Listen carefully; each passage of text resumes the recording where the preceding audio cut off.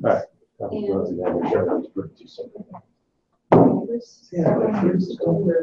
This all kind of pushed up. Has never gone back to the same size before. So $80 a month. Glasses kind of hide it a little bit. I mean, I expense it out of my company because you pay me through my company. Well, yeah, but you should put it on expense bill to us. We'll worry about that. No. No. Put it in your head just to roll around. Anna and David have not yet signed our billing down. Yeah, glasses hide it. Yeah. Might be open. So, We want the revenue. so hard that. No, but yeah. The revenue from the beer. So, yeah, I mean. Coffee doesn't pay. Coffee requires just as much staff, more training. They would want Lower like, margins. how would you structure, not just legally, but like training wise, But I never use. role So I wise. just use. I don't know. Just. They're saying I they're have open had to, the exact same. they're open to a discussion. Yeah, we've talked about this, and I do. We may not be able to do what we could do. And it's just a foundation. Yeah. No, I know. Coffee's almost ready. You want coffee first? No, I can do this without coffee. I can't listen to you. I Can't look at your- can't look at your face. This is not a constructive camera. Yeah. No, I don't think so. Yeah, you don't, but that's fine. It's not that. But yeah, so still all of our stuff and everything super duper. Good. How the presentations go on Thursday? They were good. I missed the second. Yeah. The first part. We had another meeting at the end, so I saw parts of it. For whatever reason, I told him sort of like eyeshadow and things like I that. think And it cleared up. Francisco is, his is like yours, kind of very pretty, That's probably not the best. but there's just a lot That of doesn't seem to bother me. substance. He didn't start with that template, so it's misaligned. Yeah, I need to. I downloaded that mega. I haven't done that. I'm still on Google Slides, but I downloaded that giant thing that Tony sent, and I was having a hard time figuring out how to use it. I'm not even worried about that. You guys can do whatever you want from style and design. Yeah, That's it's for a free- people who don't. It's a have free the- resource. Yeah, but it's for people who. Yeah. If you can do it all on your own, Oh, good. you got someone who's gonna help you clean it up. It needs, yeah, no. All right. I'm more worried about this. What's your phone, what's the problem, scale problem? Yeah, Oh, yeah, we're working on that. Yeah, he was working on something different. Yeah. So, Ladies and gentlemen, boys and girls, as you got delivered. Yeah. We got thinking about it. Yeah. Okay. Ask me about the regulatory, or like, talk to people. Yeah. Talk to the wine trade associations. Yeah. The experts there. Got some cool information. Found a path through? Found that. Nice. It doesn't require changing the law right away. That's good. Still be good to work on, but yeah. All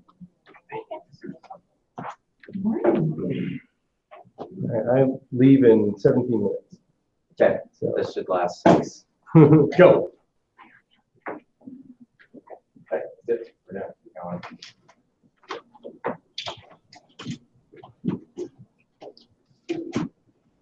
All right.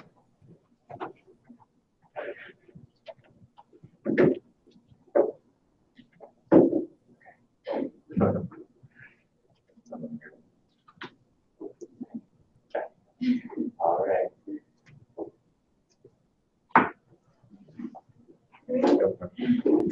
Good morning, everyone.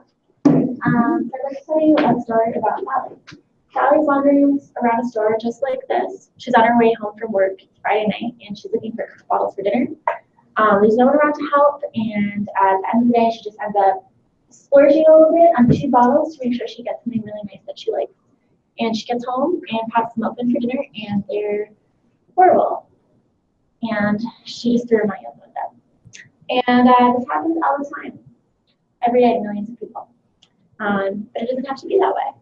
and we're here to revolutionize how you buy wine and how Sally buys wine. So I'm Mark Hermit with Tucson Wine Club. I'm Anya. There's So wine is an incredible experience. It can elevate just about anything. It can make an amazing food even better, or a really sad meal amazing. It can elevate conversation. It can transport you anywhere instantly. But there's a little bit of a gap that you have to bridge, right? When you're between buying wine and having that amazing experience. And we're here to bridge that gap. That's our goal. So what we offer is an exciting and interactive online platform for people to experience curated wine delivered directly to their door.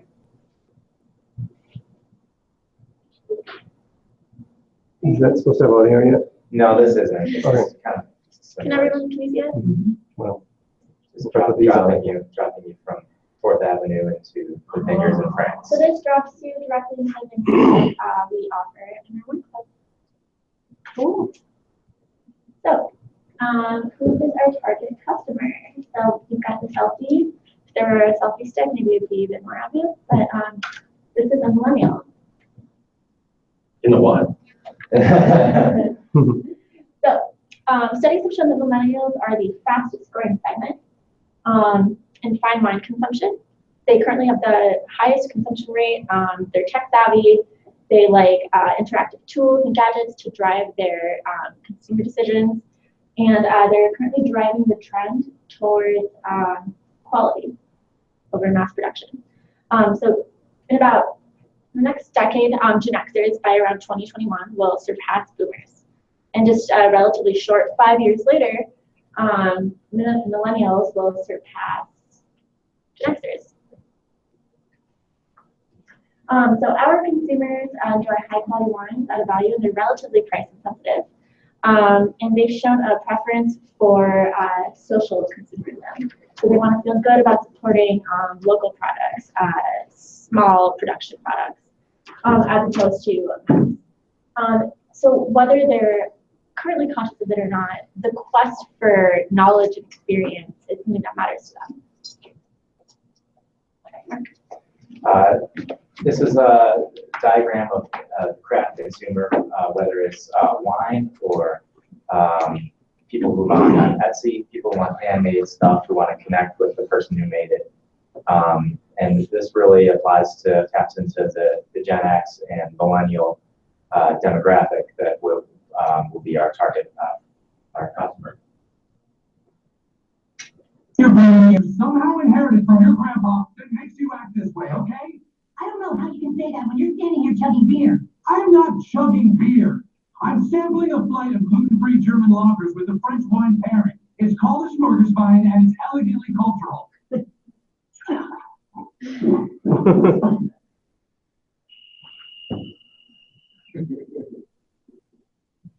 I don't know. yeah, maybe not. I just thought maybe not. It was perfect for this room.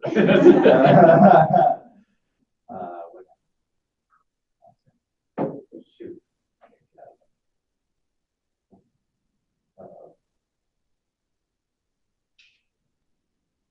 Hard time getting back to the. Are you presenting from Google Drive? I'll just build a Google. Just go back. Mistake. Build a PowerPoint.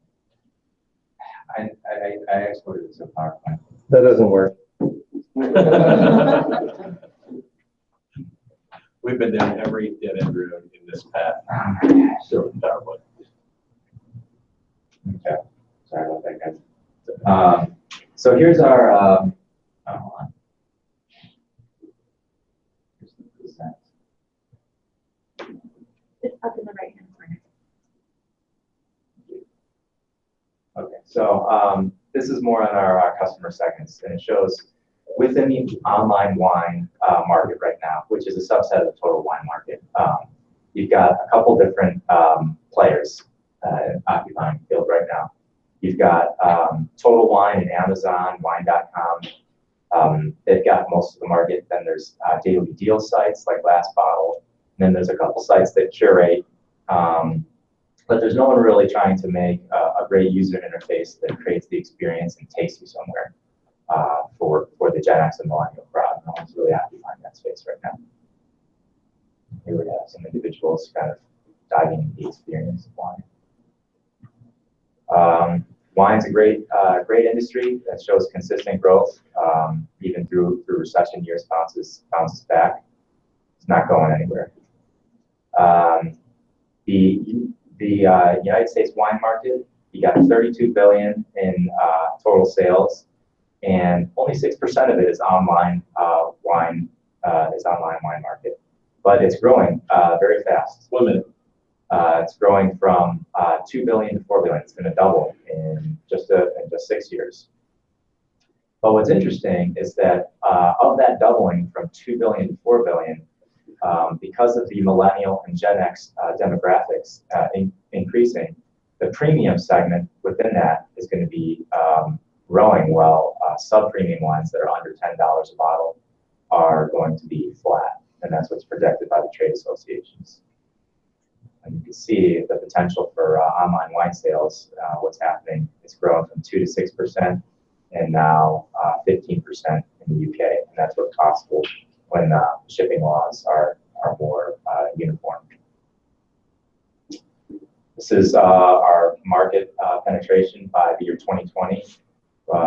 We're projecting 0.75% of the online wine market, which would be 26 million. Here's some of our competitors.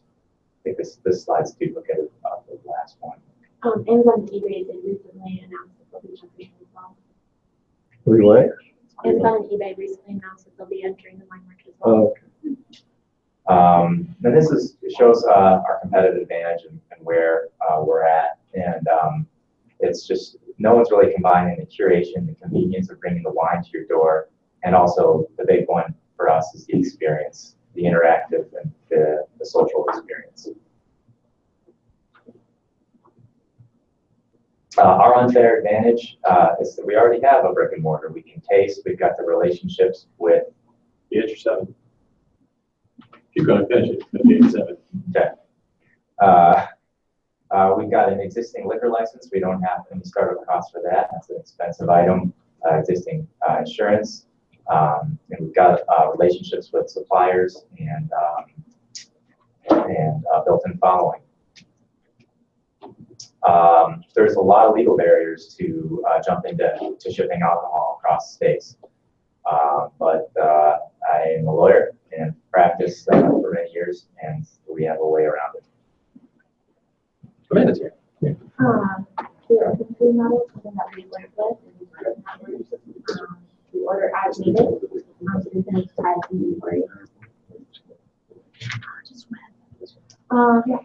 So social apps like now have talked about disrupted the way people are drinking, or disrupted the craft beer industry in particular.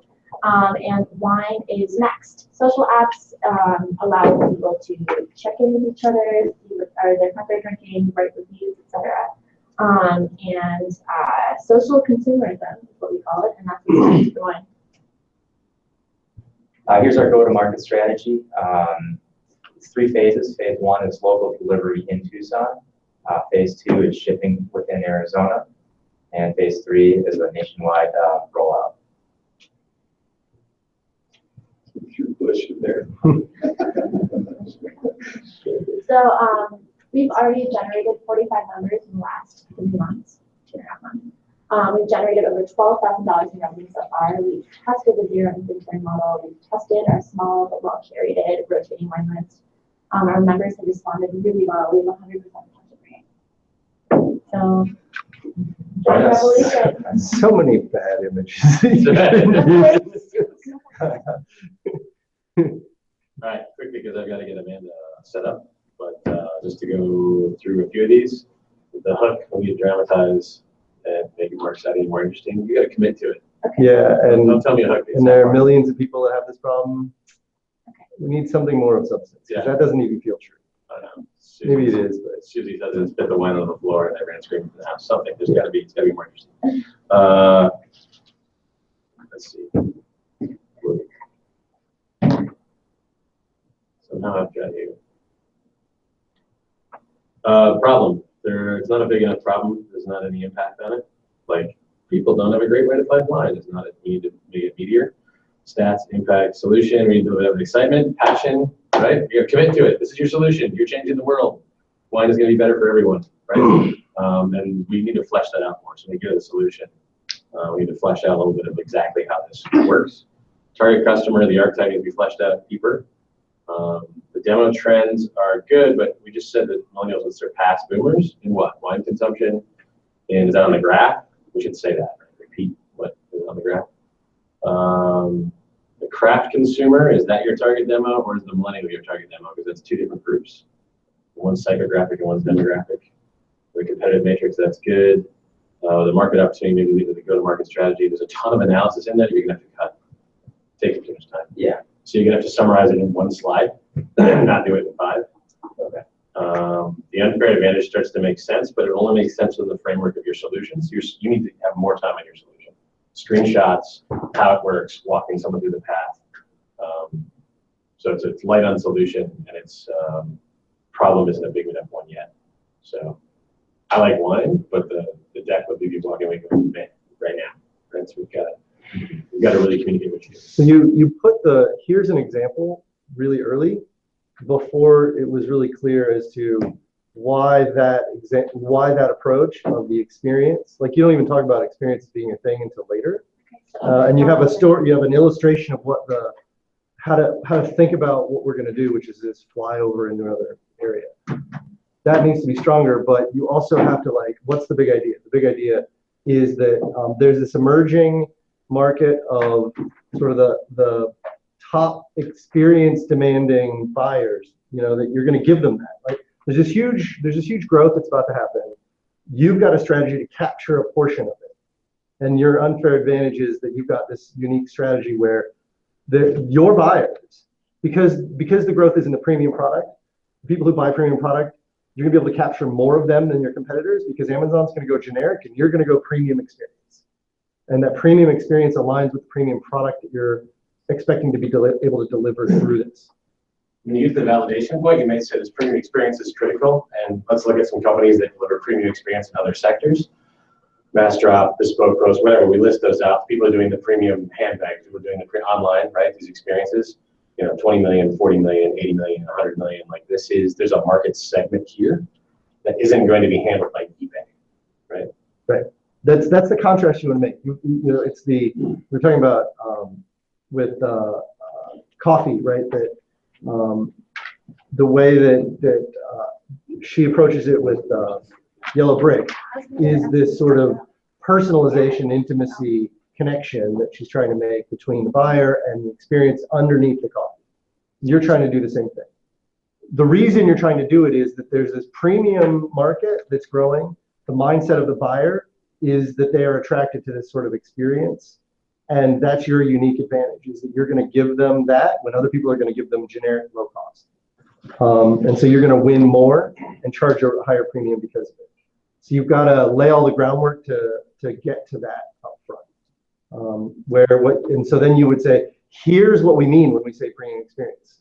Well, you got to explain why you're even going there before people can relate to it. So you give them a little bit of the solution, but then in terms of more on the interface and what the solution is, then come back to it and explain why it works for these people. Yeah, we have this flow where we've got the customer archetype after the solution details. And I think for you need to talk about the big idea, which is based on the customer archetype, the market size, and then explain what the solution is based on the opportunity that these two things. So if you rearrange it a little bit. Yeah. See, okay. So the big idea is to deliver wine in this highly curated, recommended, exceptional premium experience that nobody's doing. Because there's this huge demand that's about to happen based on this particular customer personality type, and therefore here's the solution that brings all that together. Right. Okay. The order is different than what we would have laid out. People won't understand the solution unless we talk a little bit about It's the opportunity. It's probably less pain and more opportunity. So we might want to just switch the story at the beginning, the hook from a pain hook to an opportunity hook. Yeah. Right? Yeah, I think you're right. Because this is an opportunity play, not a pain play. Yeah, which might help as well. So I say all this to say, yeah, we lay this out, we give you this, and this works really well. But we also recognize that certain chunks of this you might not have content for. Others, we need to rearrange it in order to get your story to be the way the audience needs to hear it. So it's okay that we start with this and then tweak it. Okay, so instead of the pain about like buying crappy wine in the store and you buy it and then it's no good and you're dumping it down the drain, it may not be that, it may be more that. You may just go straight into the demographics. Right. Explain Yeah, it. this is the generation of future wine buyers. This is how they like to buy things. Nobody's taking care of them. Yeah. Okay. Okay. Okay. I gotta switch gears. I'll be back. Good morning, how are you? Great to see you. Good to see you. All right. Here's your copy. Thank you. Load it up to the Thryve slide. Excellent. Good morning, everyone. Hopefully I won't stimulate or bore you for the next hour. Hopefully I'm really lots of money. Quickly, as we introduction, this is Amanda Holbert. She owns Elegant Iron. And also Plasma Glide, which is going to SEMA, right? It is, especially. So, badass industrial government contractor, metal fatting lady. You probably saw her present here at the last event, right? But she knows more about government contracting than most of the people we bring in here by far, and a hell of a lot more than me. She teaches us for the SBA, and she was nice to come and give us an hour. There is all kinds of government money out there you can go get for most of you. Absolutely, and you're obtaining that part of that money right now through the SBA, so it's really great. Thanks for having me first and foremost. I wanted to start off by telling you that if you haven't gotten it already, all the information that you're learning in the Thryve cohort right now it's going to slingshot you like so fast in the future, you won't even be able to hold on. So just enjoy the process right now, because when you go to implement, you'll knock yourself out. So good luck to you all. Hopefully I can get done with it. I'm a mentor through SCORE, which is a mentor organization. We provide free one-on-one mentoring on any types of business subjects that you need assistance with. My specialty is government contracting and manufacturing, but we also teach classes on accounting, marketing, and so on and so forth. So if you need to sit down and really just bounce ideas off of somebody different, please meet with a mentor. And they're funded by the Small Business Administration, which is the government. So we all do it. We all provide our expertise to try and help you guys out. First thing you need to know is everything that we do in government contracting is 100% free. To learn how to do it, to submit bids, and so on and so forth. So if anybody tries to charge you anything, please just decline politely, because once you get registered into the database, all of your information will become public data, and you're going to be receiving a lot of solicitation calls. So the Small Business Administration website right here, I gave you a checklist. I'm going to go through this pretty quickly. In order to get registered for government contracting, you need to see if it's right for your company. And the Small Business Administration breaks it down. It's really great. Underneath the government contracting section that it has available. So if you please use this on all fronts of your business. It has lots of tutorials on different types of subjects for you. But on government contracting in particular, if you learn anything today from me, just know that you can go to the Small Business Administration website and view the video tutorials step by step on how to do it, to do government contracting, and also how to bid jobs, how to get registered, to get certified, and so on and so forth. So the government lays it out, I wouldn't say clearly, but pretty good for you.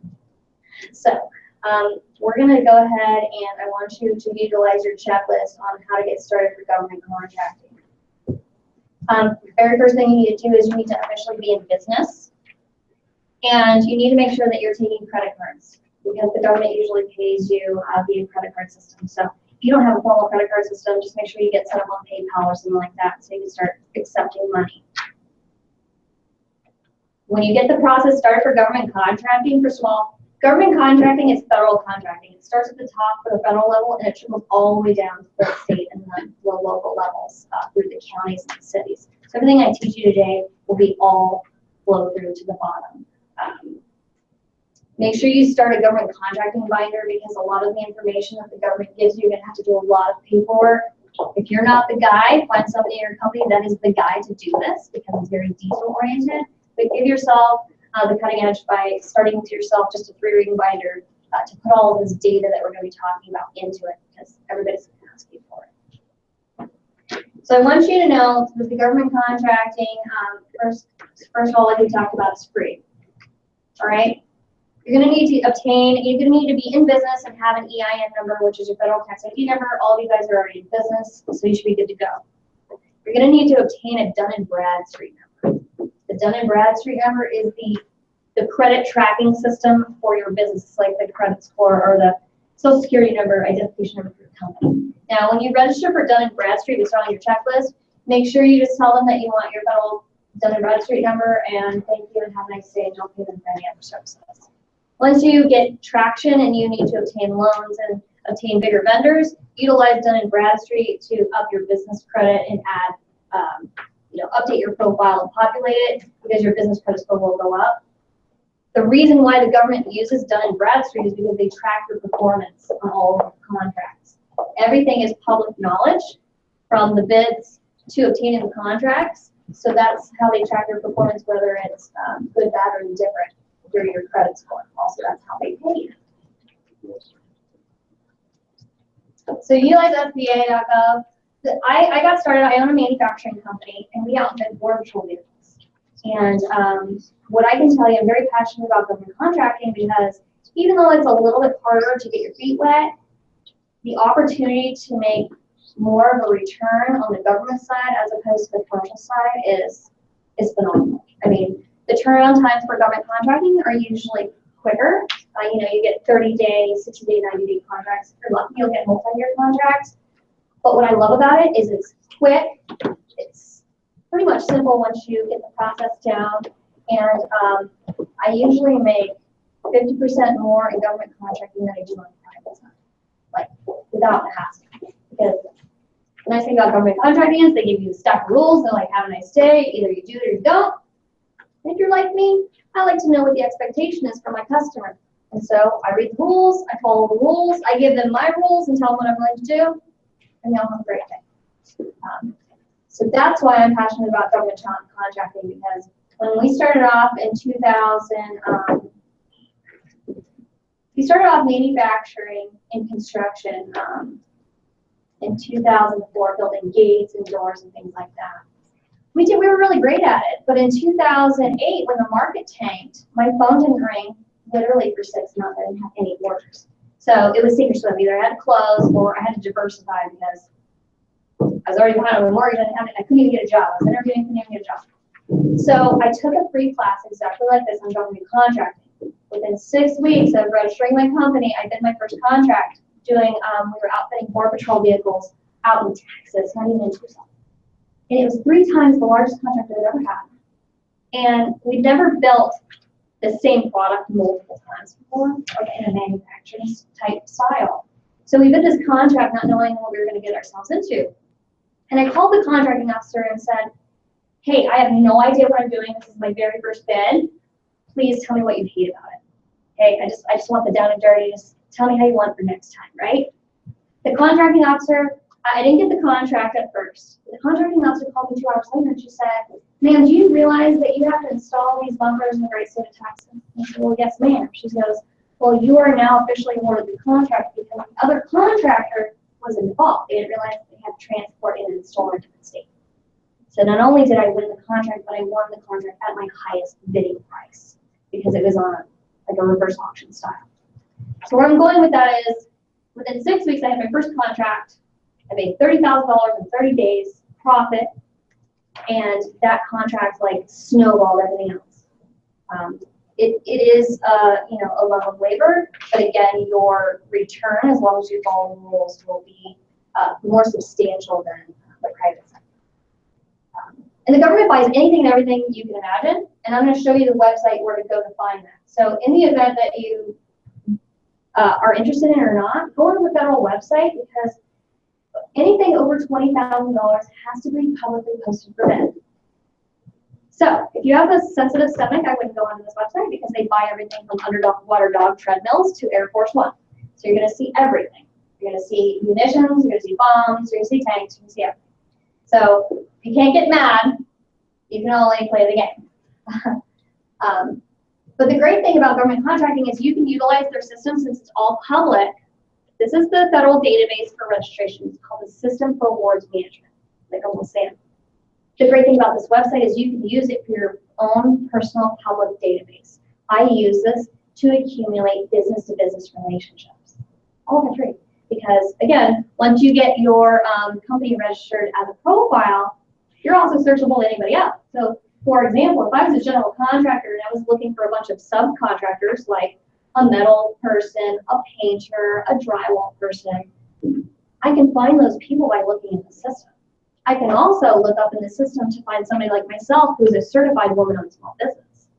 It's a really big deal in federal contracting if you are 51% women-owned, because it gives you a 5% advantage in bidding. We're going to talk a little bit about certifications, but I want to show you this website.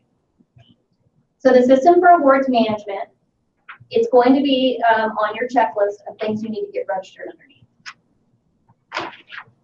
Make sure you get your checklist complete that I gave you, 1 through 12, before you sit down and do your SAM registration. It will take you about an hour and a half to do the registration, but don't be like me and sit down and think you're all ready to go and then push save and it deletes you out because you didn't realize there was an auto, it kicks you out after a certain amount of time because there's like an hour click on there. So where I'm going with that is make sure that when you're getting ready to register, you have your checklist done that I provided you on page 1 through 12. And that way you can just sit down and click all the boxes and know what they mean and what you're going through because it will auto say, or it will kick you out if it's over time. So the system for awards management is a great record keeper and a great way to search business to business and also to find out whether or not that government contracting is right for you. The very first thing that I did when I decided to do government contracting is I said, all right, well, who are the top people that I know that do government contracting? Like, who's my competition? I want to see if they're making money. I want to see if they're doing good, bad, or indifferent. But most of all, I want to see what their profile looks like so maybe I can mirror that or at least be similar to that, right?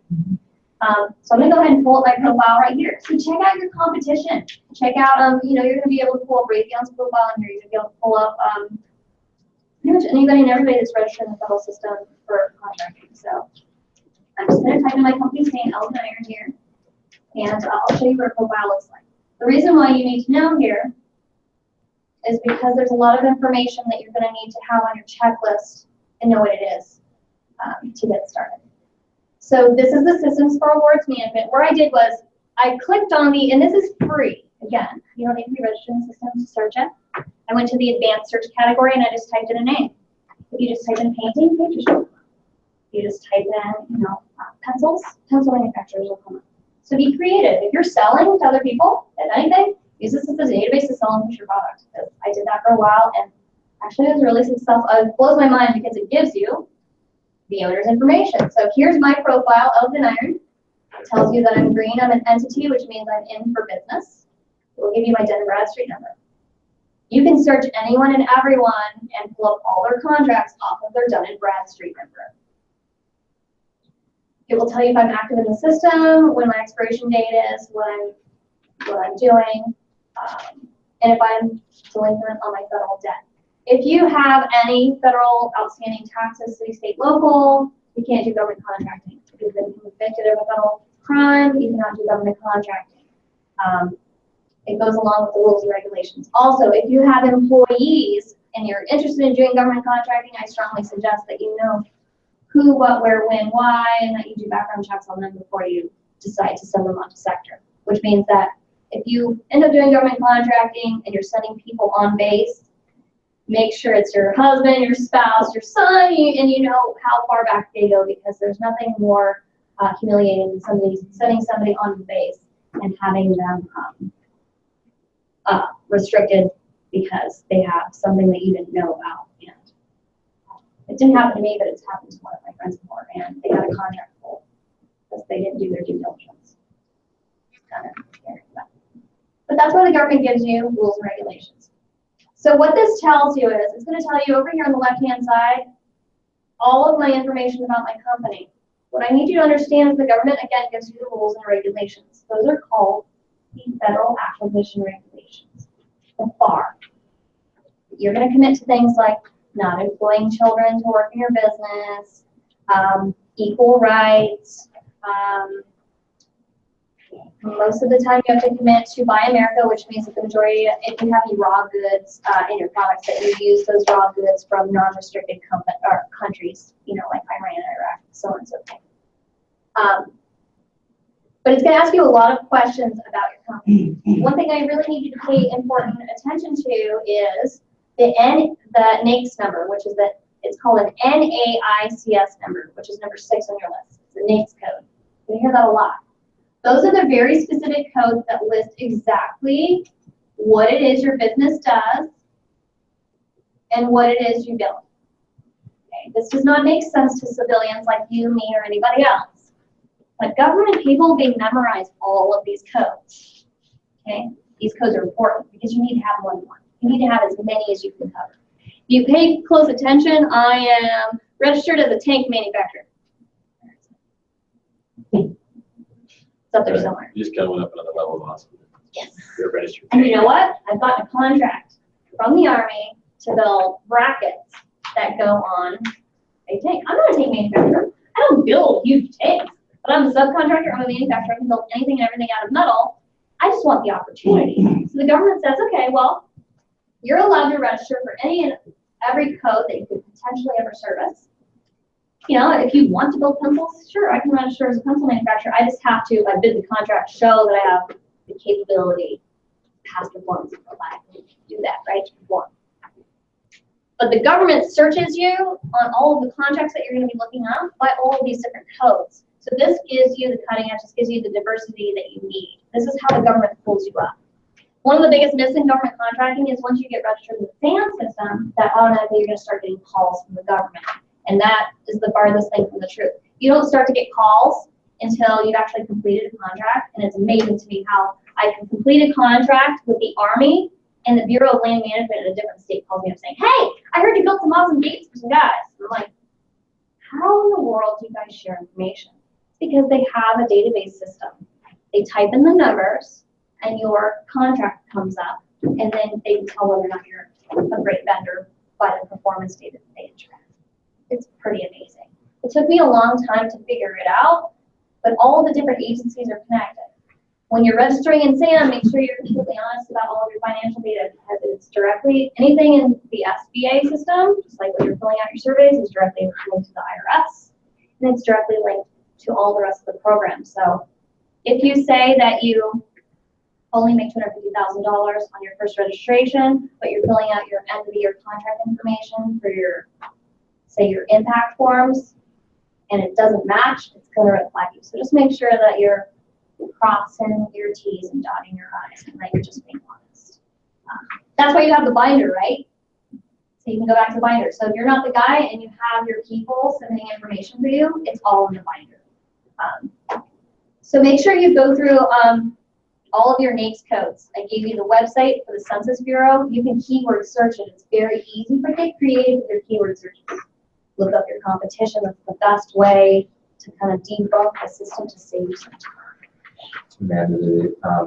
Is there like performance ratings where if you say your welds aren't good on your stuff, and then is there any, you're getting calls from the BLM and to do a follow-up job, but like, what if you don't do a good job? Does that get around too? Usually it's basic performance, like did they complete, it's like basic parameters. Did they perform on time?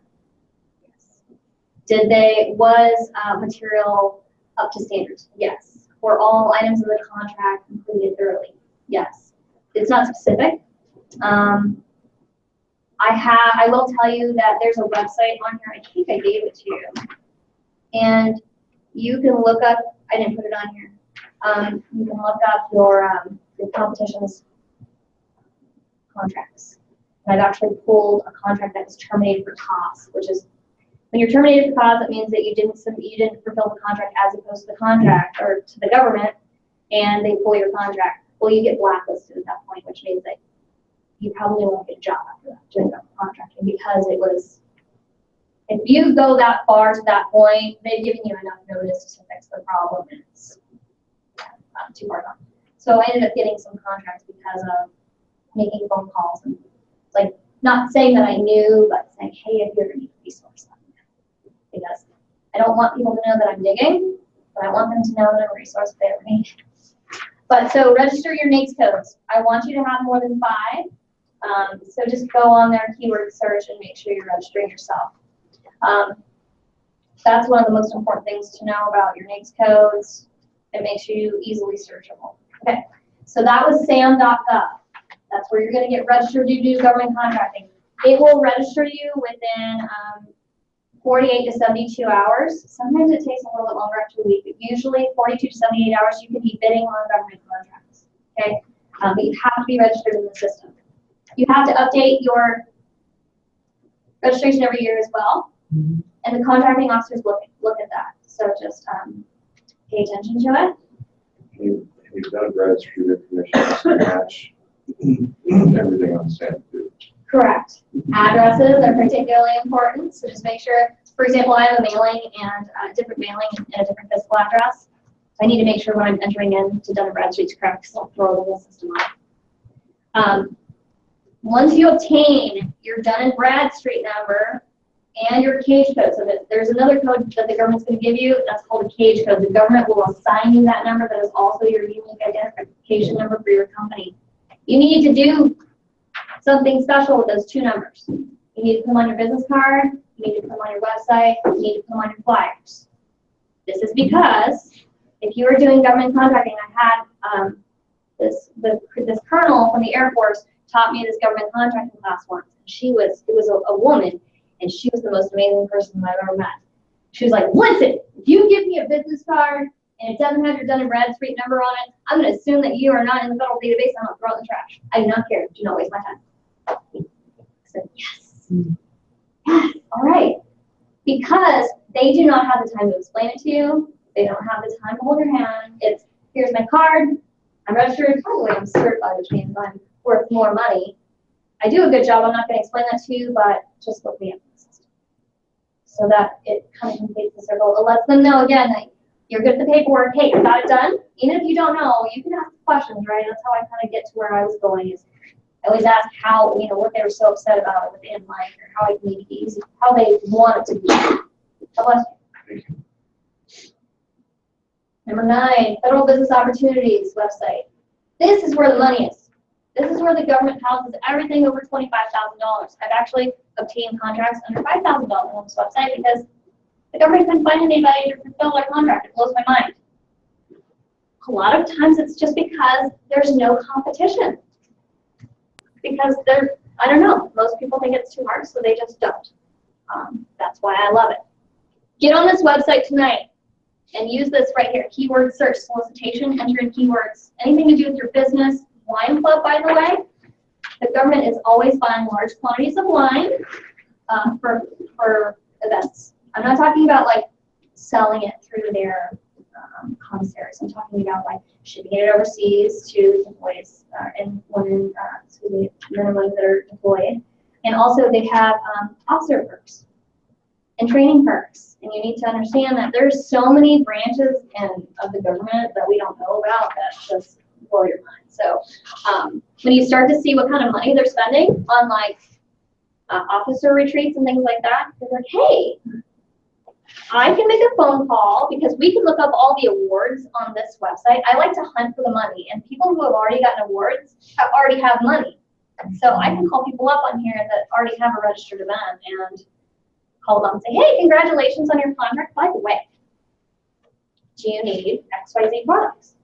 I've helped a structural steel company get a $500,000 contract because there was they were building the aircraft hangars up at DM, a huge one out by the coal gate, and they didn't have the company. Most of the contractors in construction are all from out of state, and so they didn't have. It was 3 months into the award. It was just posted on the website, and I told my friends, I said, hey, you should call up the general because I bet you they don't have a steel guy here in Tucson. Oh, no.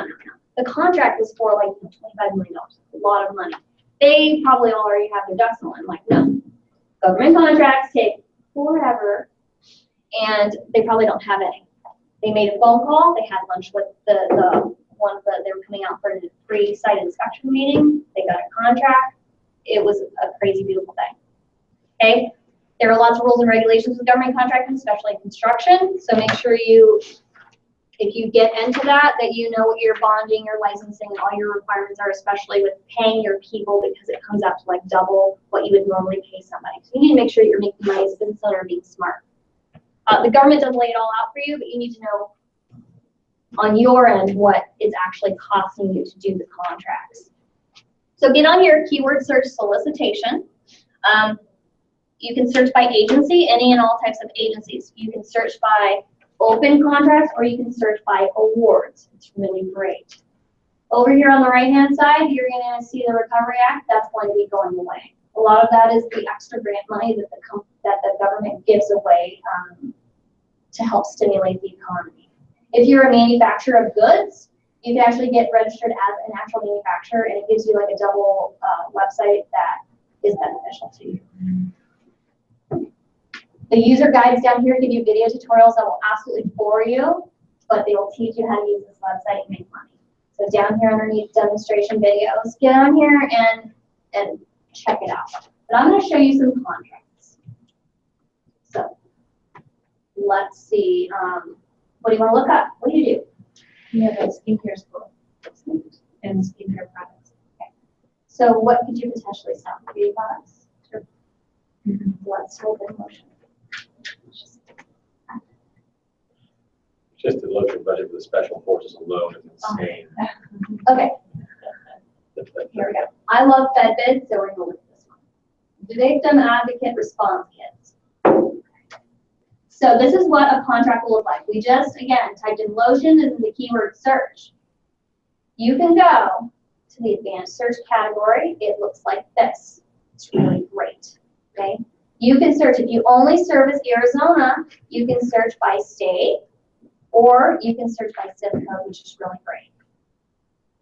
You can search for active documents, archived. I always search for both because I want all the dirt. I want to know who did this. More than likely, this contract, any contract, has been done over and over and over again so many times that you can pull it up. They usually just cut and paste contracts. It's pretty amazing, especially when you get clauses in there from like the 50s and 60s, and you're like, what is this? They're like, oh yeah, sorry about that. We don't really care, but we care, so just follow. Okay. You can search by set-aside. Now, a set-aside is important on your checklist right here. You need to know whether or not you're certifiable. On the Small Business Administration's website, it will tell you the different types of certifications. These would include woman-owned small business, being 51% owner and operator of the business. It gives you a 5% bidding advantage. The government sets aside 23% of all its billions of dollars to small businesses. Okay, so when you check off that box that says 5%, that's you get 5% and 25% because you're still in that box. So you have woman-owned small business. You have Hub Zone, which is an underutilized area in which the Census Bureau determined is like, yeah, here, South Tucson. You can go onto the SBA's website, actually enter in your zip code, and it'll tell you if you're in a hub zone. If you're in a hub zone and you follow the guidelines, I think it's 15% or 30% of your employees have to work within that hub zone, within that zip code, you can qualify. That's an extra 5%. Just from being located, I actually missed it by 2 streets, I was kind of upset. But it makes an extra 5%. So if I'm woman-owned and then I have a hub zone, I have that 10. On the veteran and minority owned, is that a 51% as well requirement? Correct. Yeah. So if you have 2 partners and one's a veteran and one's a minority, somebody is going to get, you're going to get 5 but not 10. Does that make sense? For the veteran-owned company, I think that you can still register as being a veteran-owned company but there are different requirements, and there's very specific things. For example, if one of the owners is a service-disabled veteran, they can submit their paperwork, and I do believe that it qualifies. I'm not sure. It'll give you the specific rules on the SBA's website. So there's veteran-owned, which is normal veterans, and then there's service-disabled veteran-owned. If you're service-disabled veteran-owned, you get both of the duality percentages, but you have to submit your documentation into vetbiz.gov. Great resource.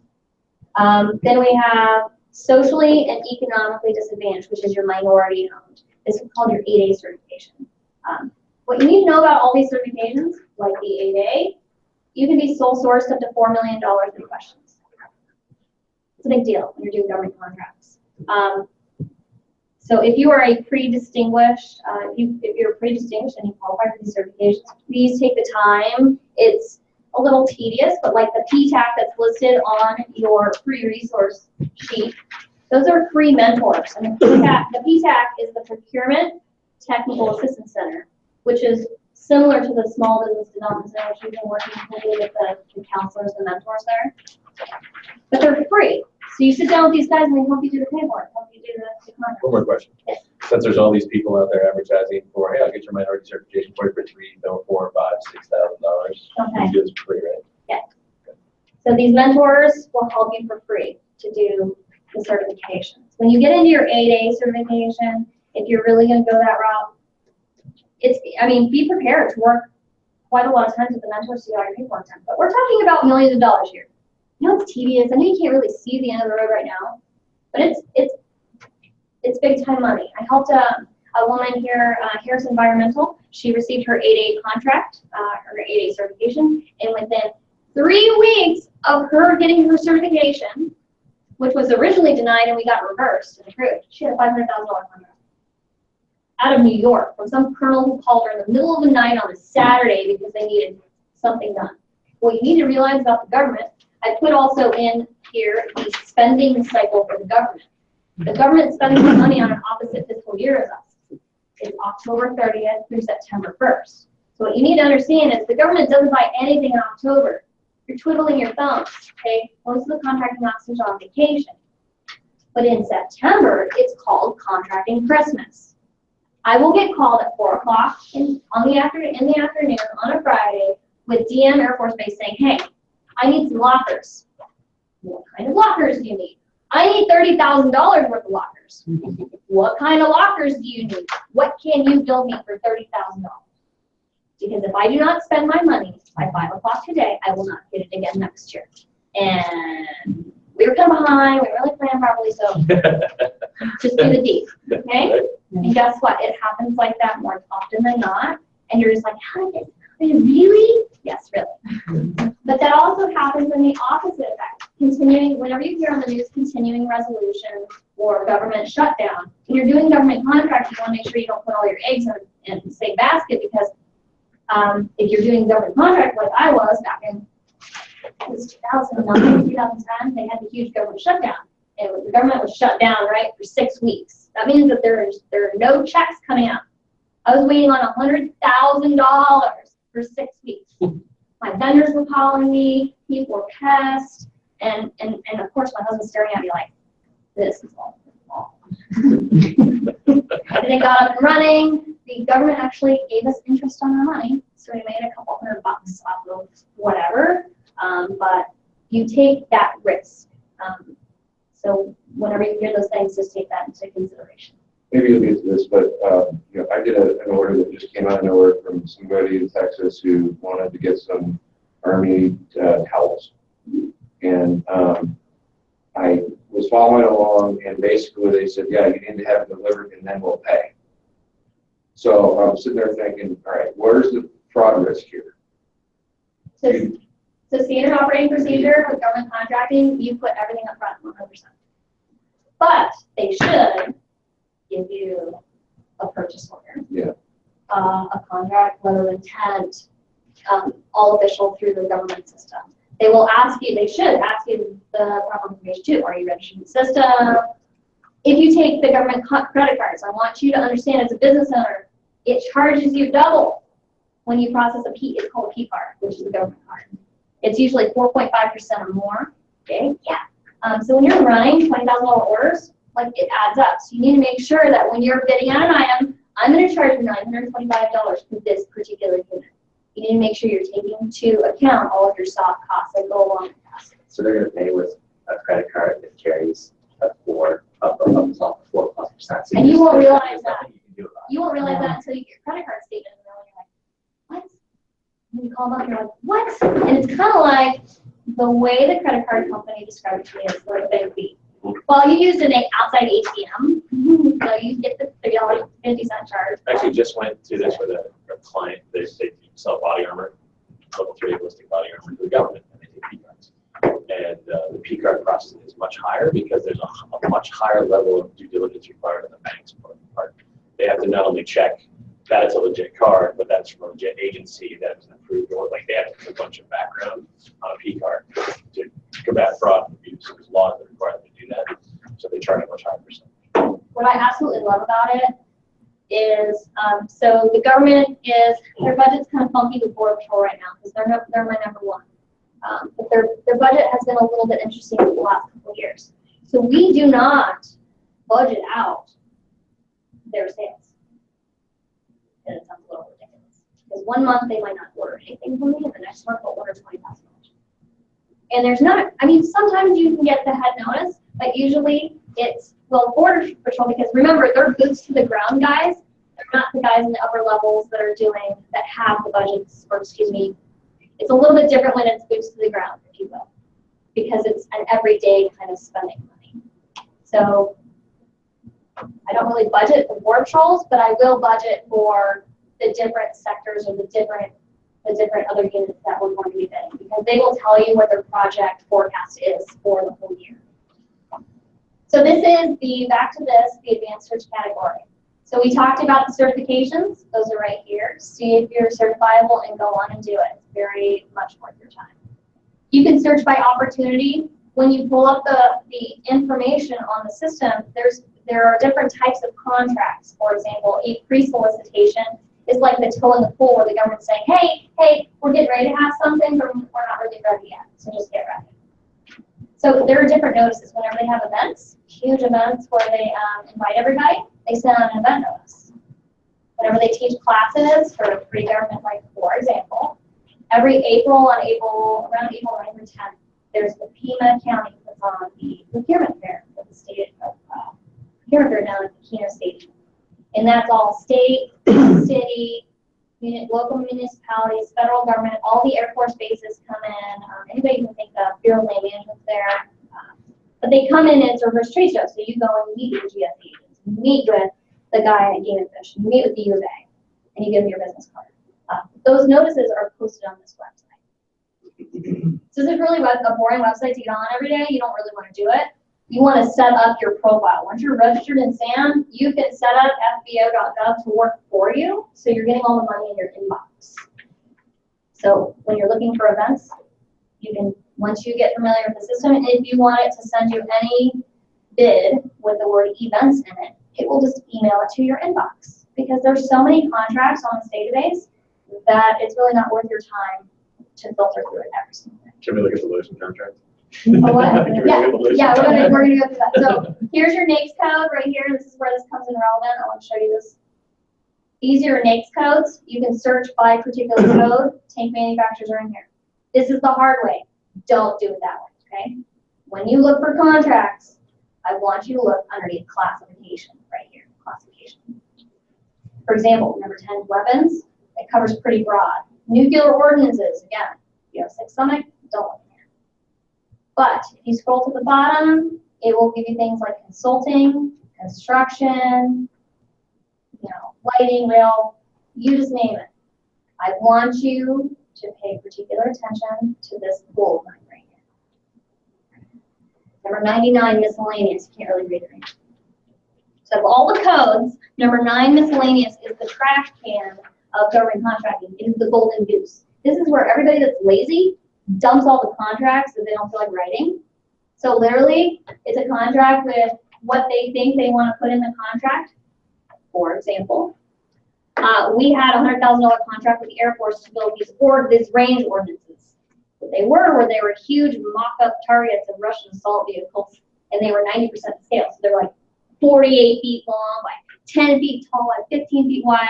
Missile launch tubes came up, and like they rolled, and they had these huge tires, and the government blew them up. I'm like, all right. Where I'm going with that was the contracting officer. There's a huge disparity in the market. Either they're really brand new, fresh out of boot camp, 18 years old, don't know anything, or they're really hardcore and they know everything. Most of the time, people are lazy and they pop it in 99 miscellaneous. I got that contract because it was listed underneath sporting goods equipment. I use the keyword search for targets because I know that making range targets is really awesome. So I typed in targets and came up under sporting goods. I called the contracting officer, this is where I get nosy, right? I'm like, hey, I just have a question.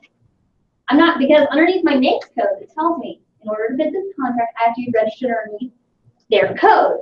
Well, they were registered under sporting goods, so I'm like, all right, well, gotta figure this out. So I called them up, she said, oh, yeah, well, it's kind of for time, so I just, you know, it's registered as sporting goods and I can't change it. So just add your NAICS code to your profile. And it's going to tell you in my past performance that I can build stuff because I'm giving them how I'm going to build the contract, right? So that's how I got the contract. Because nobody bid against me. Literally, I had no competition. It was ridiculous and it was beautiful and I wish I could just play on that.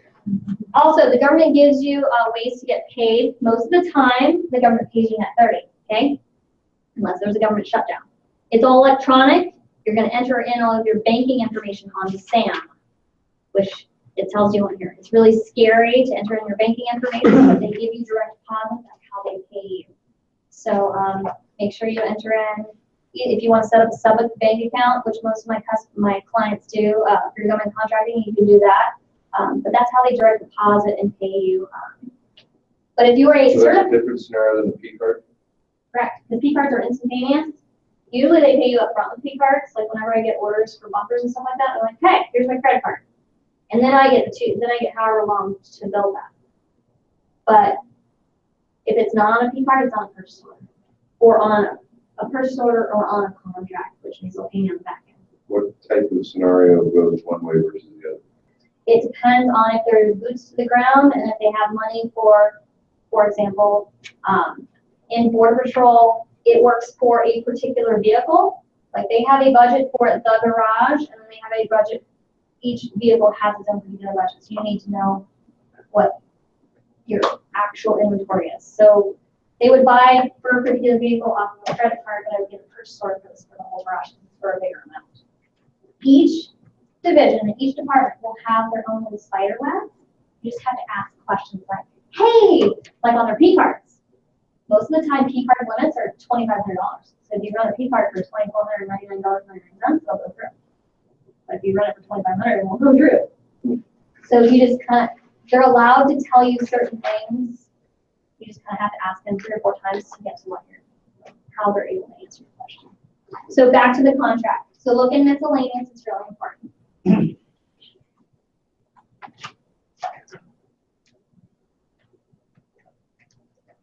then I'll show you how to read a contract. So again, keyword search, Lotion. And victim response kit. It's going to look like this. There's 6 contracts for Lotion. It gets amazing. So right now it will tell you, so that category, remember we talked about 99, which is a trash can? This is category 83, so super easy to look. Victim advocate response kits. This is what the government contracting officer, this is what they say it is. Okay? It might have nothing to do with the contract. This is just their expression of what they think it is. Contract number is particularly important. Anytime that you want to search for this contract, or you communicate with anybody, make sure you always list the solicitation number on any type of communication about what. It'll tell you the particular department, the office that it originates for. Now, this is a reverse auction bid, which means that it's like the government has its own eBay system for federal contracting. It's called FedBid. What you need to know is it's a private organization that runs the contract bidding, like eBay. You do pay a fee. It tells you what all your fees are. You just need to make sure that you are accommodating that in your contract. One thing about reverse auctions, they are really great at winning contracts, but you need to know what your lowest price point you're willing to bid up an item for is and not go below that. Because sometimes you can bid a contract and get yourself, because once you sign up for a government contract, you are locked in stone. So if you didn't do your budget right and it costs you more to do the contract, you still have to deliver no matter what. I've had some lost leaders in the past, and it's a hard pill to swallow when you're 6 months out of the contract and you're already underwater. So just try and make sure you're paying attention. All right. It will give you the notice details. The notice details will be commonly referred to as Scope M, which is the body of the contract. That's going to be all of this information here. The information listed on the left-hand side right here will give you the original amendment at the top, the original solicitation, and each additional change that has been made to the contract. You need to click on each one of these boxes, and if you decide to bid the contract, you need to make sure you know how this translates to dollars and cents for your company. And then in your bid, you need to say, hey, I acknowledge those amendments. Because there's nothing worse than having winning the bid, you would have won the bid, but if it wasn't for a technicality, you lost. So make sure you're just tagging. On the right-hand side right here, go ahead. So Fed Biz Ops is where the contract solicitation sets like the mass. SAM is where you register to be a contractor, and Fed Biz Ops is where the contracts are listed. Okay. Correct, yes. Anything over $20,000. Is Fed Biz Ops. Correct. And then if it's under, where's the stuff that's under 20 grand? That's when you start to call the individual people that you're looking for money. They don't post, like, there's budgetary, it's considered like a soft cost. Like each division will usually go to the 3 bids, or we'll just go direct to the consumer, direct to the manufacturer, direct to the supplier. Okay, so if you're registered under that NAICS code or done registered under that, they're going to find you. Yeah.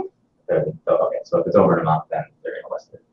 Okay. Correct. It has to be publicly posted. Now, some of the classified contracts in here, they'll be listed, but you won't be able to access the information. And or if a contract is a sole source contract, which means, okay, I had that certification that I had, the 8A. If I have that contract, I can be sole source contract to $4 million, which means only my award notice is posted on this website. That means that the government came directly to me, the public, that nobody else gets the opportunity to bid. But they'll post the award notice. So, and that's posted.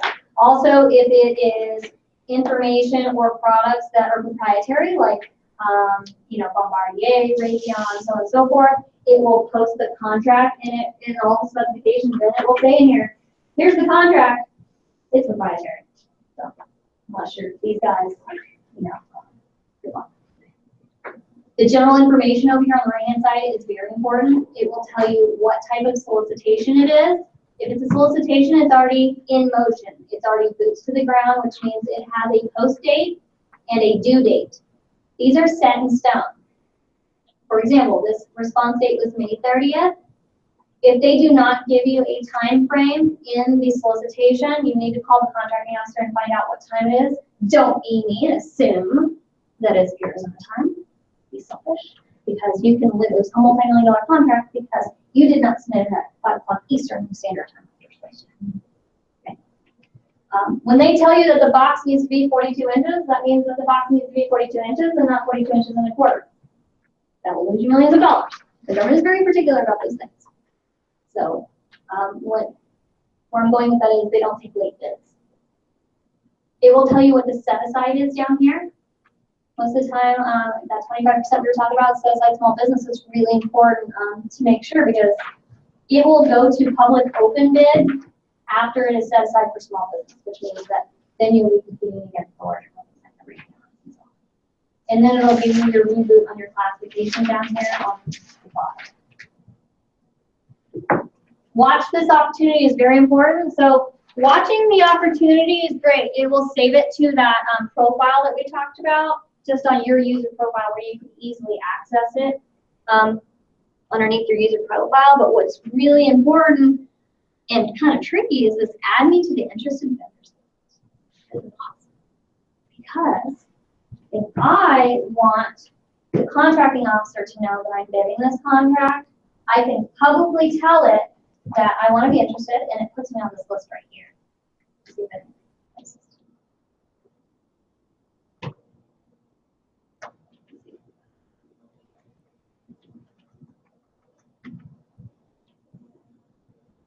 It's not letting it public. I don't remember my law. What it will do is it will list all of the interested vendors for this contract. What if you're NAICS code, they're like you're bidding on something, and then they're telling you that they're really looking for a certain NAICS code, but it's not yours, and you're allowed to list 5 for yourself. Oh, you can list hundreds. Oh, so if it's not used, And they'll ask you in your bid proposal, hey, so what kind of experience do you have? And they'll validate it based off of your past performance. You just have to relate it to the dollar amount of the contract and the validity, like what the contract scope actually is to make it relevant. Because our first large contract, we've never built that particular item that many times for that large of scale before. But we made it relevant because we said, well, we've held contracts of this size before. We've built this item before differently, but a million different times. And here's how we're going to do your contract. So how do you have past performance before you have your first contract? That's exactly right. So you make it relevant. So Okay. So we you talk built, about your other experience that relates. correct. So we did construction contracts that were worth that same dollar amount that showed comparability, and then we showed our manufacturing capability compared to the same. We built different things 100 million times, but not the same things. We can make it easier. And then we described our process in our bid. So adding you to the interested vendors will make you visible to everyone else. This is really great if you're in general construction because you can look on a general construction bid and it'll give you a list of all of the subcontractors that are interested. So if I'm a steel guy, I'm going to call the general contractor, and usually there's about 60 or 70 general contractors listed underneath the list. And I just start going down the line. Hey, are you accepting bids for steel? And you're going through and you're calling those people. It gives you a great business to business opportunity, even if you're not working on this particular contract, to work with those other types of people. Again, if people get the awards, they're getting money. And they're going to need accountants, and they're going to need marketing people, and they're going to need t-shirts. So I like to go after them. If I am the current contract holder and the contract's up for bid, I will not tell the system that I'm interested. I will call the contracting officer. I will let them know I'm bidding my contract, but I do not want my competition to be smarter than me and have them know that I'm bidding my contract and pull up my old contract and find out how much I did it for, what my terms were, and X, Y, Z. Can you go over that again? I like to not, if I am the main contract holder on a bid that's going up for renewal, say I'm a 5-year contract holder and it's coming up for bid. You already had it one time. I've already had it for 5 years and it's coming up for bid. I will not tag it as an interested vendor, meaning that I won't publicly let my name come up on that list. Because if you enter in my Dun & Bradstreet number into Google, more than likely you'll be able to get down to a couple of websites that will give you my contract information. I don't want my competition to outbid me on my own stuff. So I will make personal contact with the contracting officer and let them know that I will be bidding the contract, but I want my competition to think that they're the only ones. Do you wait to put that bid in until the last minute then? No. No. I usually don't. So interest is different than actually having a bid in. It doesn't record who's bid, just if they're interested. Correct. It's just if you're interested. Whether or not you're going to bid it or not, I mean, you could be interested all day long, but not do anything about it. So if you're an interested vendor, then everyone who is an interested vendor sees the entire list of interested vendors. Correct. And this is great if you want to do business to business or if you're trying to find And you partners. can, and if you list yourself as an interested vendor, then your bid, the bid itself, how you bid it out, the nuts and bolts stack is listed along with it. No, it's all private. It goes directly to the contracting officer. So the bids are private. You can't see who else has bid. You can only see who's interested. Correct. So you could look up the previous contract of somebody who had it last time and submit your bid at $7 less and get it this second time around? If you can find it? If you can find it, and they'll tell you in the contract because the government weights you 4 different ways. They list you, right now it's best value, which means the government buys things not necessarily based on lowest price.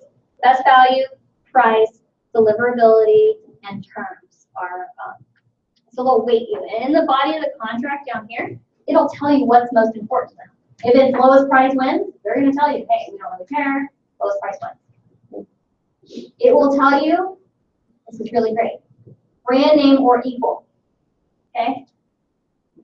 I'm a manufacturer,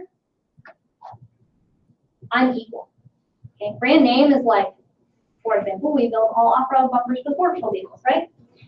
I love Poison Spider, I love Bad Boars, they make really great, awesome bumpers, they're super expensive in the private market, right?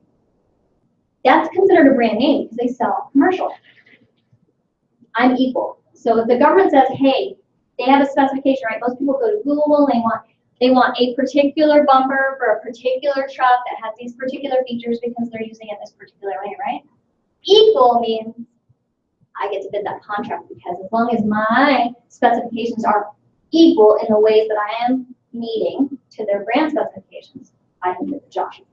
So it's really important to understand that when it says brand name or equal, that means you. When it says,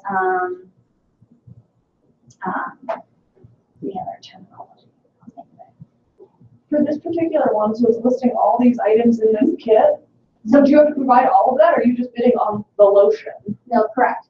You're bidding, you would be bidding on all of these different items, which are LI001, and when you're bidding the contract, make sure you're listing it on your bid exactly how you see it. So you would have to provide everything in that list. Correct. Where it comes in, if you're only selling the lotion, you go back to that interested vendor list and you say, hey, would you like to put together all the kits because I see really great lotion? And that's how you make the business to business. And it really works out well on both ends.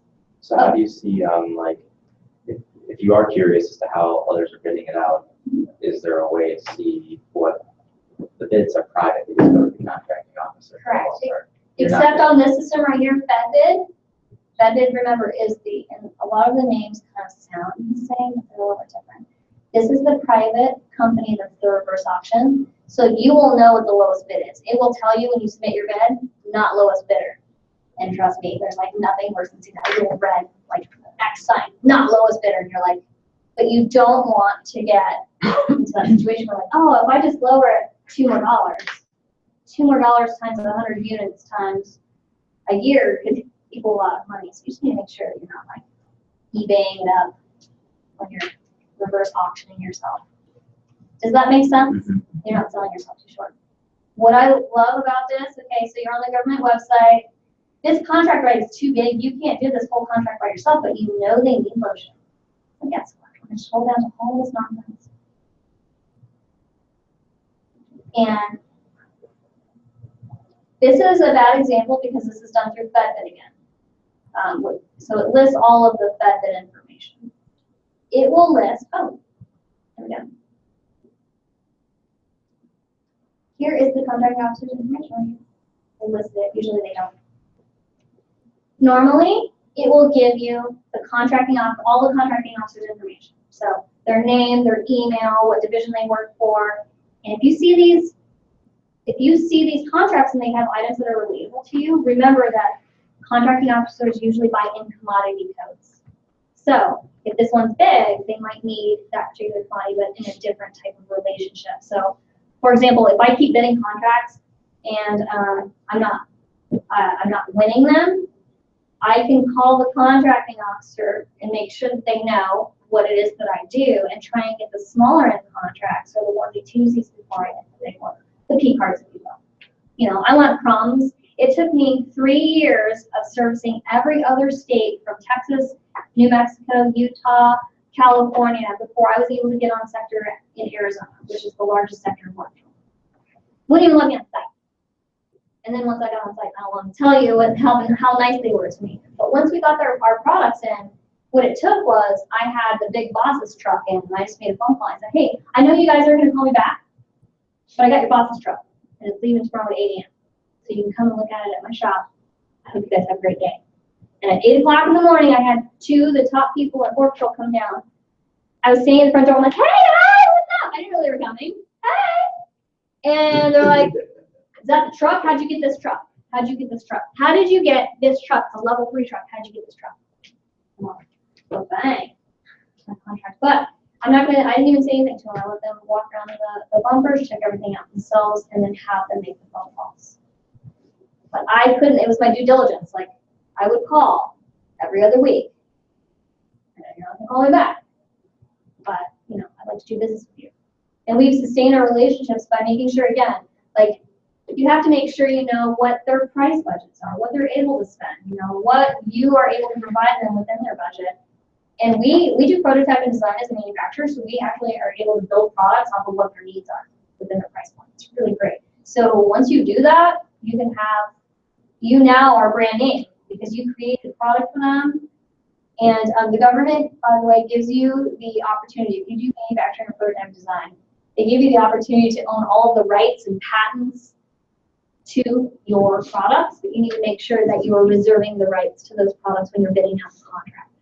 So for example, like all of our bumpers, all of our prototype design, all of our specialty weapons containers and fuel systems, we reserve the right to all the patents. So we are now brand name. So when they type in the part numbers into their system, we can, which is really nice. But that's all from asking questions. Do you, when you do your bids, do you break it down with like your shipping bumpers to Texas or some other place where you're not making in-person delivery? Does it help to break out shipping or roll it into the price in order to be competitive? Like they usually will always line item everything for you. They usually always have breakdowns for everything. And if they have multiple locations, you give multiple destination shipping codes.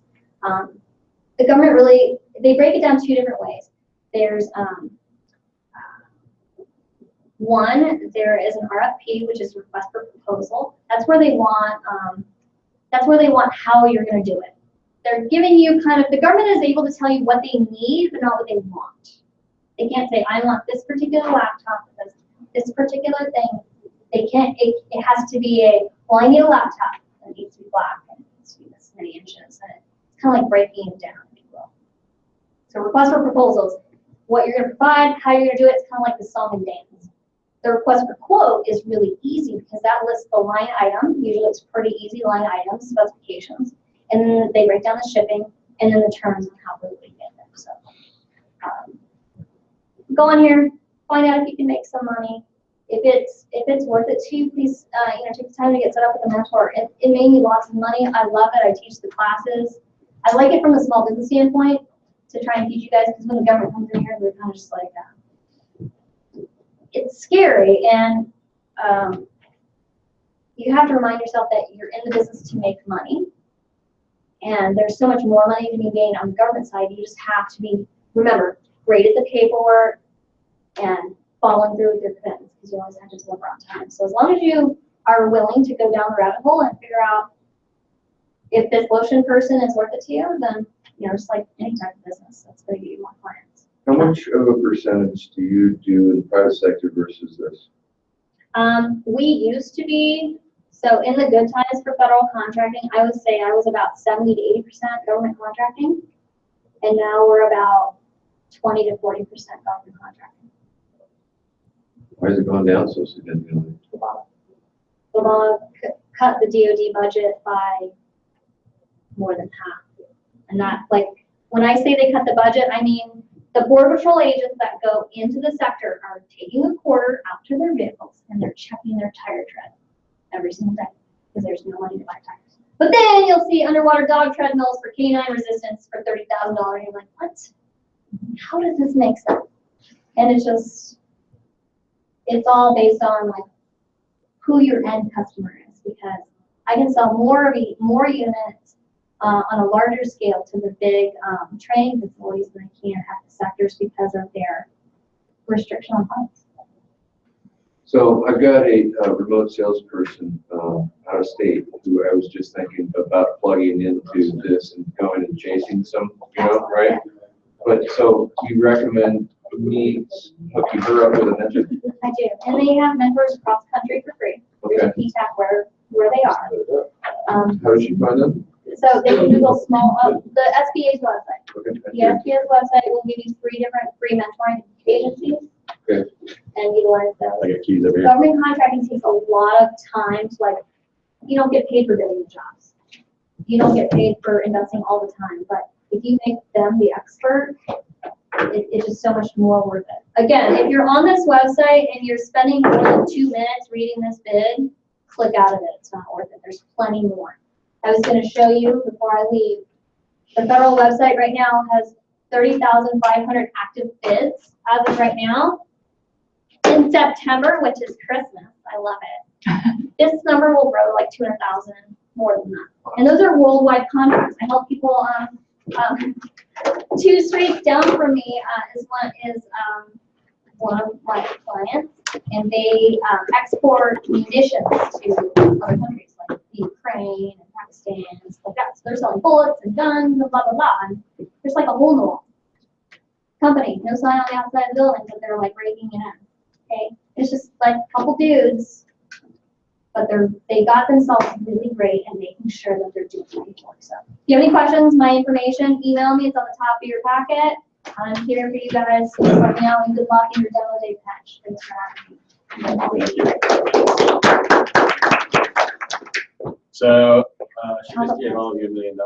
I have the last We're 120% way there. Go chase it.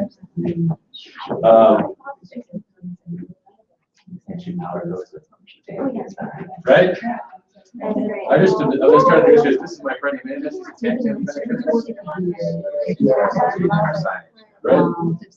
a tech right? Oh, they put when they wrote the article on So you guys saw the presentation for plastic. You just got accepted. Automotive manufacturers. That's the picture of outlier streets. Okay. Yeah. I've got Just put a normal picture. That's right. Bigger. I always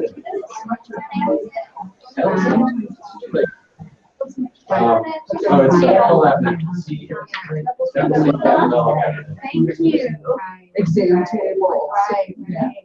I really like your presentation last. I got a lot out of it.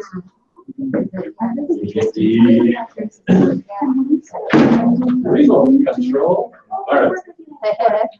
So by way of intro, Joanne is my CPA, which some years she's really sad about. If I listened to her more often, I would pay less and not screw up so many things in business. So I've learned just to shut up and do what she tells me to do over the years. But she has literally saved me, I don't know, what's the running tally now, 30 or 40 grand? I came up with $1.32 as of yesterday. At least $30,000. At least. And she no longer does it, but used to be a trainer. You're an enrolled agent of the IRS, but used to be a trainer for other CPAs. Yes, yes. Worked with a national company. Training people in the tax code. All right. Remote, ma'am. Thank you, Tom. So all of the questions that you wanted to ask about taxes, a certain percentage will be, well, you have to talk to your attorney about that. But the rest of them, Joanne will either have the answer or I will find it for you. So with that, I will let her. There you go. Good morning, everybody. How are you? I did want to let you know that did this get posted for everybody, the checklist? I will close it right. Okay, one of the things that Tony's going to post for you, I have a single page checklist. It's going to be for you to, I'm so old, I will say print out, and it even has check-off boxes for you. Yeah, But it's let me make color. okay, it's a recap of what we're going to go over today, so you can kind of go through the list and see where you are with things. So meanwhile, while he's running that errand, let me tell you that, again, as Tony said, I run my own public accounting firm, and take more than one for each thigh. These are all, yeah, I know. We do work with small businesses, with individuals. One of our little marketing tools, and I got a whole box of 50 to pass around, and you guys take as many as you want. They're actually dark chocolate 1040 tax returns. Oh. You can eat a tax return if you come to my office. And I know I've been successful because every once in a while a collections officer for the Internal Revenue Service is out and about, I'll get a knock on my door and somebody will stop in and go, hey, you're the lady with the chocolate tax returns, right? And they'll come in and they'll start snagging up chocolate bars. So help yourself. I did up until this past year, I just in January resigned from speaking for Gear Up Seminars, which is owned by Thomson Reuters. I traveled in the fall and for about 3 months out of the year and taught federal tax law updates to tax professionals. But there's a reason I no longer want to do this, and the reason I really told Tony I came within an inch of calling in sick today. Now, I'd love to give you a class on professional ethics and how wrong that would have been, but here's why. My little girls are 2 years old today, and they were so adorable. Rosie and Rita are sisters. They were born at the Humane Society. They are special needs. They both have FIV, feline HIV, and feline leukemia. So the poor things have to stay indoors. They have to eat a lot of fresh fish and get a lot of love in a very quiet atmosphere. You can see Rita loves to sit on the shelving right next to the window. You can see the sunlight coming in. She hangs out with my mother, which is perfect because Rita was my mother's favorite cat. So this morning, Rosie was such a love bug. If you find me on Facebook, she climbed all over me this morning and purred for about half hour. And I thought that was a pretty darn good reason not to come in today. But she got bored and hungry. So lucky for you guys, she got tired of loving me. So I'm here with you. Oh, I have to. Thank you. So I do want to talk a little bit about the list that we're going to go over. These are things that are not necessarily for the newbies. Oh, I forgot to tell you guys my most important news before I get on. And I have went ahead and secured the websites, the URL, or the URLs. We haven't created websites yet. I think I know somebody that can help me build a website or two. Yeah. But it is official. I'm running for state treasurer. So Jeff DeWitt has stated he's not running for re-election. It's the election will be in November of 2018, but I'm getting started now. So if you see me out at the street fairs or something hawking for signatures so I can get on the ballot officially, please. All right, we're going to talk about this thing first, the Affordable Care Act. Now, this year in my office during tax season, it kind of switched. One thing, I'm sorry to interrupt. I have to take a picture for SCORE because we put it on the website. Would you mind if I got a selfie with all you guys just real quick? How about if I take the picture? Okay, that'd be great. That'd be great. I'm sorry, I didn't mean to interrupt, but if I leave without the picture, you'll be like, no, you weren't there. Okay, let's everybody throttle her. Oh, cool, it's on a selfie. Those will go great on the SCORE website. I really appreciate that. Okay, hold on. Here we go. Actually, okay. Thank you so much. Why is it not letting me flip it?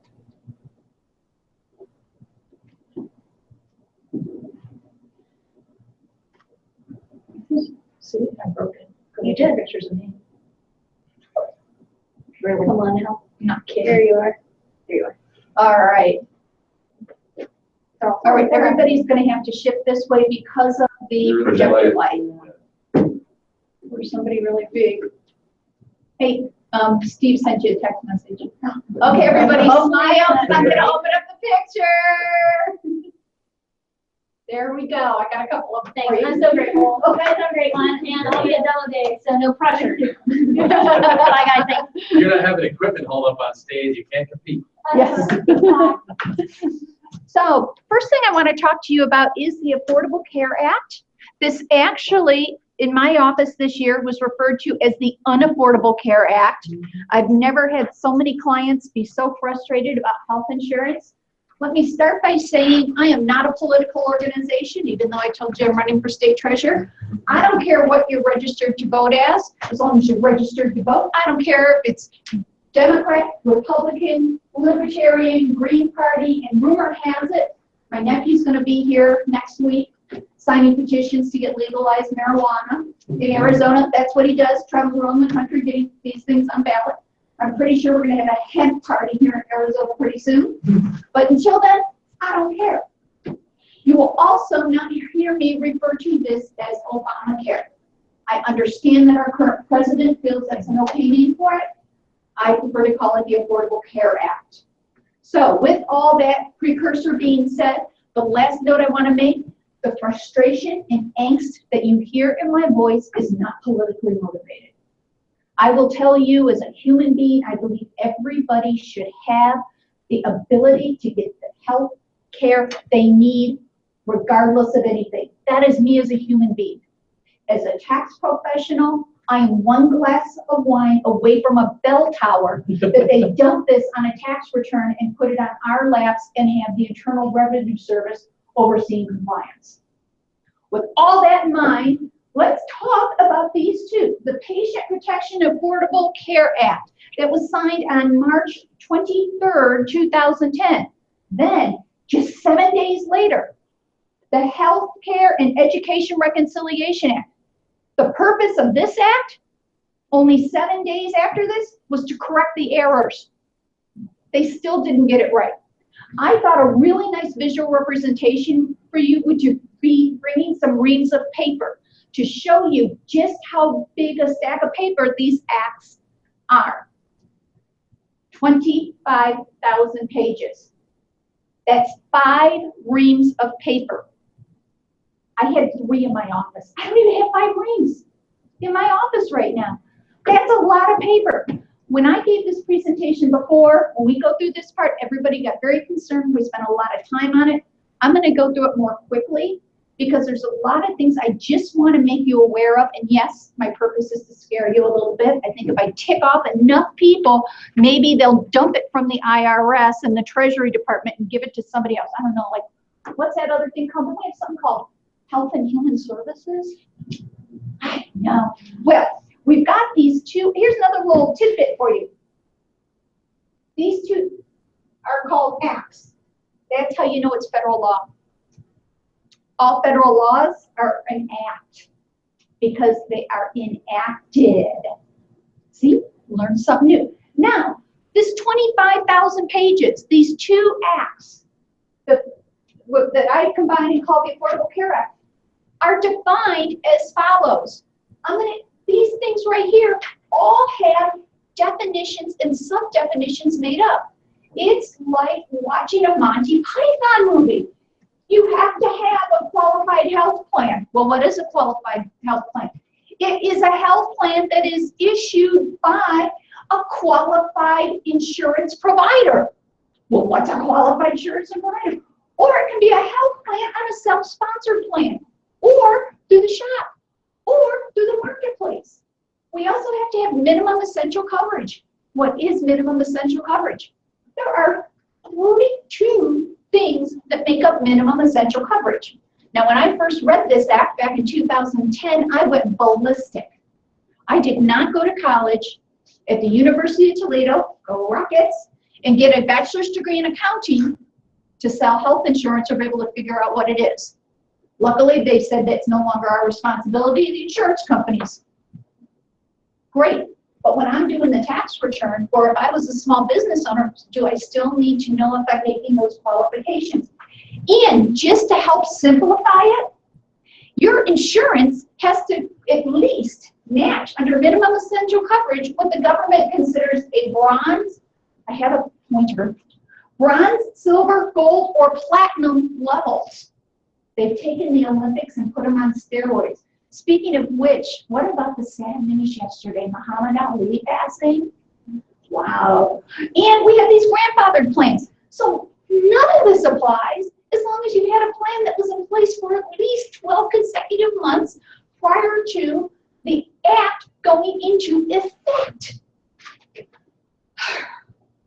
And the one that we really want to focus on today, though, with all these definitions, full-time equivalent employees. The question you ask yourself is, do I have to, and I'm saying this is mandated, have to offer health insurance to my employees? Well, one of the triggers is this full-time equivalent employee. We're going to talk about what one of those is in a moment, but this is going to be really where I'd like to spend my time on this. You guys are probably all going to be considered small employers, which is great. Now, back in 1982, the Internal Revenue Service, we tax professionals said, we're going to give you the unified definition of a child. Because a child for claiming them as a dependent is different than a child claiming them for earned income credit. It's different for a child when we're talking about the Child and Elderly and Child Dependent Care Act. It's a different definition for children when we're getting the daycare reimbursement plan in place. It's different. A child is different when it talks about health insurance. So they gave us this unified definition of a child. They took it from 19 definitions down to 7. So we have this act, small employer. How difficult could it be to define small employer in 25,000 pages? It's difficult because right here, I'm going to tell you they have 2 different definitions at a minimum. There's one definition when you talk about having to cover your employees for insurance. But if you do that, you could be able to take a tax credit. Now, here's some interesting lingo. Why do we love tax credits versus tax deductions? A tax credit is a dollar for dollar reduction in your tax liability. So when we accountants see tax credits, we're going, woohoo! Tax deductions, that gets your taxable income down. If you ever have a choice and you're looking at some tax strategies and you're talking to your accountant, if they don't know the answer to that question, why do I want to have a tax credit versus a tax deduction? Find yourself a new professional. Doesn't have to be me, just somewhere else. What's that song go? You don't have to go home, but you can't stay here. Now, if you are an employer subject to the mandate, means you have to have insurance versus this credit. We have two different sets of numbers. The credit's the easy one, 25 FTEs, full-time employees. The next slide, I'm going to show you how to calculate that. Next one, subject to the mandate. It was 100 people. If you had a less than 100 full-time equivalent employees, you did not have to. For 2015, that number dropped down to 50. So how many people here have employees? How many people have employees other than your spouse and children? Ooh, okay, we're knocking one out of the park. How many have employees other than spouse and children and are not seasonal? We're still going strong. All right. How many of you have less than 50 employees? How many do you have? Okay. How many FTEs do you have? We're going to go through that, and I'm going to show you how to do that. Five. You know your FTE number? 5. Wow. Woo-hoo. Your accountant's really good. It's not me. Is it my friend Carrie? Because she and I go with this over all the time with her. So we're going to look at these two categories. I really want to focus on what a full-time employee is, because that's the one that really decides whether or not you're going to need to look at having health insurance as a cost, or excuse me, as an opportunity to provide an employee benefit to your employees. So You're going to sound like a candidate for office. I know.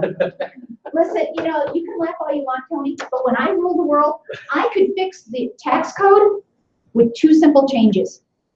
Who's in the mood to hear it? All right, number 1, get rid of the earned income credit.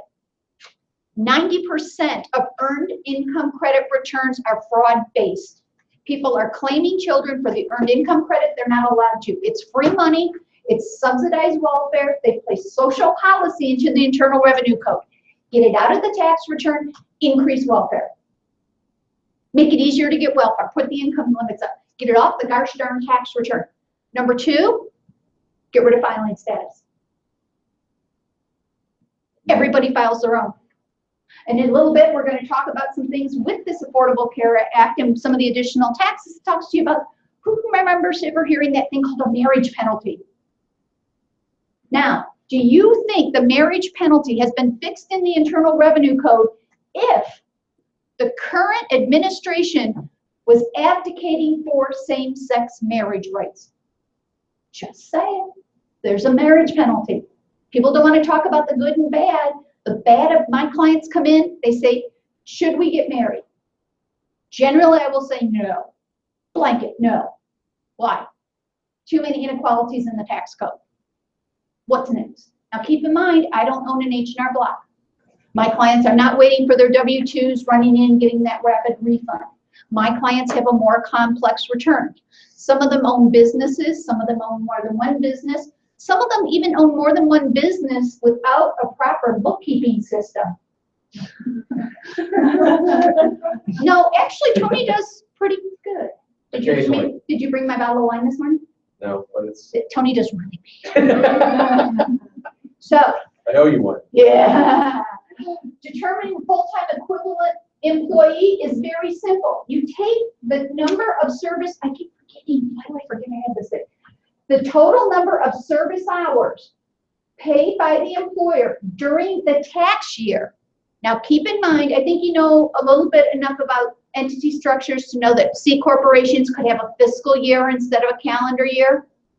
Now, even if our employee has a fiscal year, how is your W-2 calculated? On a calendar year, right? We're January to December when it comes to payroll. Now, we got to figure it out by tax year. Thank God for payroll service companies. When I first had to go through this with clients and we started talking about calculating this stuff out, I had to sit here and figure this out. I said to them, I don't know how to do it other than an hourly rate. And it cost a fortune because nobody's looking at it like this. Service hours, the number of hours worked. Well, my goodness, how many people have somebody on salary or hope to have employees on salary? Not yet, but you may. Guess what? What are their service hours? Usually more than 40 hours a week. Usually more than 40 hours a week. So now we have to figure out how many hours they're really doing. But wait a minute. Who's ever worked as a salaried employee and kept track of their hours? I did because I worked in public accounting. And then I did the stupidest thing in the world.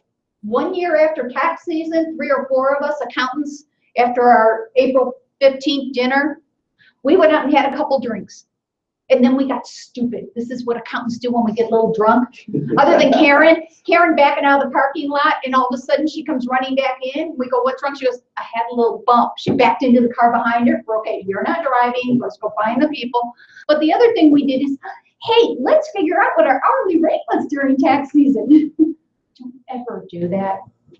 Don't ever do that. Don't ever sit down and calculate your hourly rate as a business owner. You'll regret it. So it's divided by 2080. How do we get 2080? Very simple. 40 hours a week, 52 hours a week, 2,080 hours a year. Now, when the Affordable Care Act first was passed and all these rumors started and the world was going to come to an end, it's the death of business in America, yada, yada, yada. What did Home Depot do? They said, our full-time employees are now going to be defined as 38 hours a week or more, and we're not scheduling anybody more than 30 hours a week.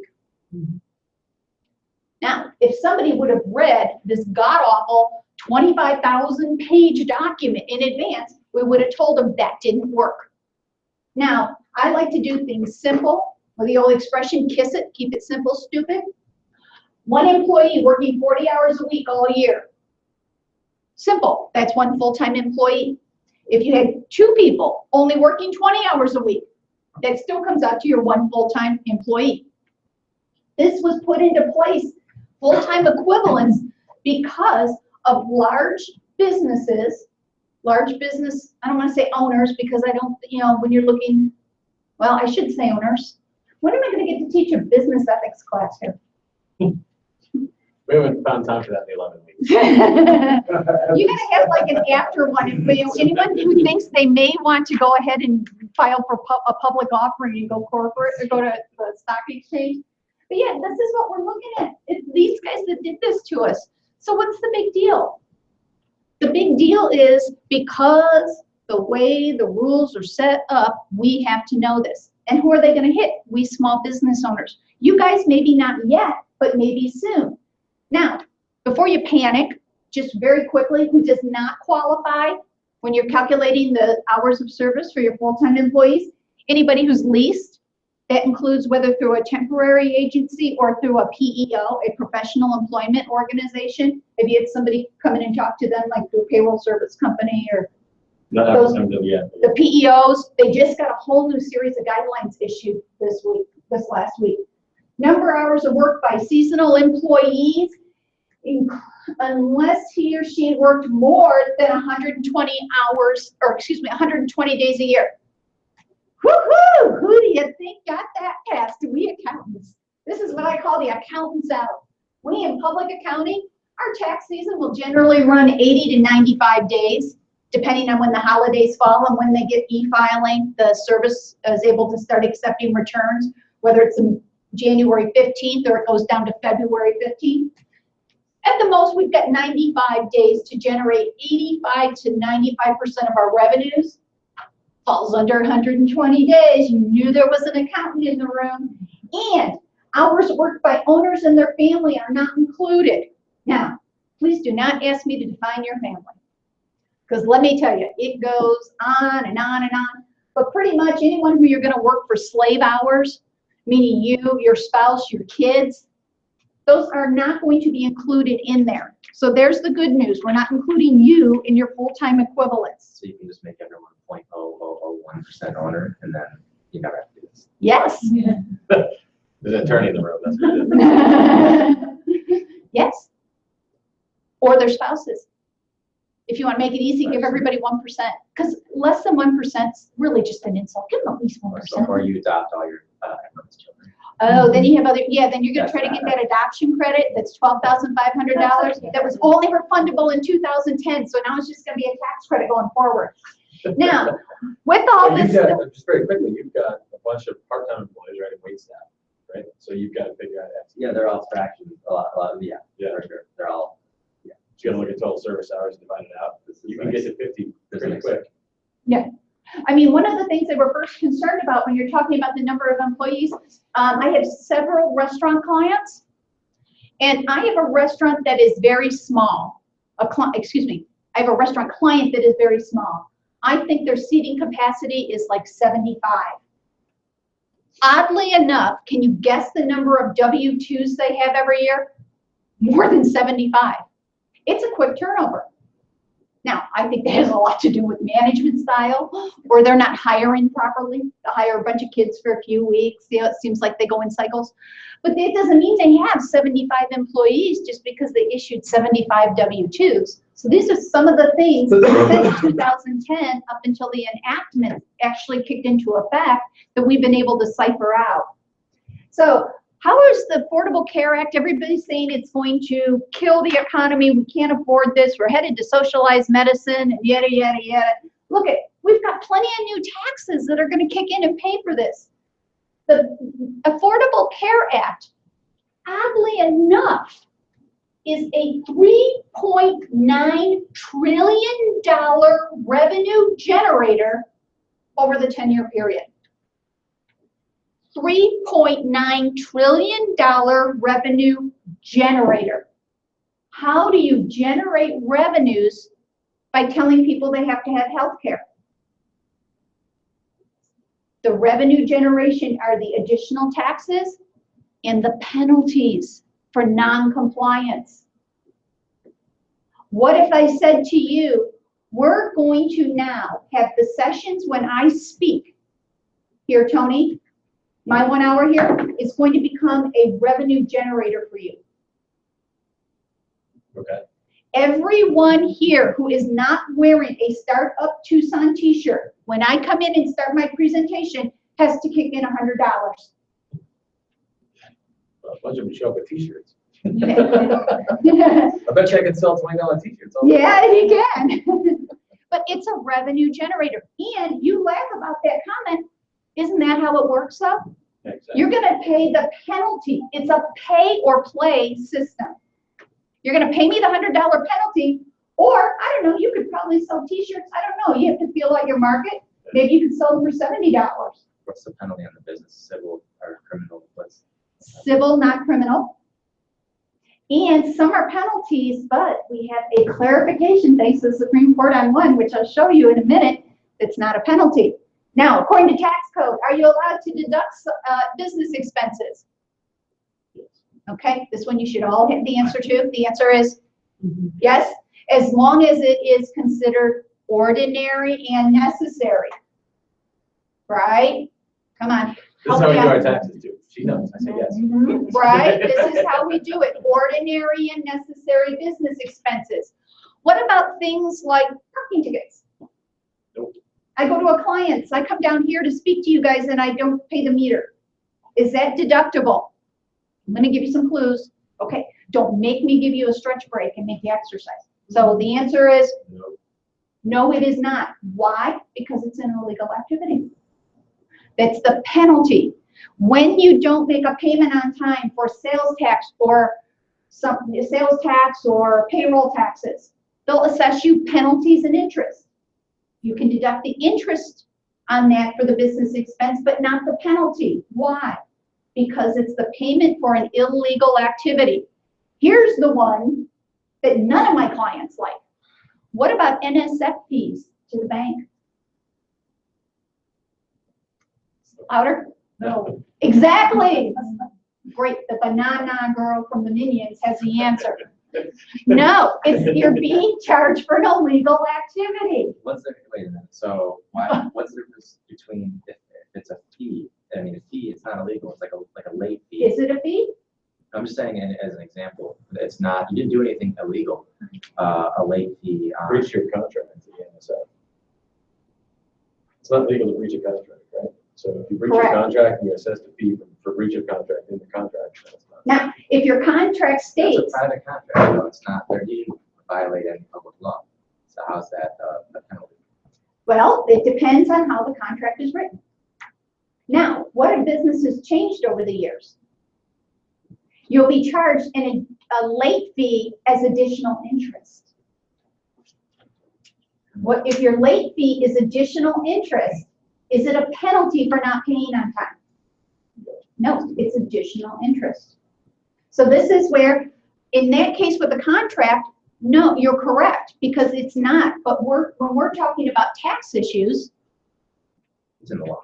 it's in the law. It's a penalty. And that's one of the issues that we have fought so hard for as practitioners, is to say, you've got so much of the stuff set up as penalties.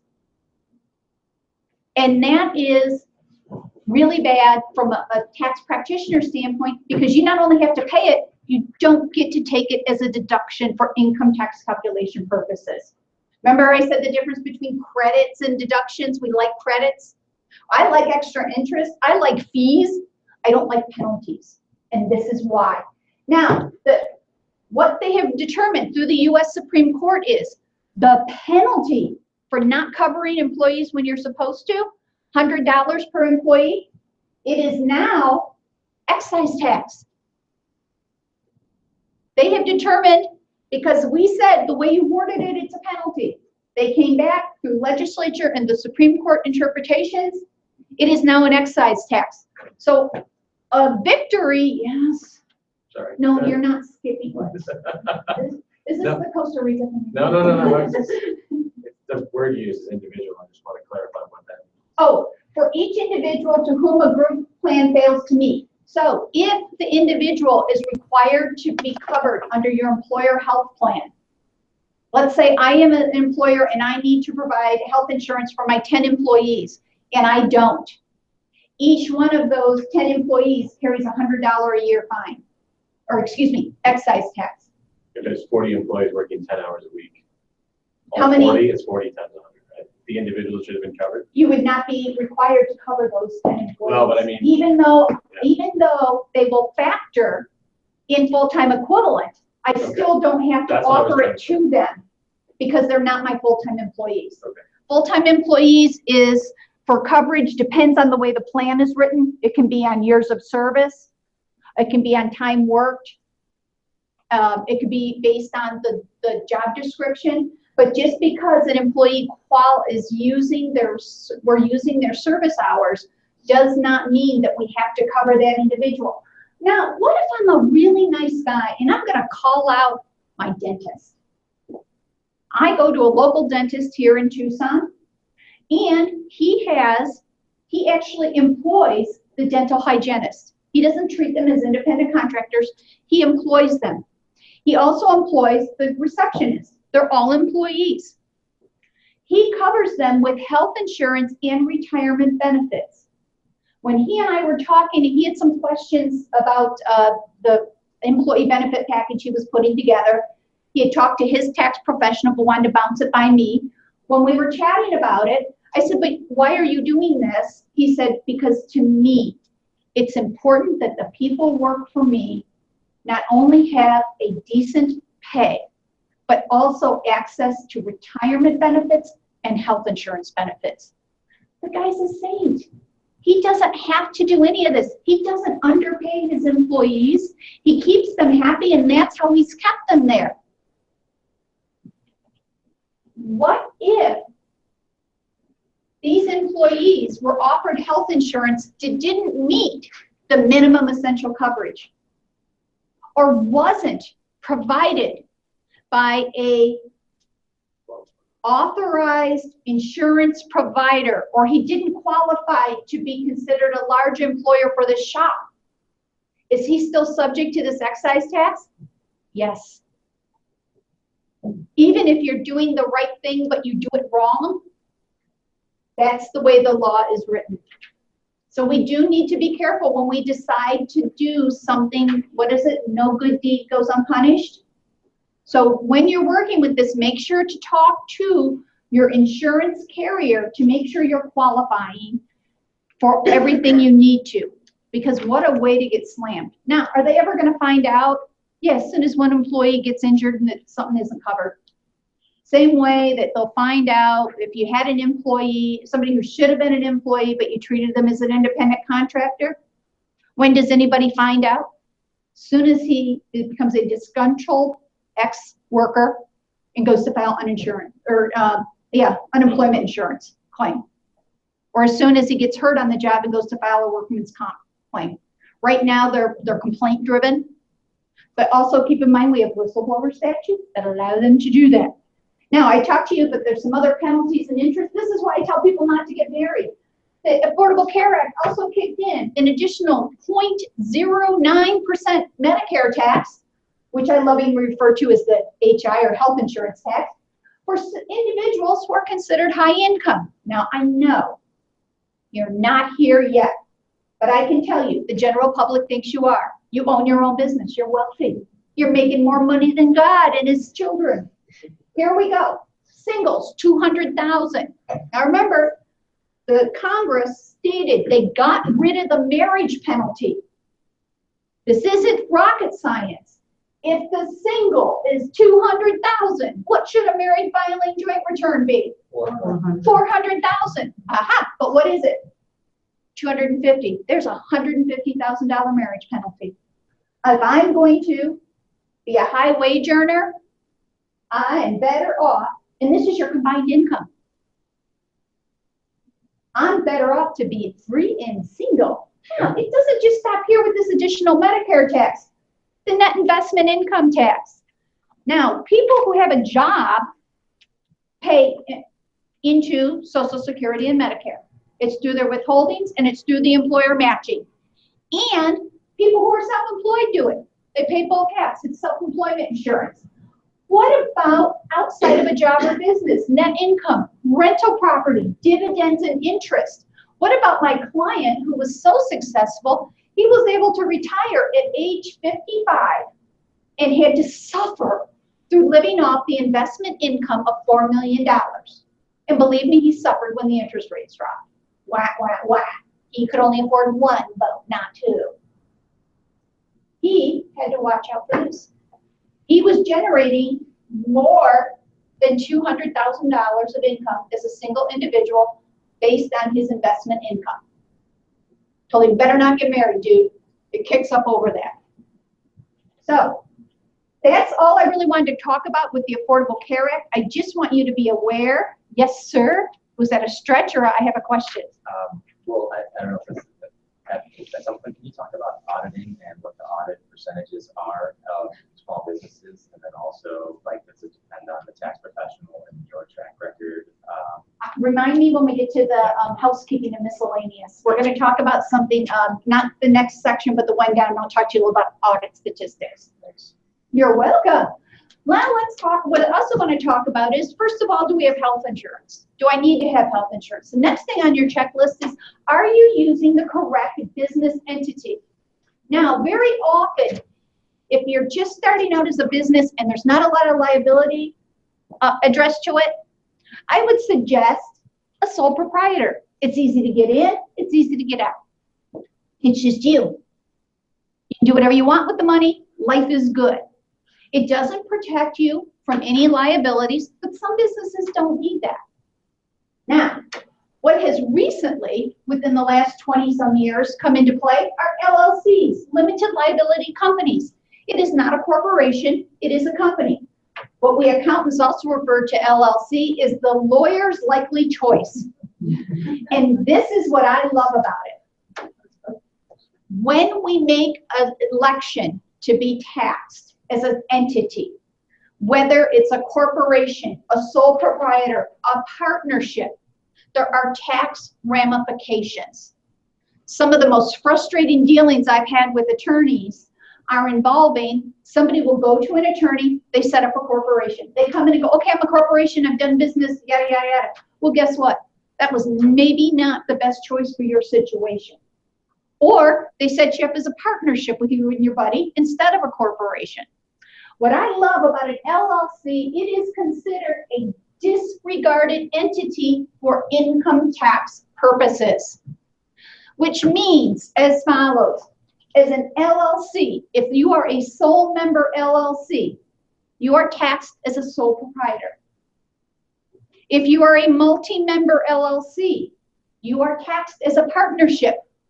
Those are your two options, end of story. Those are your defaults. Anything else requires an election be made. Yes. So we have an LLC but file as an S corp. I'm going to talk about that next. Those are elections. Okay. But by default, there is no tax return for an LLC. There's ones for a corporation, a C corp, a small business corporation, an S corp. There is a return, excuse me, a tax return for a partnership, and there kind of is one for a sole proprietor, except it's really just a schedule to your individual return called the Schedule C. But by default, an LLC is one of two things. It is a single member LLC taxed as a sole proprietor, or a multi-member LLC taxed as a partnership. End of story. Done. The attorney can set up the LLC. The attorney should not, in my professional opinion as an accountant, and I dated an attorney and a judge for 13 years, so I get to badmouth them all I want. Sorry, dude. Unfortunate you're here today. I don't give my clients legal advice, and I think attorneys respect that in me. I ask the same from a non-tax attorney. Do not give my clients tax advice. Go get the LLC set up, do what you need to do. Come to me when we look at your business and your structure and how you're going to run your business and what it is and how good or bad you are with keeping records. Then we're going to go ahead and make that tax election or a tax status election. Now, as I said, remember, an LLC, you form that sucker, you're one of two things, either a sole proprietorship or a partnership. Very good. But what we want to do then is look at what happens if you're one of those two things. I want to walk this slowly. Remember when you were an employee and you had Social Security and Medicare withheld from your paychecks? And then your employer matched that, whether you knew that or not, when you were, before you started your own business. I always tell people, you know, you really get a whole different view on things when you're signing the front of the paycheck instead of the back. So this self-employment rate is the same as what happens on the employee side. It's to balance it out. So you're not really saving money for you as an individual to be one or the other. The tax is still there. Whether you pay it as self-employment tax or you pay it as payroll tax for yourself, it's the same thing. Now, sole proprietors and partnerships don't pay their owners on payroll. That's the Internal Revenue Code. I hate having to fix that stuff on some of these returns. And when I see them, in audit every time. So what we may want to do is look about becoming either a corporation or an S corporation. And I'm going to talk about these briefly. If you're going to become a corporation, it is an election. And what happens is you tell them you want to be a corporation. That's the next step regardless. You cannot make an election to be an S corp if you're not a corp, a C corp. Now, with respect to a corporation versus a partnership or sole proprietor, sole proprietors and partnerships are a little bit willy-nilly. I can take money out as I want. I can put money in. Now, with a partnership, it's a little tricky. You want to make sure the partners agree. Assuming that's in place, you two are started out as LLC with partners. Oh, just humor me, makes it easier. Okay, these two are partners. It's really great. They can go ahead and they both say, geez, it's Christmas. What do you say we pull out $1,000 to buy our kids some gifts? They say yes, they each pull out $1,000. Doesn't work when one says nothing and then pulls out $1,000. So even with a partnership, you want to be in agreement, and you want to be in agreement with what your partnership agreement says or your organization of partnership. Corporations are different. We have to be disciplined when we're utilizing our funds. If I have a corporation, am I allowed to just pull $1,000 out and buy gifts for my kids? No. I have to take money out in one of two ways of a corporation. I can take money out as compensation or dividends.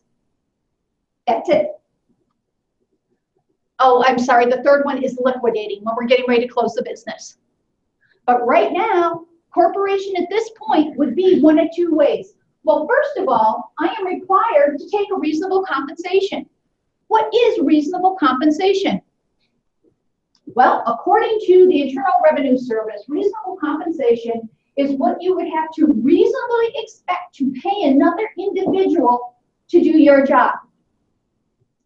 Tony, how much would I have to compensate you to do my job in my office? Millions of dollars. Millions of dollars.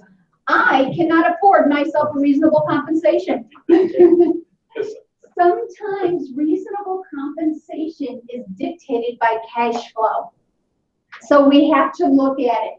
But I would not suggest generating $2 million in profits and you taking, let's see, I think it's $14,200 in salary every year, because then you get access for health insurance benefits and you can get on public assistance. I'm going to step out on a limb.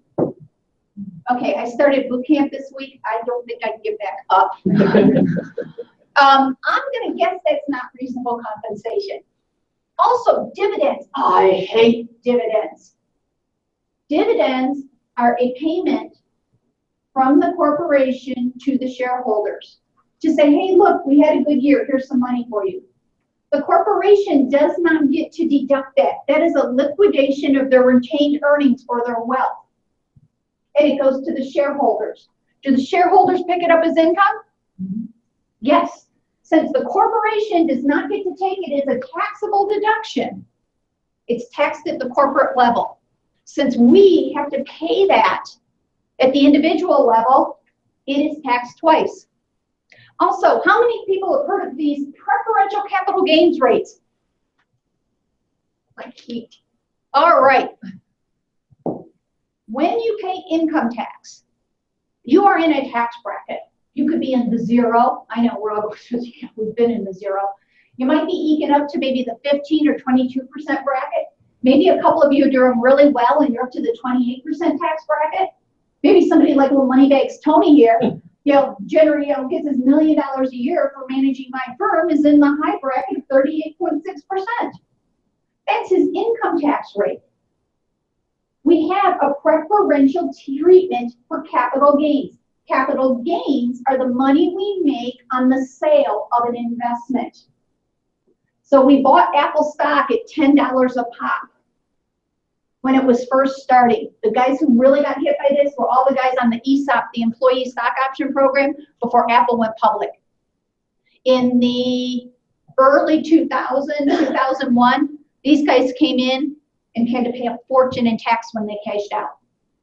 They made a lot of money.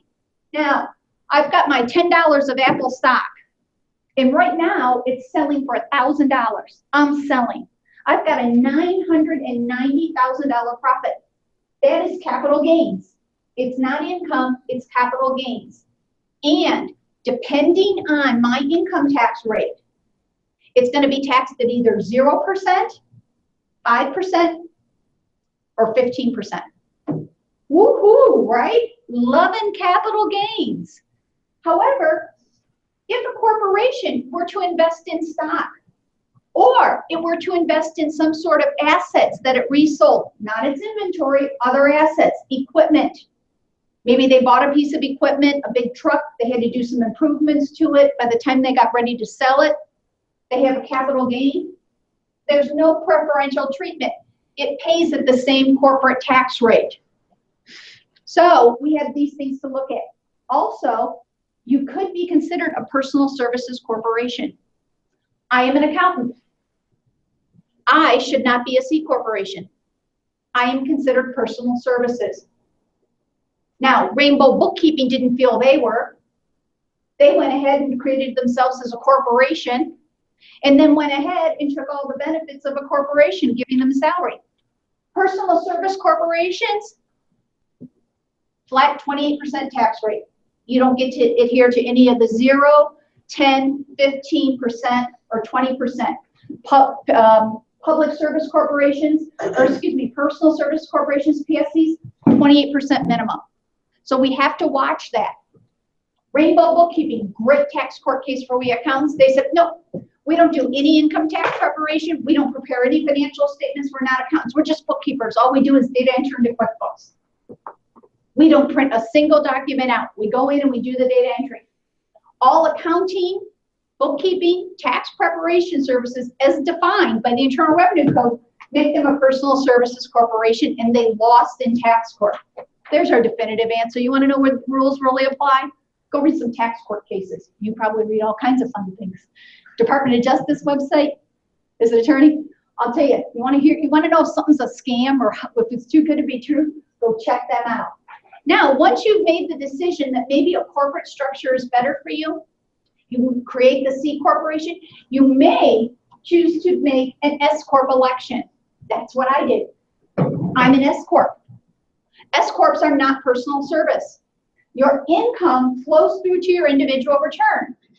Now, here's what I like about the S corporation. You thought C corporations were disciplined? I am on you like white on rice when it comes to an S corporation. You still have to take a reasonable compensation, which is going to be subject to payroll tax withholdings and payroll tax matching by the employer. So you still got that self-employment thing going. But what are these distributions to shareholders? Draw. Well, no. In an S corporation, they are actually called distributions to shareholders. But yes, it's similar to a draw. It's money I get to take, but it's not subject to payroll taxes. It's only subject to income tax. Now, IRS again talks about reasonable compensation. My reasonable compensation, I can't afford. Tony said it would be at least, we'll round it to an even million. It's got to be at least $1 million. Okay, $1 million. That's what it would be reasonably expected. Do I have anybody willing to do it for less? Nope, perfect. $1 million is my reasonable comp. There we go. Now, my cash flow does not permit me to have $1 million salary. Maybe my cash flow permits, oh, let's say $14,200, just under that to get all the free benefits. No. Let's say my reasonable compensation is $50,000. Yet I have some extra cash. I could take that out as a distribution to shareholder. Now, what's the real ratio between these? How do we figure it out? Tax professionals around the country are having this conversation. Some will tell you it's a definite formula. 51%, 49%. Figure out how much money you're able to take for yourself, make 49% of it payroll or 51% of it payroll, as long as the payroll is more than the distributions. Others will say, no, it's not an exact science. Doesn't matter if you use that same percentage, yet you're still grossly underpaying yourself as reasonable compensation. They're going to reclassify that as compensation. And reclassifying that as compensation, what's it matter? It all hits the individual return. The reclassification triggers the payroll taxes. That's the 15.3% extra they're going to get. I will tell you, I don't know what the proper number is for reasonable compensation with respect to distributions to shareholder, but I can tell you this, zero's too low. Take something in either one. Look at your ratios. I always wait till next year. My clients come in, we do their S corporation return. We look and see how much money we actually have in the retained earnings and say to them, okay, what do we want to do next? I have some clients who are looking to expand. I tell them, keep that money. If you're going to expand your business in the corporation, you need it. You need to keep it there. Others don't need it. We take it out over the next year. Maybe the next year's not so good. 2012 was a huge change in my financial structure. I did my 2011 tax return. I got through tax season. Life was good. I had a whole crap load of money sitting here that I could take as a distribution to shareholder. Then I decided to train for my first triathlon. I was going to compete in it before age 50. And I got to the road training part. And I got on my bicycle and I was road training. And I was in a group of 6 people. I was number 4 in line. We were going great. Till some guy decided he didn't want to wait for the green light. Didn't see any of us, apparently, and I got broadsided. my reasonable compensation dropped pretty darn low. Took me a while to be able to walk again. Took me a while to do a lot of things again. I could take distributions to shareholders because I took it based on my 2011 income, not my 2012. You have to have some sort of tracking and measure. My opinion on this, don't make the decision, talk to your tax professional, talk it through in detail. Yes? Is distribution to shareholders, would that be the same as an owner's draw? Yes, but there is no such thing as an owner's draw in an S corporation. An owner's draw is generally something you would see in a partnership or a sole proprietor, but it's the same, in effect the same. But we do want to be careful of the wording. We don't want to do it, just call it payroll. And why does all this really matter when we're talking about these type of things? We don't want it reclassified as payroll. Then we get that extra 15.3% bonus of love. Hey, you're helping to buy a $16,000 hammer. Yes, ma'am. The other question I have too is if you underpay yourself in payroll, and then doesn't that have an impact on your Social Security as well? It has an impact on a lot of things. Not necessarily, it will on your Social Security, but what about, I have a client whose S corporation was getting ready to retire, God bless you, and he said, we were looking at retirement. I said, we can scale down your payroll, and I'm going to talk about the next section about employee loans and doing some repayment for the money he put in to start up the business. But I said to him, before we do this, what's your mortgage look like on your house? He said, well, it's funny you should ask. I think, I'm at the point the rates are dropped, I want to do a refi. I said, then don't you dare change that W-2 income.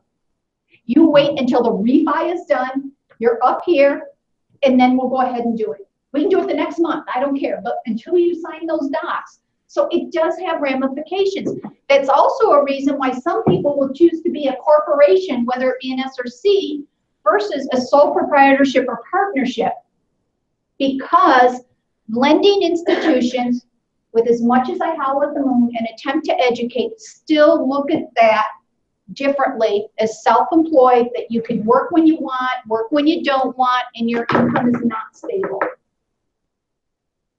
I don't write the rules, I just regurgitate the garbage they come by.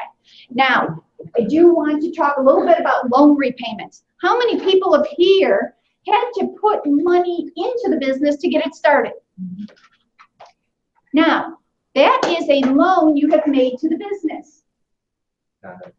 It could be capitalized. It could be your investment in the business. Or it could be a loan. This is another conversation and communication I have with my clients. Do I want it to be capitalized and have it be your at-risk investment? Or is it going to be a loan and make it a repayment? I started my business, I put $1,000 in the bank. I had to buy some things. Then I turned around and put another $8,000 into the bank and started buying office furniture and everything else. I did it in two separate. I wanted $1,000 as my capitalization. I wanted $8,000 as a loan.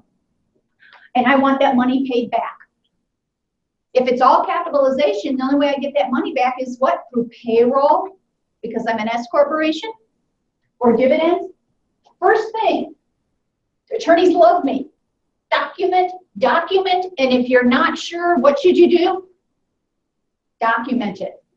Number two, when you're making these payments, make them back to yourself. If I loan my business money, I am not going to take that check back and have it payable for rent at my house. Because what has truly not happened is the company, I know what you're thinking, well, the company paid me back, then I paid my rent. According to the Internal Revenue Service, which is my code of law, so to speak, you have made a payment to a third party. As a corporation or an S corporation, payments made to third parties are payroll. Not payroll advance, payroll. They automatically take that, reclassify it, there's your 15.3%, and life is good for the IRS.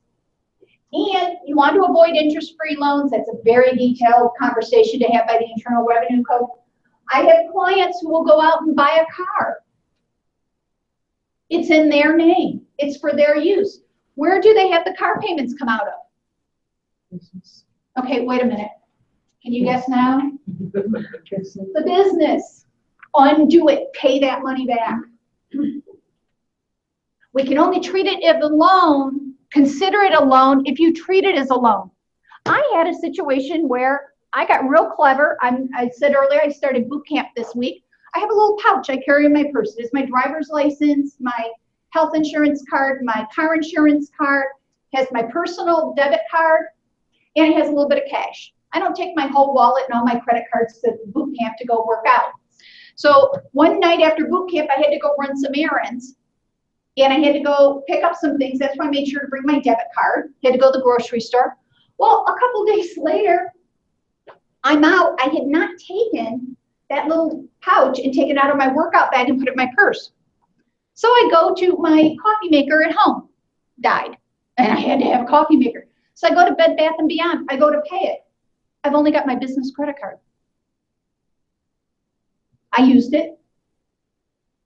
Made a note in my QuickBooks, used wrong credit card. Made sure the next day to transfer that money back over from my business to personal. I know what you're thinking. Well, why wasn't it just a coffee maker for the office? Because I am of the opinion my tax return will be looked at a little more scrutiny than any of yours. I think as tax professionals, we're going to see that. I have 10 minutes.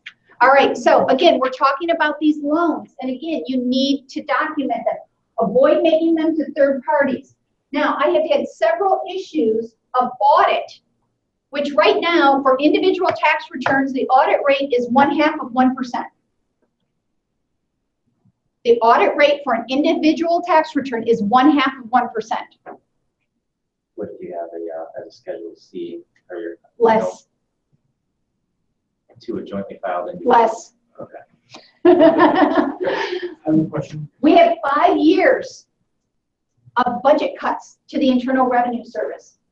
Having a commissioner who looks at Congress and goes, doesn't help. But this is what's happened. 78% of the Internal Revenue Service budget is employees.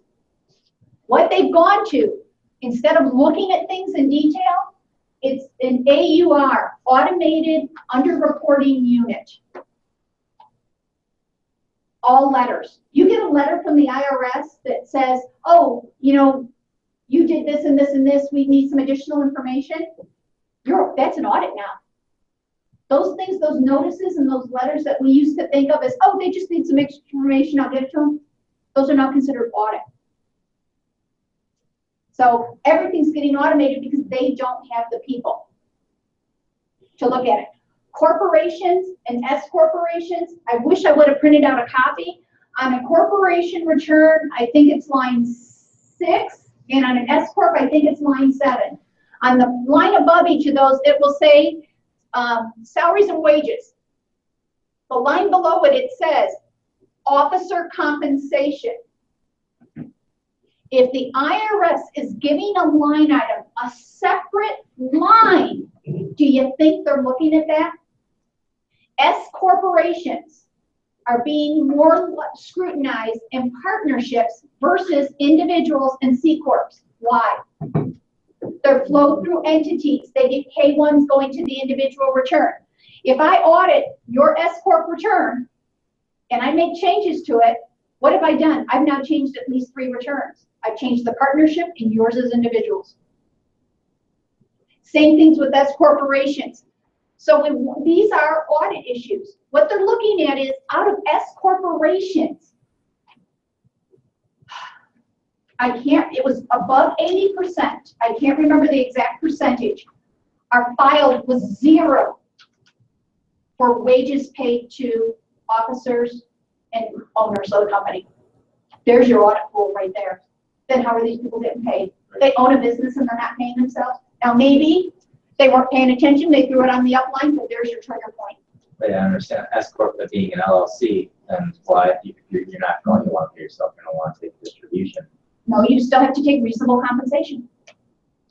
I thought you said that you don't want to take reasonable compensation because you're going to get 50% tax on it. No, what I'm saying is whether or not you still have to take reasonable compensation no matter what. But we can take some of that, we take our reasonable comp, we can still, as long as our reasonable comp's not cash flow based. When you have little money, your reasonable compensation is going to be cash flow based. I should be making $50,000 a year. I can only afford to pay myself 30. But if my reasonable compensation is 50 and I'm paying myself 50, but I actually have extra money in the business, I can take that out as a distribution. So that's where we want to, we're looking at these things. Now, we could have loans. Every time I have had an audit, and I've had a boatload of them, for my clients who are retiring, whether it's an S or C Corp, and we're taking what they thought was too little in reasonable compensation. I had a client who was taking $80,000 a year in payroll.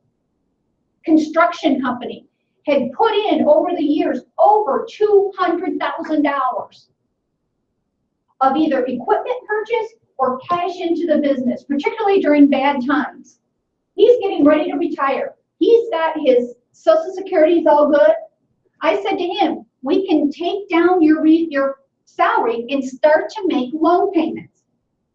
We're going to calculate at a reasonable rate of interest. You're going to take regular monthly payments. And because some of that money repaid is interest, every year the corporation's going to issue you a 1099 INT for interest income. Every one of those audits, we've had it in the minute book. I'm going to talk to you in minute book in about 2 minutes. I got 4 more minutes? Yeah, till quarter to. Okay, I got 4 minutes, 3 minutes. So we still want to document, we need to follow the rules. Can you reclassify a gift from a previous year to the corporation as a loan? Can you reclassify a gift as a loan? What does the minute book say? It's my opinion, a corporation doesn't get a gift. An LLC, if we need to make a gift, cash infusion of the company to down payment on a loan. I am of the opinion there is no such thing as a gift to a business. Thanks. You're either making a loan or you're making an investment into your capitalization. The banks are wanting it to be classified under SBA guidelines as a gift for their positions in here. So. Okay, then yes, then I would change it in my minute books once you've gone through the SBA process and state that this is now a loan. There's more evidence, it can be more evidence. Well, then you can get the money back. Remember, a gift you can't, this is the reason they want it as a gift. Yeah. When you give a gift, does it come back? Well, sometimes Tony does. Terrible. I mean, you. I give you the wrong wine. I give her red wine. Yeah, Tony gives me a red wine as a gift. I give it back. I don't like red wine. Okay. So Give then back I a just give the sangria. gift back. Yes. do that. But if I gave Tony, let's say, 2 copper cups for his Moscow mules, am I going to get those back? No. You don't get a gift back. That's what SBA is looking for. They don't want that as a liability on the books. Follow? Same thing when you're buying a house on the individual side. When your parents are helping you out and they give you money for the down payment, they want to see it as a gift.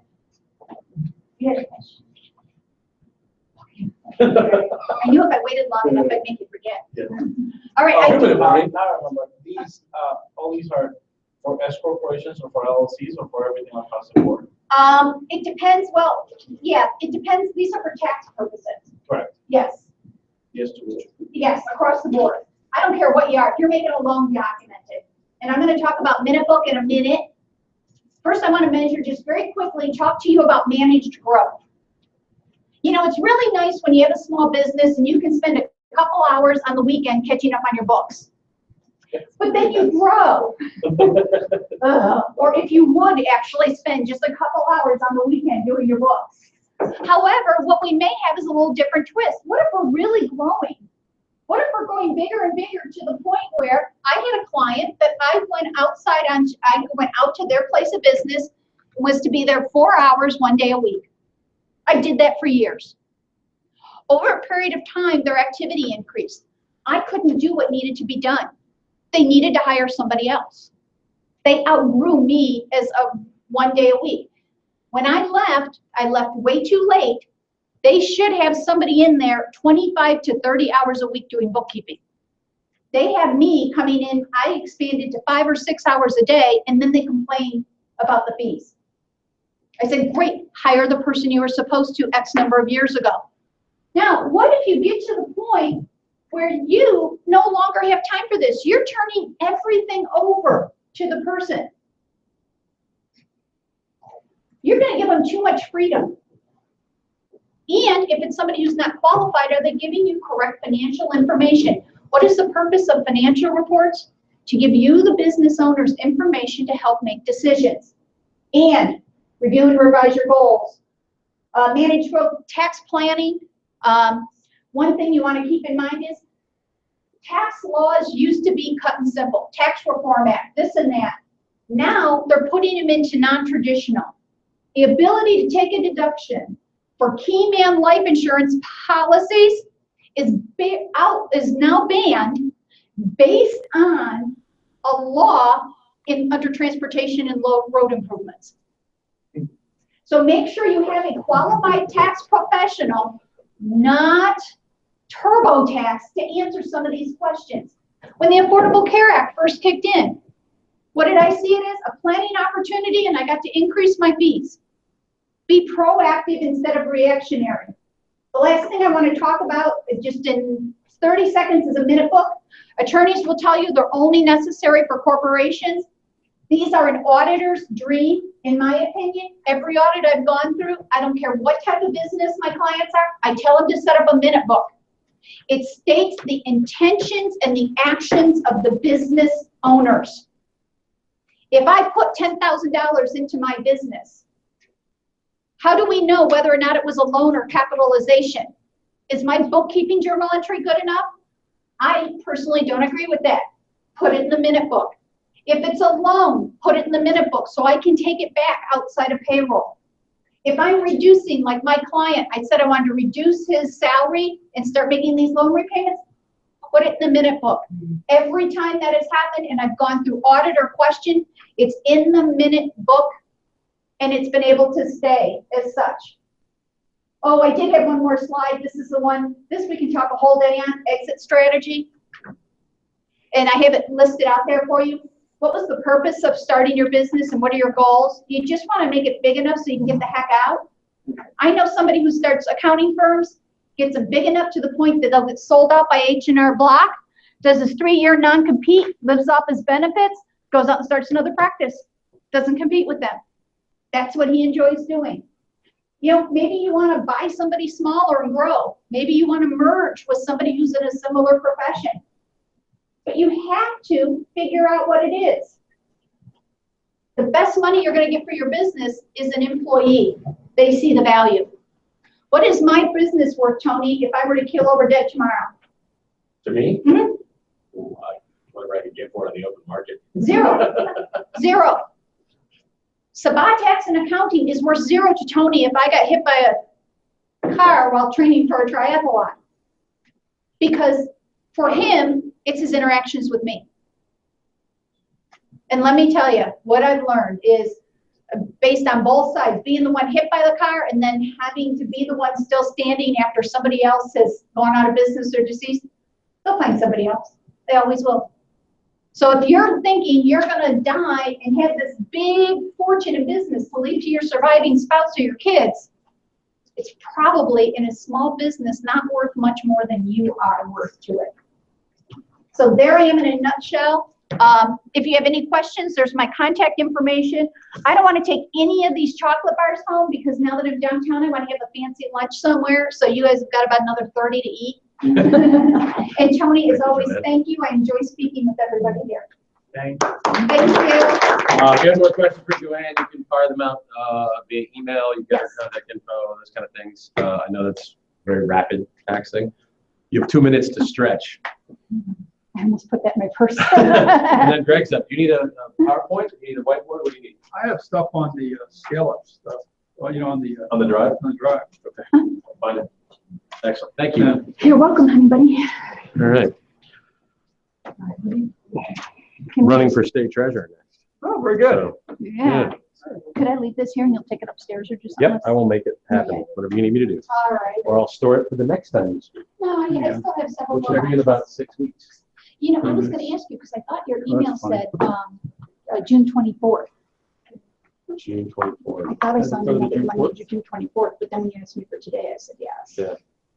No, because this is, their last day is the 29th. Okay. And then we'll start the next cohort July 11th.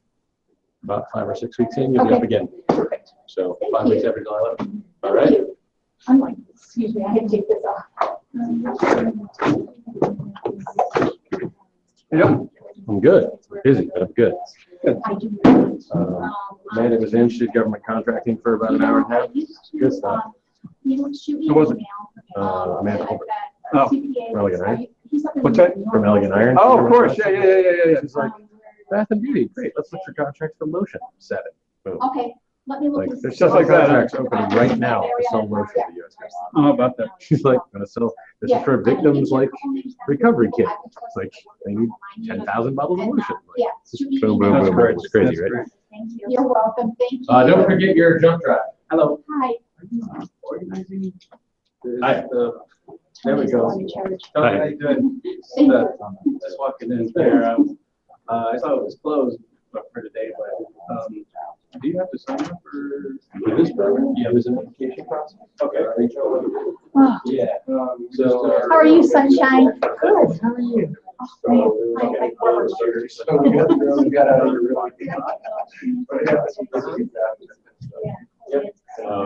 And then there's an application. Okay. And we're interviewing next Where week. are you off? Great Columbus area. And Next that's for for the following. Almost anyone. Right? Okay. How's your weekend? Yes. Welcome, thank you. Any questions or like a copy of the slides or something? So I can shoot an email and get them out to you. I'll take the pictures. I think Tony's got it too. Yeah. Double check. Make sure. Thank you. Thank you. Well, Toots, I'm gonna go have a fancy dance at lunch. Good, have fun. I know, I never get downtown where I can relax, so, We're gonna go figure it out. no, What? no. Nope, get around the corner. Tony and I went there the other day, absolutely loved it. That's great. Yeah. And I could eat still healthy instead of going to Diablo. Yeah. Bogged down. Well, you know, if you talk to, what's his name, Doggo I'll tell you how this stuff is really helping grass-fed beef. I know, but I overeat when I'm there, because I try to eat the whole thing. Good. Yeah. Are they open? I realized after these. I don't know if they're, they might be. They might be. All right, thanks again, Tony. Thank you. Bye, We'll everybody. talk soon. All right. Before you travel. I know. You're welcome. I was a little slow. Yeah, well, that's, all kinds of people tell me something about it. Well, yeah, I started. So I think I put a couple files in. Revenue projections. I guess. Or whatever you want. Well, I've got. Anything would be good. Yeah, I know. On Tuesday, I'm gonna do, what did you call it? My greatest hits, yeah. Okay, we'll go with that. Do you want it, is it in the? Thryve, the current cohort, shareholders. Got it. You know, the place where you might want to think it might be, instructor slide. Oh, you got this one? Instructor slides. Yeah. I mean, I'm taking a leap, but I'm an instructor here. Yeah, you are. So I would say it is the, Budgets? well, I got a revenue one somewhere. Revenue. Hey, that one, yeah. Yeah.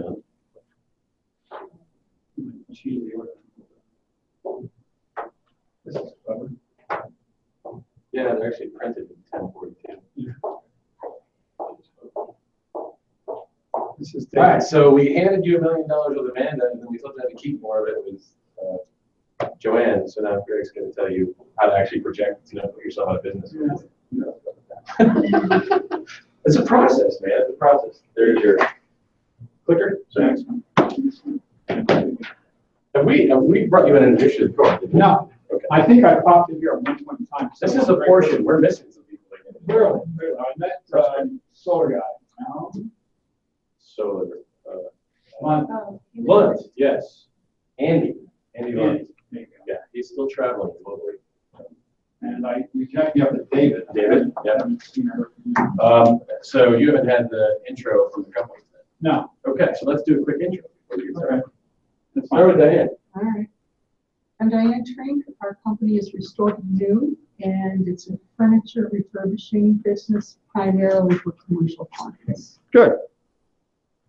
I'm Krista Littell. My company is We Work for Good, and we manufacture educational products for children that develop compassion. Okay. I'm Sarah Hosey, Kaylin Johnson. We have Pure Aesthetics Natural Skincare School, which is a school that teaches 600-hour program to our students to go and become licensed estheticians. Okay. Good. And also have a product line as well. Oh, nice. 600 hours, huh? That's a lot. Interested? No. No, and you have the certification that you can then pass the certification on, and you're trained to want to do it, or are you creating your own certification? No, they have to get licensed, they have to take a State test. So you're teaching them how to get licensed, okay? They're also your Title IX, right? So you guys. Title IV. Title IV, so you actually just student loan, and they qualify as a Oh, Title. good. We'll get to them. Go ahead. I own Safeguard Distributions, printing and commercial products. Distributor. Okay. Pros, some pros. What is your name? Hank, hi, I'm Hank. Good. Yeah, you got it. And then over here. What's the question? Intro. Oh, yes. Mark Herman, on Hermanos Direct here in Wine Bar, start scaling up a wine club, a wine store, online wine store. Okay. I'm Yolanda. I am the curation portion of our club. Okay, so you already. Yeah. Very good. What's your name? Oh, sorry. Well, I got to that. I got it. Put my LinkedIn picture up here. My name is Greg Teasdale, and all right, so I have been in the startup space for over 30 years. I've been the CFO of 7. You count this one down? This is 8, right? I don't know. I don't really get it. It's self-place on the CFO for a nonprofit that doesn't have that much money. It's a great business. It's a good thing going on here, and I love what's going on here, but it's not like it's not. I meant your current one, Temptronics. Is that Oh, 7? that, Is 8? absolutely. Is that 7 or 8? I think it's 7. I can Okay. lose track. The thing, and you think it's an accountant, I can get that number down pretty tight. I try to stop the accounting, because being an accountant is an accountant. The thing is, I've done W-2, earning W-2, we just talked about probably a little bit, as an accountant, probably, as a CFO, probably 7 times. And then I've had other places where people put me up on their website as their CFO because they ask me 4 questions and can you put your name up there? Okay. And a couple of them I actually did help quite a bit. So anyway, so it's good there. Anyway, the bottom line is I have been with probably 9 or 10 venture capital backed companies starting right out of college. I have never worked for anything other than that. I got degrees in accounting and finance from Drexel University in Philadelphia, and I have a master's degree in operations and logistics from Arizona State University in Tempe. I'll move on that one. And so I have both manufacturing capabilities as a person, as well as the accounting and finance side. I think of myself more as an outward-looking CFO than an inward-looking CFO. I can do the internal stuff and manage that stuff, but I like to look out, go out, raise money, be the face of the company, the investor community, take the stuff that people in the organization say, and when they tell me it's much more complicated than that, well, we still have to make it simple. That's what I do. Okay. I am now with a company called Thryve, which has a new approach to heating and cooling automotive seating. Right now, automotive seating is done with a convection approach. Basically, it takes something called a thermoelectric cooler, which is a device that's been around forever, and it's one of the electronic devices that if you hit electricity, one side gets hot, the other side gets cold. You blow air over it, the cold air flows through a bag, basically, in the seat, and it exhausts to the perforations in the leather in your seat. Maybe, I don't know, 2 or 3% of the cars in the world have this. High-end luxury cars, maybe 5 or 10, maybe 10 or 20% of the luxury cars have this feature. Okay. The challenge with this right now is that from the time it leaves the TEC until it actually gets to the seat, that cold air has warmed up the entire way.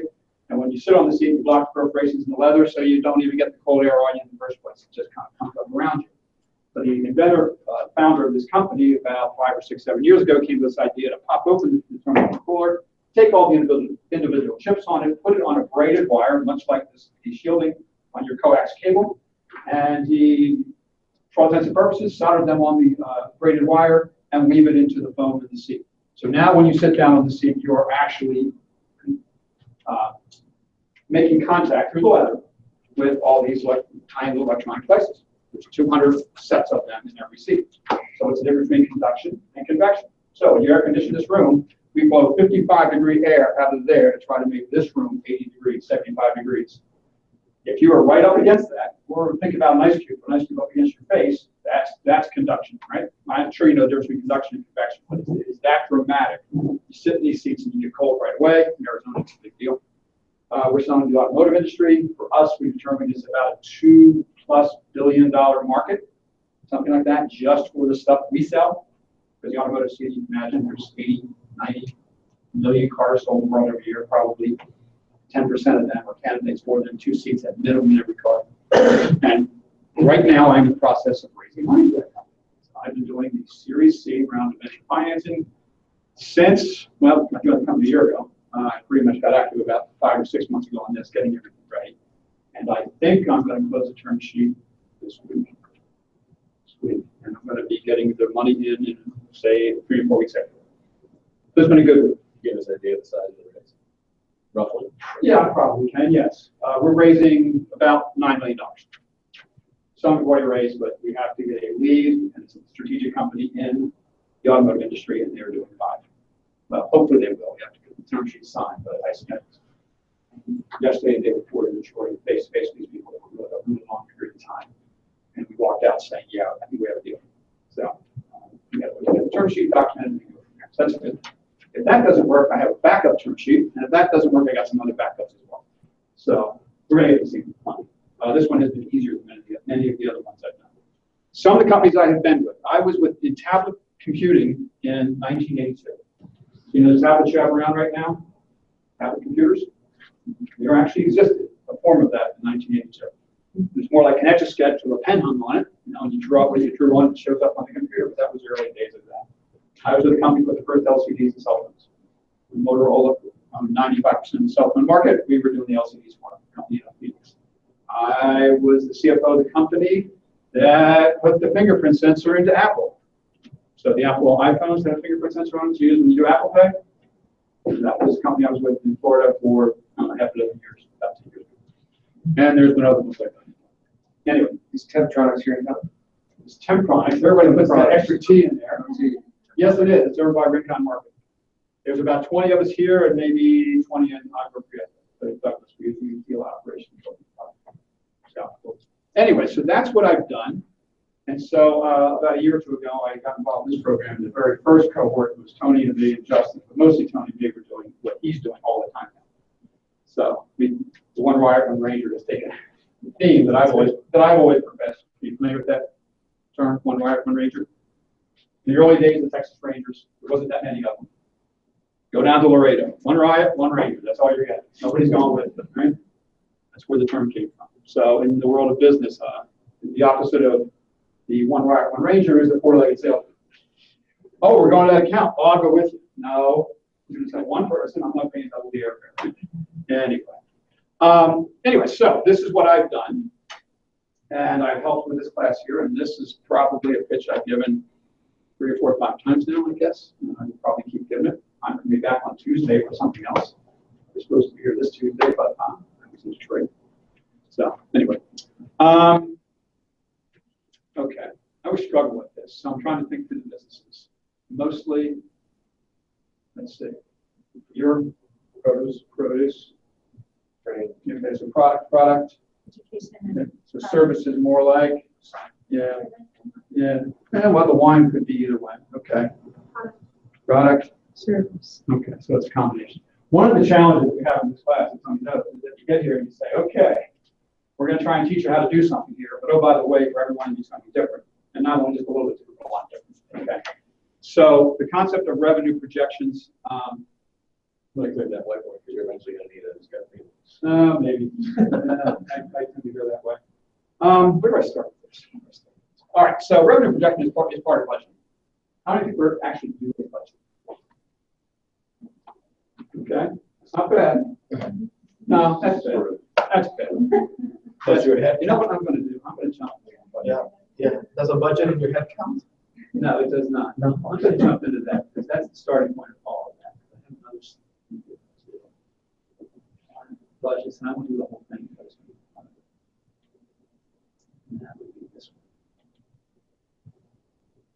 Because clearly, you guys need that. Now, how do I get the presentation? I've got my glasses.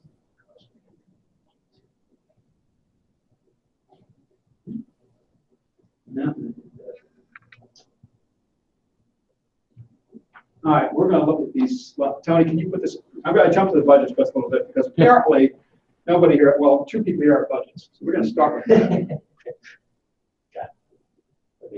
Which one is it? Oh, that's the download. Oh, yeah, download it first. It'll be faster to present that way. That's fine. Good.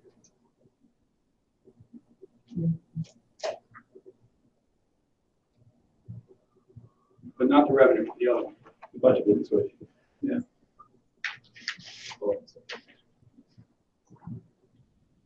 There we go. Look at this. I know you're really excited to see this. And I really think you needed more than a few minutes after that. Brain damage that was done by the woman talking about taxes. There you go. I know this stuff, right? And I listen to this, I'm going, my God. Well, Most everything she says, I generally agree with. Let me just say what I think about taxes. And no, I don't mean the devil. The IRS simplifies taxes. The IRS thinks in terms of cash. If the cash comes into your business, they want you to pay taxes on it. You actually spend cash and pay the business. That's the general rule. Everybody thinks that it's really complicated. When you get to a struggle point, you go, so which way should I go with that? Did you write a check or did you get a check? Either way, if you got it, you probably can put it in your tax. I mean, that's really what it gets down to. And believe it or not, the IRS generally has common sense. You got into this concept here of compensation, salaries versus distributions and all that. If the IRS wasn't hovering over you, didn't have these rules, and somebody said to you, well, is that really pay or is that taking money out of the company? You guys know the answer. You know what's reasonable to have compensation for the person who's doing this in the company, right? Leading a company, growth stage, all this kind of stuff. You should be taking this out of salary, right? So to get into this, what's the right percentage? And there's these rules and formulas. Common sense does prevail, and it does, believe it or not, does work with the IRS. Nobody wants to say, doesn't that make sense? You go, well, it does, but that's not what the rules say. They actually do. Anyway, enough of the editorial on that. So let's talk about budgets before we get into the other stuff. Why do we do budgets? Number one is to keep score, right? You can't keep score. I mean, you get your financial returns, and that's what we did. But that doesn't really tell you what we did compared to what we thought we were going to do. The benefit of doing budgets above all else is in the process itself. When you actually spend the time to spend a half a day or a day or 3 days or whatever it takes you to put together what you think you're going to do over the next year, you will learn a ton about your business. You got it in your head, but I guarantee you, when you start writing it down, you're going to go, oh, geez, I don't know about that. I mean, how much rent should I have? I mean, how much space should I have to do this when I get to this volume, right? Or should I be doing it this way? Should I be changing my packaging, or should I be changing this or that? You will learn a ton about your business. It doesn't matter what your business is. You'll learn a ton about the business when you actually go to the detail, writing it down. What are we actually going to do? So it's the value of the process. Also keeping score. The one thing I always tell people, and I probably have a slide on here somewhere that says this, the great thing about budgets, you can say this is absolutely true. You do a budget for a year, you are 15 minutes into the new year. It's wrong, right? It is wrong immediately. So you don't have to worry about it being right when you put it together. You really don't. What you have to do is say, I want to know how I'm going to project out my business. What should I be doing so that I can plan ahead? There was a guy in this program who actually keeps his business here who needed budget support because he was keeping himself up at night because he wasn't sure if he could hire somebody in 3 months because he really hadn't gone through the trouble to figure out how this is all going to play out. So we forced him, he asked me to force him into the discipline. I didn't think I was his mother, but apparently. We went through the process, and he got, actually one of his people was in the group in the meetings with us, and we walked him through it, and now he's got this 30, 60, 90-day kind of program, 120, 80-day program. It's sort of like a budget. Usually we think in terms of years, but you can do it for 3 months or 6 months or whatever. We all know with budgets, especially these types of businesses, the 12-month out is all fantasy anyway, right?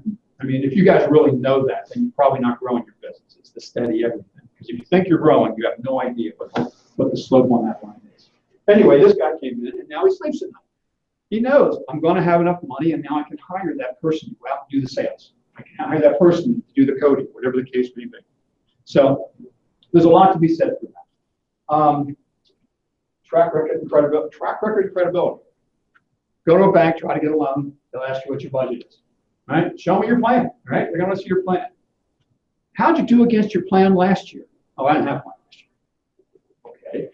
They'll still give you a loan, but when you're trying to put the sell on with somebody lending you money, somebody who is going to be your partner, it has to be comfortable that you're going to be in business a year from now, 2 years from now, whatever. However this plays out for you, they're going to want to know that you're credible in how you're thinking about your business. Now, this is the boring part of it. You guys have wonderful ideas, all these great things you want to do. This stuff sucks. It just does.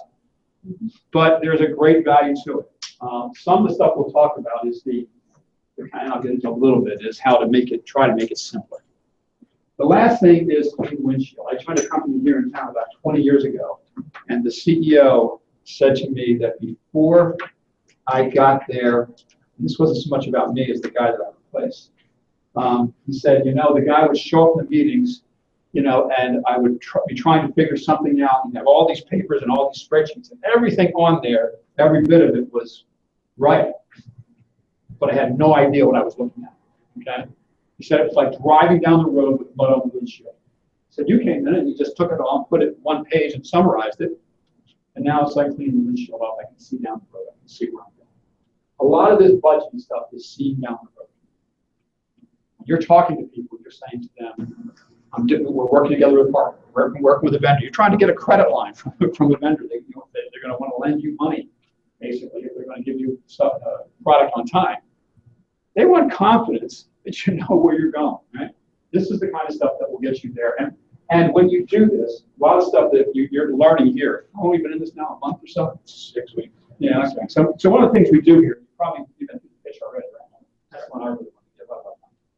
And I do it very but I do this for my life. I do this every day of my life. When I think about the pitch, it's like 9 or 10 pages or whatever we're calling the formula these days. Every one of those pages is a concept, and you've learned how to do a sound bite for it, right? Competition, market size, go-to-market strategy, all the kind of stuff. Everything in the Lean Launchpad, wherever it is. Every one of those things, you're going to develop or have developed a sound bite for each one of those. That's what this is on the budget. What do you think about your sales going to be? Well, right now it's this. We're in a high season. You've got seasonality in your business you talk about, right? Not great in the middle of summer at Hermanos, I'm sure, as good as it is at other times of the year. I know you're relatively new, but I'm sure you know the business. This wasn't the first time you've been involved in that type of business, I assume, right? No, it isn't the first time. It's your first time doing this. You were somewhere, you did something like this is the first time? You were an engineer and you decided to become an attorney. Ah, okay, there you go. I'm aware that there are seasons. Yeah. I was waiting for validation on my confidence. Hell no, I've never done this before.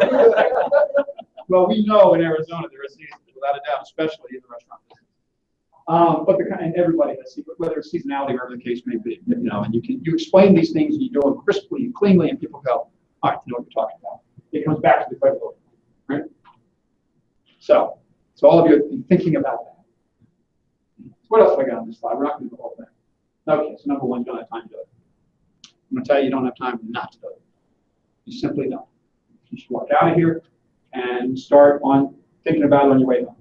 Turn your phone on, dictate to yourself what you're going to put in your budget, okay? I'm joking, of course, but the idea is you really need to be thinking about this.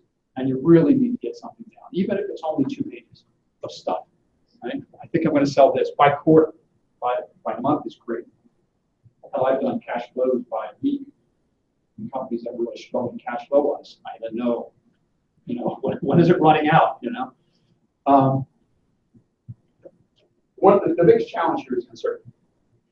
Every one of you, I'm sure, you're here because you're scaling up.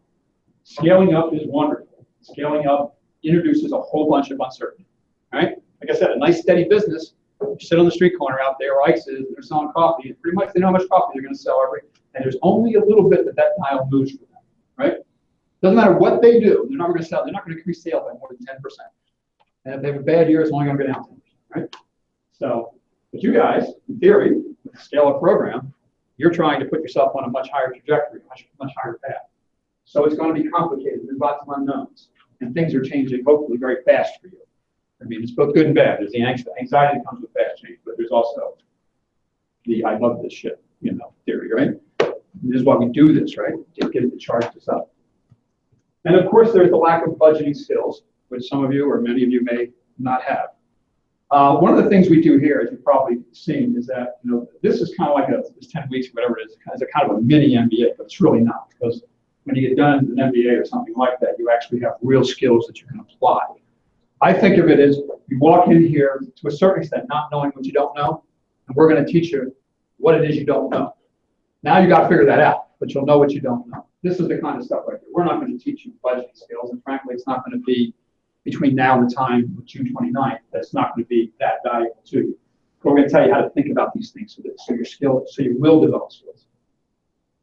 And they're all great excuses, right? Some of you want to have a life somewhere at some point in time, and this cuts into it. Okay.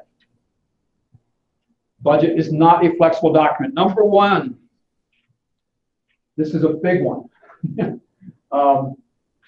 People put together budgets and you get 2 months into the year and going back to premise number one, the budget is wrong day one, right? This is also in the shared folder. You guys can get this. So I've drawn right. Then they have access to the instructor slides, right, Tony? Yes.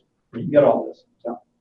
So it's not a flexible document. You put it together at the beginning of the period, typically a year, and you leave it, okay? This is your document you're comparing yourself to. Why do you leave it? Because a year from now, you're going to do a budget again, and you want to make sure that you don't make the same mistakes over. You learn from what you did.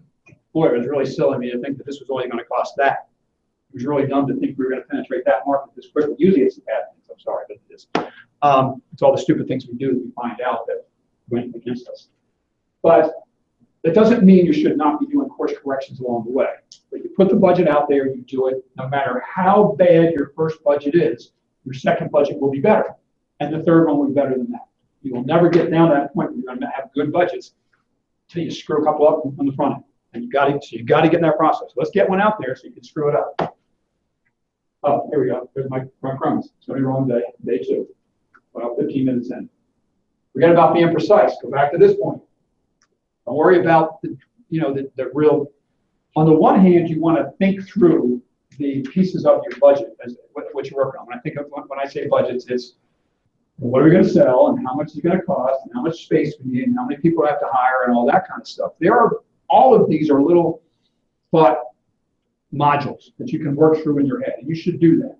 Okay, but don't get wrapped around the axle trying to get the numbers right because they're going to be wrong anyway.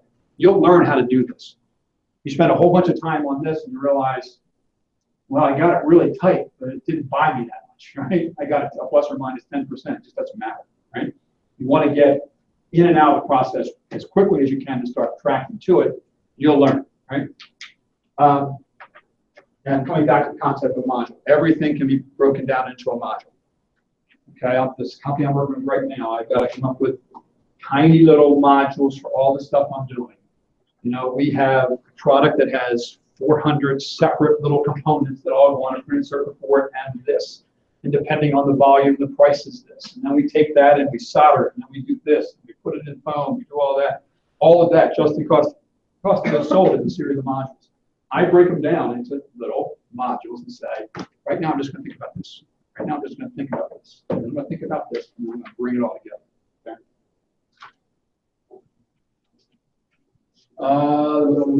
So here's an example.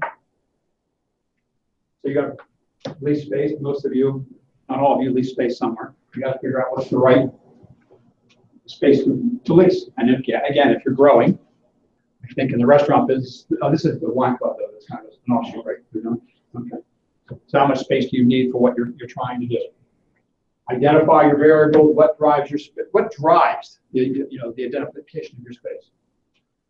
Obviously, if you're in a customer-facing business, and you need to figure out, you better put it somewhere where the customers are going to go buy it. Access to transportation, how close is it for people that work there, how important is that, et cetera, et cetera, et cetera. You take each one of these pieces, quantify them, and then figure your timing out. Okay? You don't want to start this, by the way. This is an example of a module. The very first module you always do is what? What do you think the first module you always do is? What's the first module? Sales. Revenue. Sales. I've got people going, okay, I've got the building. Now, how much can I build? It's like, no. First, figure out your sales, and then figure out the building. If the building is too tight, then you get another building. If it's too big, you lease out part. But does this come sort of off your P&L? Is that a good place to sort of? Yes. Okay. To a certain extent, yes. Okay. Yes. And to an extent, you got things like QuickBooks and stuff like that. I use that stuff all the time. Okay. And if you're clever about how you set up your, set up your general ledger with this in mind, that you're going to be doing budgeting, it will get better for you, right? You throw all of your communication charges in one area or utilities in one section. I don't know if you have general ledgers that run. I see people that have general ledgers, and when you go through their accounts, it's alphabetical. So accounting and then advertising and then something and something and something. It's like, no. You know, for me, for my entire career, it's been 10, probably 9 blocks. Salary type stuff, outside contractors, supplies, inventory related stuff, travel type stuff, the facility, the place we live in. There's usually one involving freight and all that kind of stuff. I've been involved with a lot of manufacturing companies where freight was a big deal. Then there's all those things, the miscellaneous ones like trade shows, not trade shows, but bank charges and fees and this and training and seminars and crap like that you go to and all that. And then the non-cash ones, which would be amortization, depreciation, that type of stuff, those types of things. So I've got in my mind, I can draw the general ledger for any one of you in 5 minutes here and go, put everything in here. And then when we look at it, so when I do budgets, I'll go to any level of detail I need to depending on the sophistication of the organization. And what I do basically is I load that up. And if we have, at one company, I had probably 8 or 10 senior people that had control of the budget. So here's your 30 line items you need to respond to. And they all fit into that box of 10 that I've got. And when I get all done, I roll everything into 10 line items for the entire company. Here's salaries and wages. Here's our contractors. And here's our freight and all that. And they all come together. So that when you go back and do a budget, you can say, this is how this looked over the last 10 months or 12 months or whatever the case may be. All right, I know what to put that number in. So then when I get everybody's information, I roll it back up again. It goes, yeah, okay, that lines up, right? It's not 20% higher. It's not 20% lower. It fits, okay? So when you get into these modules, yes, it is general ledger type stuff. So headcount is a great module. You might, I think I even have one.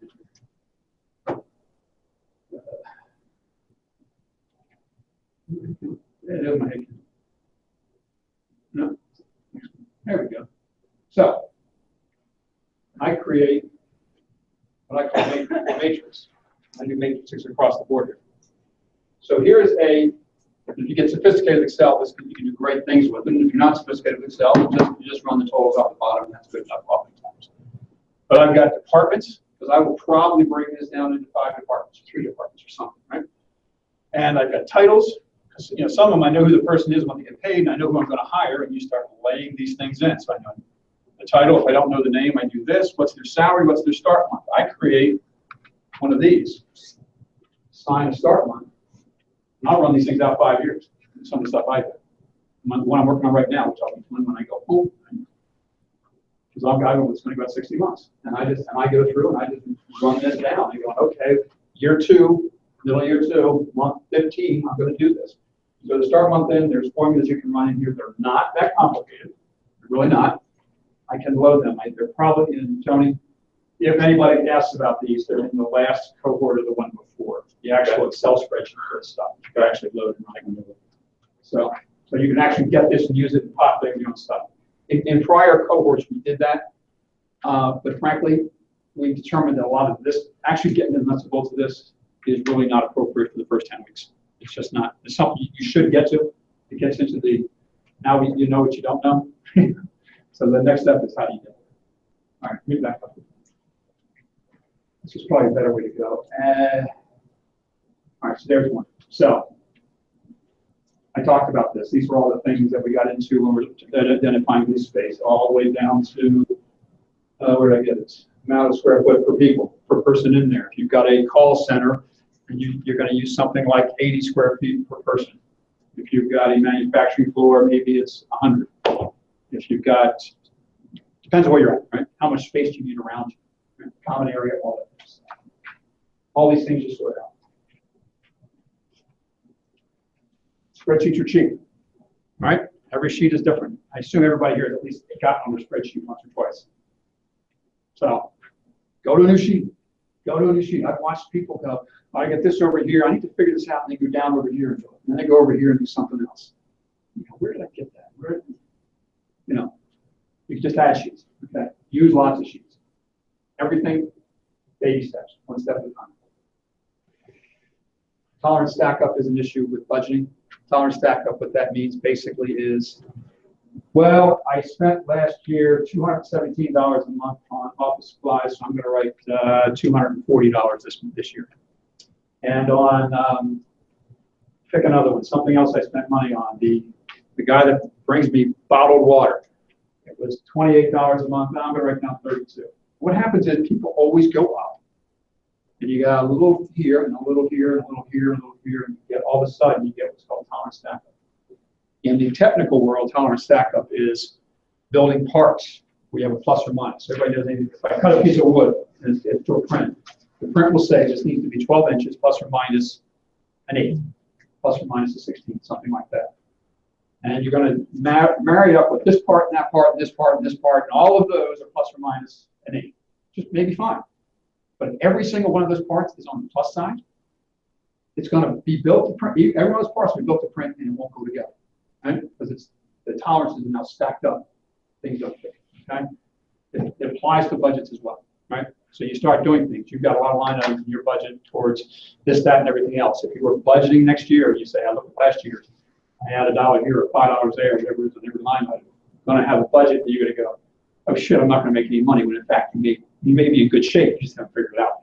Okay? Do you ever see businesses get in trouble because just expenses just increase? It's like, you know, rent scales up, you know, cable companies, you know, just like these little things, they just ratchet up like 1%, 2% a year, and then the revenues don't keep up where you're making your margins on year 1 or year 2, but then, does that make sense? Yes, like it certainly does. So when I do budgets, a couple things I do. First off, we count on pretty much every business I've ever been in. We expect that the price is going down over time. Whatever we're selling, whether it was the tablet computing stuff or the fingerprint sensors or whatever the case may be, we knew the price was going to go down. And then you have to say to yourself, can we keep our costs going down on the cost of goods sold side? Can we keep our costs going down? If you can increase your revenues, so you're going to sell more wine, in theory, you got to be thinking that wine may not be the case, because wine actually goes up. Not actually, it's probably not. I have to think about that. But the idea is over time, as your volumes go up, you got to find a way to keep getting your costs down from your distributors. Maybe it's so that if you want to grow your business, you have to drop your price. Right? I don't know. I don't know enough about your business to say. But to your point, yes, things will stack up on you. Just things like rent. I mean, in most of the rent is called for, you know, step ups and stuff. Well, you know, rent's a great one because the landlord wants to get you in, you know, and he wants to lock you in on a contract. And says, first 3 months free, and then we're going to do this, and then it's going to be, and then it's going to be, and then it's going to be. Yes, I know exactly what you're talking about. You know, that's one of the reasons you do a budget. I mean, you kind of walked into that one, but you do a budget, you see what it looks like down the road, so you can anticipate this kind of stuff. You can go back to your landlord and say this, and anything about cable company. Well, maybe you use less. You change it to a less data package or something like that. So, yes, that's one of the values of budgets you can see. You can see ahead, anticipate where you're going, and then you know where to fight. You'll know which battles to fight. Some of them, they're not worth fighting because the numbers aren't big enough, or there's just no hope of winning. Right? If you have a high electricity content business, you're running generators or something, that type of thing. Electric's what electric is. What about capital improvement projects that are money savers? What is your typical payback period? Like, let's say you want to do something that's going to reduce waste, but it costs you $1,000 to build it, but then it's going to save you, $60 a month payback period of, say, 1.5 years. So well, you've nailed the number. 12 to 18 months is a common back of the napkin number to use. 12 to 18 months. Is it good? Like, that's a thumbs up. Good payback period. If you get much beyond that, you better have other benefits coming out of this capital equipment. I'm going to have more reliable turnover in your employees, training, things like that you really didn't take into consideration because that's just the nature of your business. But flat, straight out, 12 to 18 months. I mean, when I was in college, especially in B school, we had capital budgeting, you did discounted cash flows and all that kind of crap. And then you go out in the real world and you go, yeah, it's about 12 to 18 months. So I can give you complicated formulas. 12 to 18 months is a good rule of thumb. Taking into consideration those other things that may be important to you. How would you do it for selling commodities? Some price can fluctuate regularly. Mm-hmm. Would you do by cases? You're budgeting on sales, or would you stick by dollar amounts? I always go to units. I do both. I always go to units. So units would be better. Yes. So what I would be doing on yours, and so I do have a revenue model here. Something like this. So yours, okay, so this is a sample, like the head count, this is a sales revenue forecast for me. And on this one, we have everybody's business is different, we know that. So if you have thousands and thousands and thousands of customers, you don't want to have thousands and thousands of lines you budget to, because that's meaningless, it's brain damage, and you won't learn anything from it. So you come up with customer groups. We have people that might be geographically, or I don't know, depends on your business. I mean, it could be just about anything as to what. Okay, you come up with something. What is it? We have 3 different revenue streams basically. So tuition, retail sales, and then clinic sales, so services that our students. So there you go. You'd have those 3 in here, and maybe you've got 2 products going to each. So I have group 1, product 1, group 1, product 2, that type of stuff. I mean, that's how you might simplify it. That's how you group things together. And again, don't worry about being too precise. Put things in buckets that are logical and can be organized. So getting back to yours with the produce, because you're going to have fluctuations in pricing and all that kind of stuff, I would want to, let me walk through this first. Okay, so market segment, if that's important to you. I mean, there's 2 reasons you're going to do this. One is to learn from it, but also to report it, right? So maybe we want to tell everybody, this was a guy, I don't even know what any of this was. Oh, yeah. That was 3 different groups we had in there. One was selling stuff into resorts, and one was selling stuff into the gym business. Anyway, but the idea being, if you had a bunch of different market segments, so at the end you can say our market segment, like yours, the retail segment, this segment, that segment. You might have that repeated here, or within the retail or the tuition, it's people of this ilk or that ilk, group sales versus individual sales, whatever the case may be. So you get into these segmenting things, price, quantity, and then some people, you're going to sell stuff quickly. You're going to turn it quickly. So you're never going to have anything spread over 12 months, right? No. It's going to be in and out, in and out. Yeah, max 3 days. So for you, I'd be lumping monthly activity, probably not quarterly, but monthly. So the way this thing works, and there's a spreadsheet in somewhere that Tony gives you.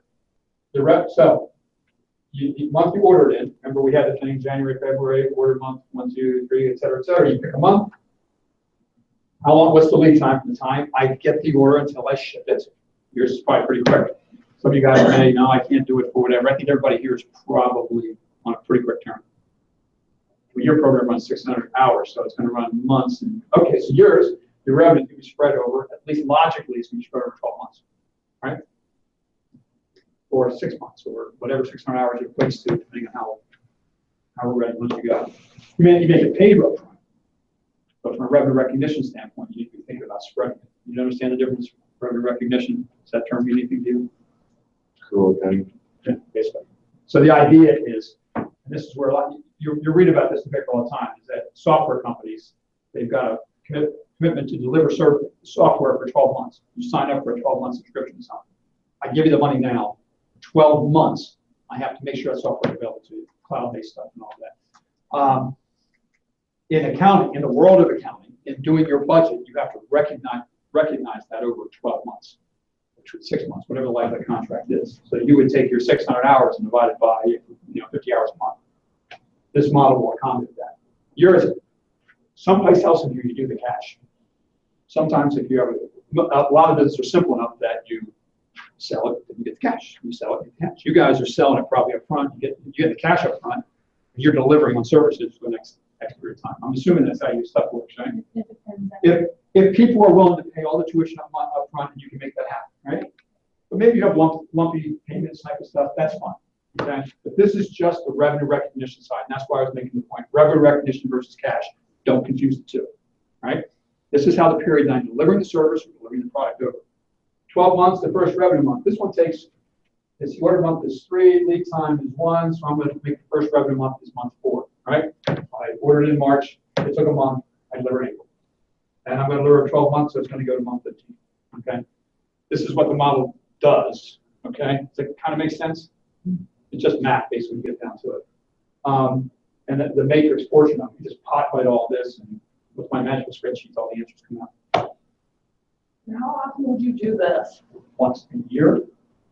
I didn't get into that portion of it. So once a year, budgets, not flexible. 3 months in, 6 months in, you start going, okay, we're far enough off budget. The budget is no longer a tool for me to plan against. It's more for me to report against, okay? I don't want to get away from the discipline of the budget. You do a reforecast. I wouldn't do a reforecast every month unless you're in a business that dictates it, that really says, I need to be that close to the business that I got to go through and do this every single month. Really don't want to do that because that's just brain damage. Unless your business dictates it. And I've been in businesses where I had to go through this every single month. You know, when things are tight, we're growing fast, cash is tight, investors are whining, whatever the case may be. There's all reasons why you might want to do that. But avoid it. Okay? Whatever. But you'll know. You'll know.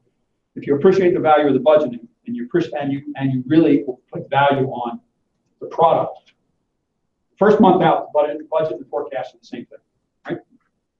3 months out, the budget's this, and the forecast is something else.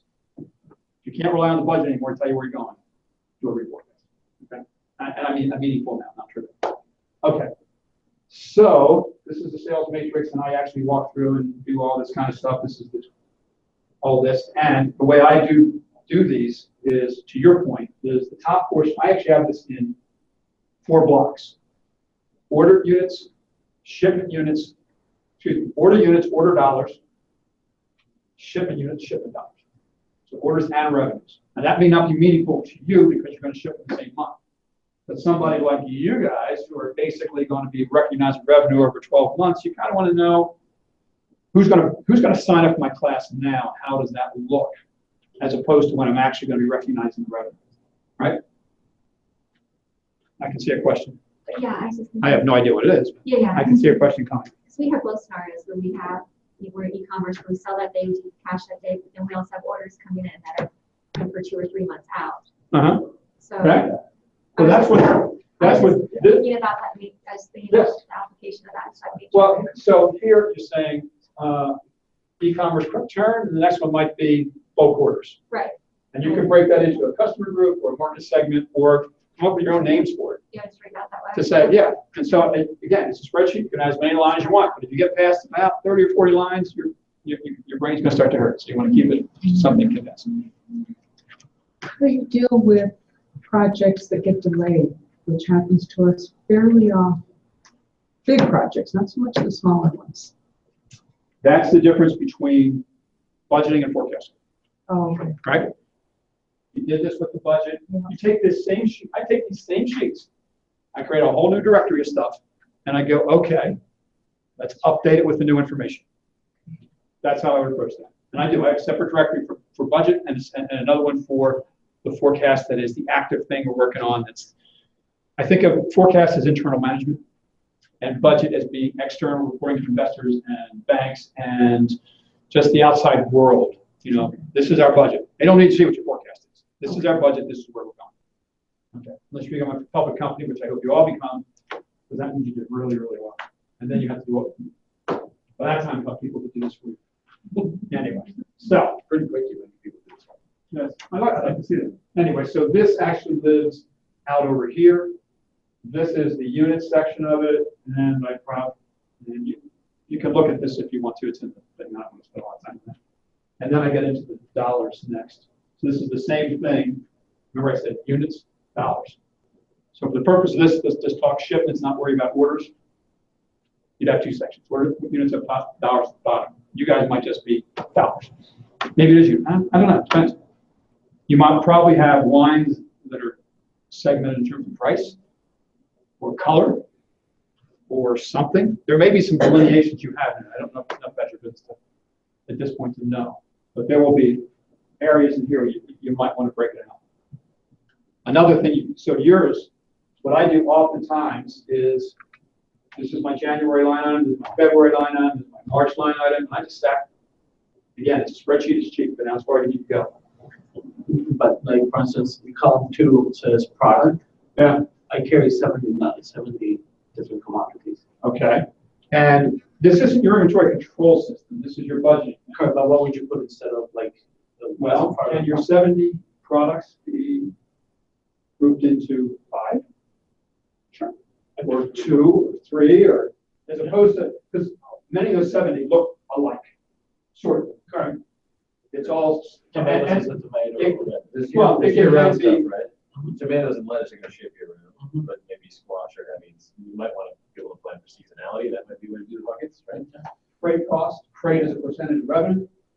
Because when you get done, at some point in time, freight's got to be a significant portion of your business. And that's a weight-based thing or volumetric. I'm not sure what you wind up with. Maybe it's both. So you might want them broken out into that. So the more dense, smaller things cost you more per pound to ship. So I don't know if everything's heavy and everything's light. It could be that. Watermelons versus cilantro. Yeah. So and it could be you could be doing seasonal stuff.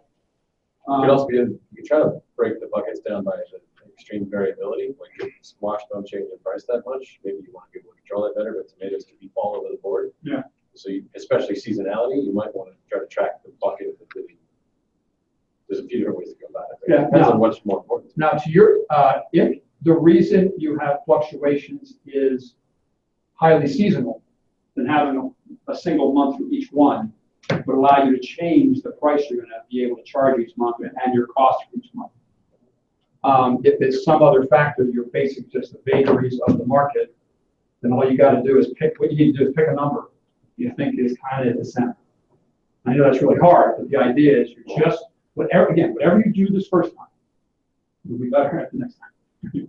You start making yourself going, maybe this group of 5 product groups I had, maybe I should keep it to 3 or take it to 7 because these guys inside that group weren't acting the same way. But just to, I mean, if the goal is, you know, hey, I budgeted that tomatoes were going to be costed $8 a case, and I can move them for 14 or whatever, right? And all of a sudden the tomato market blows up, and you can't touch anything, and you got to keep your margins slim around that to make it work. Then you've got a budget that said this all worked in this particular set of parameters, and now it's horribly broken, and I need to forecast differently, right? I've got to cut labor, I've got to increase sales over here. So you take this document, you make a copy of it, here's my new forecast, all right? But it tells you ahead of time if there's going to be trouble, as opposed to. But to yourself and to people that you're working with, whether it's investors or banks, whatever the case may be, you can say, this is what I planned, this is why I thought this is why, and they can go, okay, I understand that. This is what happened. They go, okay, I understand that. You've got credibility with them. I'm not going to panic. Oh, shit, the guy doesn't know what he's doing, right? It'll be, no, he knows what he's doing. He had a bump in the road that everybody recognized. It was in the papers. Right? It was a really hot year, a really cold year, something. Anyway. All right, so here's a month one. Month 1, 2, 3, all the way through 12. And you can change your prices somewhere, whatever the case may be, quantities. Your stuff is going to go that way as well. You're going to have seasonality to your stuff, for sure. And that could be another. This would address seasonality for you all by itself. You wouldn't have to do anything. Get your product categories right. That might work. So make the forecast, and then the forecast is like one part of it, and then you're basically plugging in your forecast into that line item of your budget. The first module of your budget is basically like your sales forecast. Absolutely, yes. You've got to figure out what the matrix is for you. These guys had 3 product groups they talked about. He's got 70, which he's going to figure out how to get down to 5 or pick your number, whatever that may be. And he's going to want to go this way because he's got a lot of variability, some of which you can predict based on seasonality, knowing that month 8, August tends to be this, and month 3 tends to be that. Okay, you would have similar things in the restaurant business, that kind of cyclicality. Hopefully, in the wine business, people are drinking a lot of wine all the time, and it really isn't. I used to have more whites in the summer, right? I guess. I always drink red. Arizona's weird. Yeah, Hungarian wine. Hungarian wine last night. I've never had a Hungarian wine. Not or Cornet. What's that? Was it sweet? No, it was basically red. No, I think there was the word F, the letters FRANC in there, although it's part of a bigger word. It was. I just put it on the one. Okay. I didn't know the corn had it, but that's awesome. Yeah. I'm looking through it. I'm going, I've never had Hungarian wine. Let's go with it. Anyway, so you've got your matrix that's based this way, and your business was printing and product, printing type stuff. You're going to have pretty steady cost structure. I don't know how cyclical your stuff is. Depends on what your Our fourth quarter gets really busy, but I put it into product categories in general. We've got print on one section, later forms, and then here's apparel, and here's promotional products. And okay.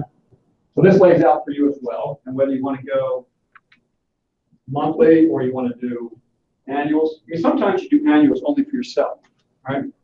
Maybe it's not a customer that's going to give you an annual contract, but I know somebody's going to order this on a pretty steady rate over the course of 3 months, 6 months, a year, whatever the case may be. So you may do that. So it doesn't necessarily need to tie to a contract.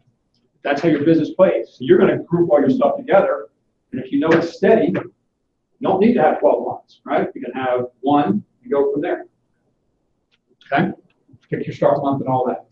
Again, this model is available on our stuff, but Tony will probably have to bring it forward from somewhere. And this would be based on costs. This is a cost matrix, not a sales matrix. No, this is price and quantity, which is dollars in revenue. But then what you can have, the reason I do units, right, and dollars, is so I can grab the units by whatever group you can do. There's a function in Excel for anybody that's a little bit further along, sum if. And I probably got some sum if calcs in there. Okay, but now, this is price and quantity of what I'm buying or what I'm selling, or about what you're selling. This is what you're selling. Okay, so can I just do it by customer and how much am I selling in number of boxes and just forget the categories and say, this guy buys 17 boxes this week, 32 boxes, 44 boxes, regardless of the commodity? If you want. At the end of the day, they're boxes, you know what I mean? They taste different, obviously, but it's just produce. So well, so okay, let me take the next layer on this. Because you have, when you get down to the details, like I said, it's in your head, you want to get the details. But if you give me the quantities, whatever those quantities are, you can then start looking at those quantities from a cost of goods sold standpoint. This is your revenue model. But you've just determined what the quantities that are going to be in demand. Now I can figure out what they're going to cost. So if you break it out by some sort of commodity group or weight or something, where you get weight is, if freight's a big enough number, you're saying, I've got my 5 groups based on weight. I got to assign this freight factor for this one and this freight factor for that one. I've now figured out how much is freight as a percentage of your total. For sales? Yeah. I don't know, a small, like 12% of my cost. Okay. Yeah. Most companies would say 12%. As Donald Trump would say. Huge. It's huge, yeah.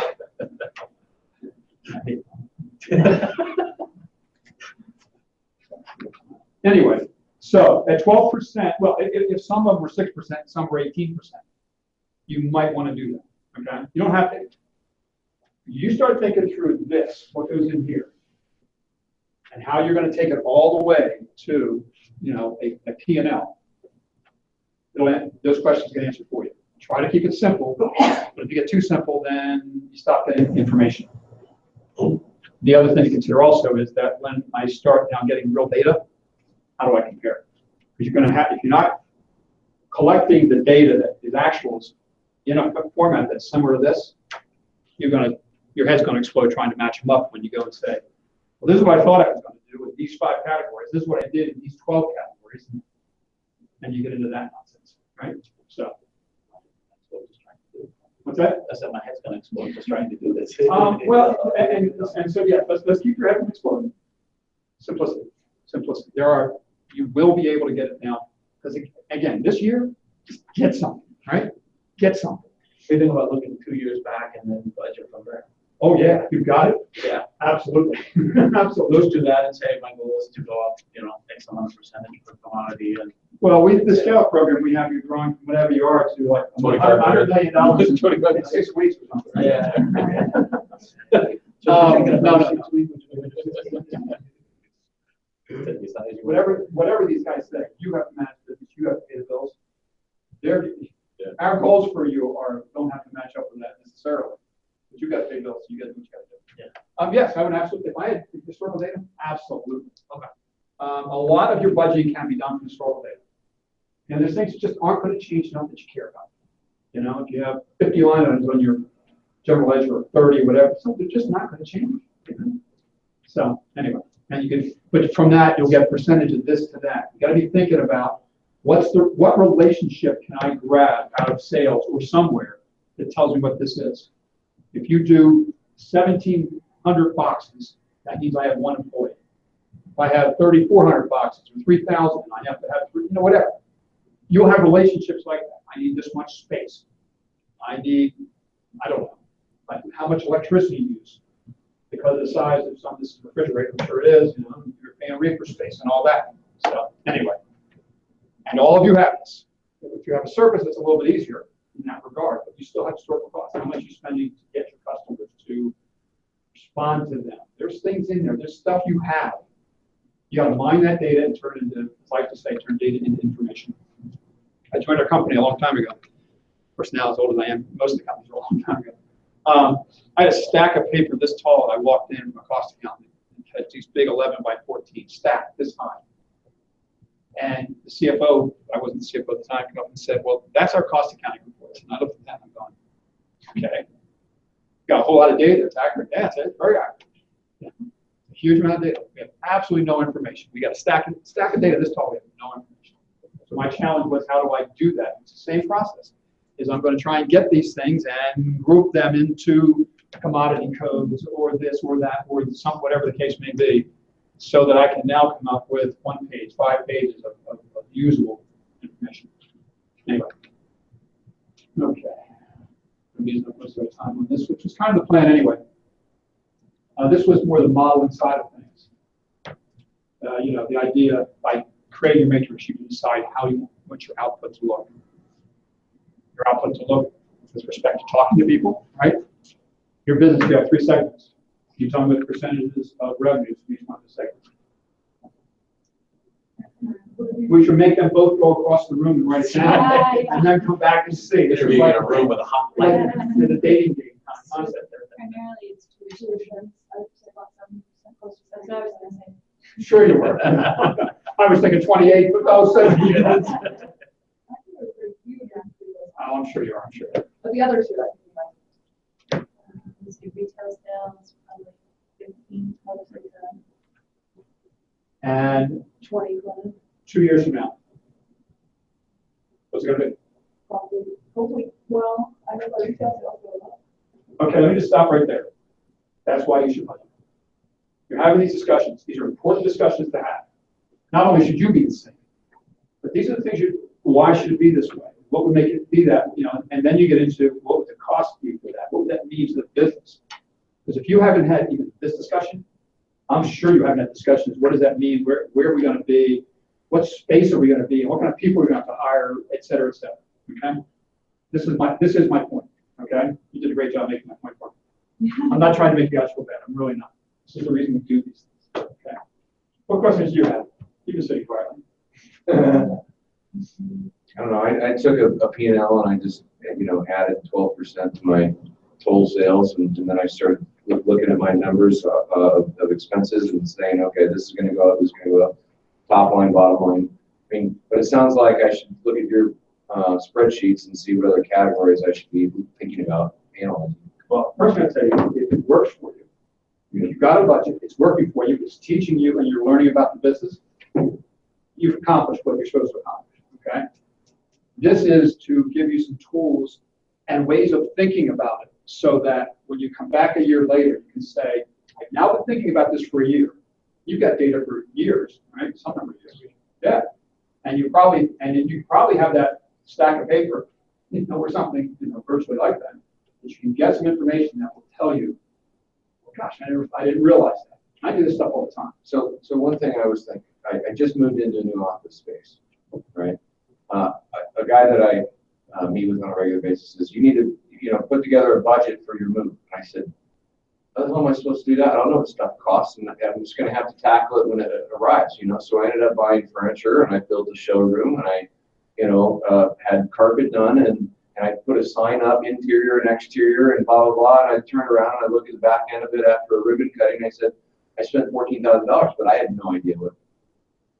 So my question is, how do you budget for something like that? Well, the reason, okay, it's always the balance. Yes, you could have got that information ahead of time. Yes, you could have done a budget. Did you get value? Would you have gotten value out of doing it? That's always a challenge when you get into this. You absolutely should be doing budgets. I'm telling you, you should be doing budgets. You have to do this. You have to do this. You're going to grow your business. But you do not have to make this your life. And that's the point with that move.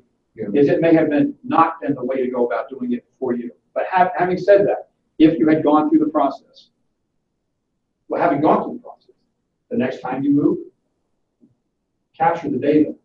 You'll remember, right? Yeah. And next time you'll be able to find somebody who, oh, by the way, they just shut down their business, and you get all the office furniture for 10 cents on a dollar. Right. Well, there you go. There you go. It'll look just like new. Exactly. No, we just put how many monitors we bought from Mexico? We got them here monitors for $5 a piece or something like that, $10 a piece. And it was somebody who was just, I don't know, it's a Craigslist thing, whatever the case may be. A guy went over there, oh yeah, I'm taking this. Anyway, so I don't know what else I have to cover on this because we're running out of time, and let's see. Oh, assumptions and data set. This is interesting to look at. So one thing I tend to do with my spreadsheets when I do them, so I got all these spreadsheets to make them. I try to create one that's got what I call the assumptions and data. I call data set. So in there you have things like you would capture your revenues in there just so it's visual for you. But what you're going to do is put a bunch of things on that page and run it out so that when I'm doing a formula on tab number 1 or slide or whatever, sheet number 1 or number 7 or whatever, I go, okay, that's where I keep my commission percentage here. I'm going to calculate commission percentage. I come over here. So when you change stuff, what you'll get into is you'll have formulas embedded all over the place on these spreadsheets, and that will be painful for you to unravel them. I go from here to get this and this, and then I get this, and I go, no, I have this over here. I got one place, and it can be, like I said, it can be employee benefits, interest rate, bad debt expense, obsolete inventory, all these things. Rent per square foot, that type of thing. You put all of these in one place so that anytime you come up with an assumption, I just figured out my rent's going to be for the next, per square foot for the next 5 years.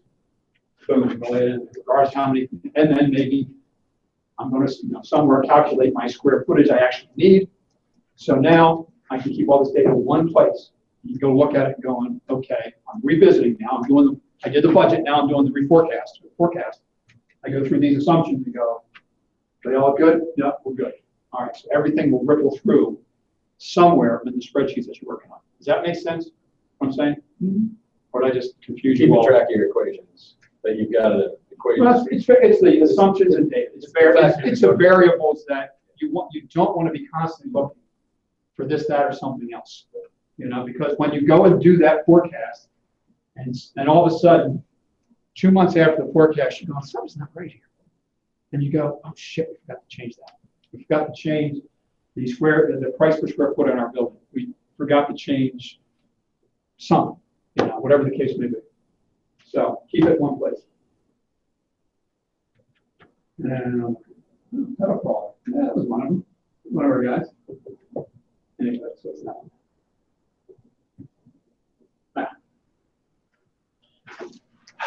Just about. Questions? No, questions.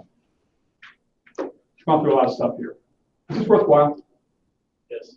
Anybody think it wasn't? You can be honest with me, you won't hurt my feelings. Okay. Greg's a high D. On what? High D. We did some disc testing. So. Yeah. I don't know what that means. High D means you don't have any problem rejection because you can just go with it. I am because you don't care that much. I am comfortable in my whatever. I'm comfortable in my skin. No, you do this enough, and it's funny. I'm traveling around trying to raise money for the company, and people ask this stuff, and they're going to hurt their feelings, and trying to couch these questions. What are you trying to say? So, well, you got to hurt my feelings. The only way my feelings get hurt is if you lie, right? That's pretty much what it comes down to. If you lie to me, that will piss me off. But if you're not going to put money in, Christ, everybody in fact, they're going to talk to you, not put money in, right? It's like two guys out of six, right? That's the sales right there. 90% of you are going to say no. How fast can I move through your no so I can get the guy who says yes? I'm going to keep reeling. I'm going to keep reeling as long as I can. So, anyway.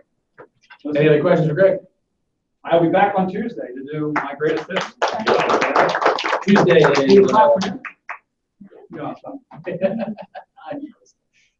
Thank you. The Tuesday is probably Karen from the SBC on bankability, and then we're covering Greg's greatest hits, a little bit of metrics, a little bit of ratios, a little bit of 20 years of tricks of the trade. Yeah, I don't know. Yeah, I've got some ideas. Notes. Things I would tell you right now. We're getting into very aggressive presentation prep for the next few weeks, getting you ready ahead of demo day. So you guys owe me a presentation that one. You still owe me a presentation today. Tuesday? No, Tuesday. You got to do something today. I let no one skip. You will never be allowed to skip. So this is the rule I'm laying down now. So is that why 4 people didn't show up this time? Yeah, I get a few people who try to pull that. I didn't do my homework. He said, if your homework's not done, don't show up for class. We've had in the past folks like, I'm not ready, I'm not ready, I'm not ready. So, like you remember it, you're going to drive yourself today. Like Pete the water guy? Like Pete the water guy. He was never ready until he didn't do it. He actually stood in front of the group and said, and he has serious stage fright. No matter how nervous you are, none of you will ever be has a stage fright. He gets up there, he goes, hi, my name's Pete. I do bottled water. I have a real problem with stage fright. Thank you very much. Everybody remembered Pete. Everybody remembered Pete. He's a great guy. Yeah, so be working your slide decks. You have templates to work with. You have 12 slides. Everything we've done for the last 5 or 6 weeks, all these reputations, your validation, your research, your market size, your go-to-market strategy, your unfair advantage, it's all there. Then you're going to start piecing it together. If you can't talk about your business in this way, you can't run your business in this way. So you have to be able to put it together in a way that in 7 minutes makes sense. If you can't talk about it, you don't understand it. If you don't understand it, you can't run it. That's it. Anyway, everybody's gone through this. Has gotten better after, gotten magically better after. By the way, first 19 responses from our 70 companies we ran through last year are in on the survey. Yeah. Aggregate increase delta in run rate of revenue for the first 19, $3.5 million a year. Wow. So that's New jobs created, per company. 25 FTEs on the first 19. 25 people. 25 FTEs. Yeah, that's great. So so that's what you guys have to look forward to. right. The pressure's on. Good luck. Right now I'm projecting 50 FTEs for the total group, because one I think is a lot. I don't know why they hired a lot you can more. extrapolate now. 50 FTEs would mean that we were 1.7% of the aggregate jobs around the 2015. Wow. Because there's only 2,300 net new jobs. Okay, so what do you do with that? I just start playing. That's a useful number. You guys, I will introduce you to Denny. Denny's on our board. He's the head of the he's the head of the Sun Quarter chairman. He's not the he doesn't run operations. He's the runs it. You need to talk to him about that. So he can, he talks about the Caterpillar stuff and all that. But even at 3.5 million, the ROI on the 280,000 for the feds and the 50,000 in the city is 10x year one. So that's a good one for the mayor. Yeah. You can help him put more money into stuff. That's good economic. That's great economic. That's great. Yes. I wasn't making notes. I was like actually listening, but it's not writing at the same time. Not a problem.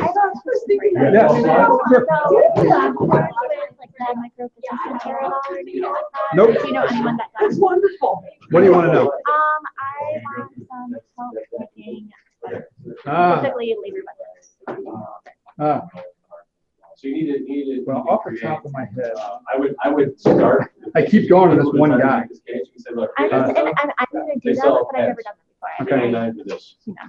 Yeah. I do wine and I They study sell with $300 policy, but I also do pens. labor. Here's this company. They sell cheap handbags in China. I'm gonna tell you right now, Handmade leather goods. They're doing savings technology. I am so massively. The fact of the matter is, I understand. I was just wondering if there's someone you know that you would. There's a guy named Ryan Moore who is. They expect a curated, beautiful experience. He does the accounting work for us. He is eBay a and professional Amazon, accountant. Costco, Ryan. Nobody's RYAN. premium curated. MOORE. So much, Sarah. And is he? Is it? Here's how fast that for wine free? Look, That gives me He the. might. okay, keep going. And well, I've encouraged him to get involved in businesses around, and he likes doing this. I will But- hook him up with some phenomenal wine.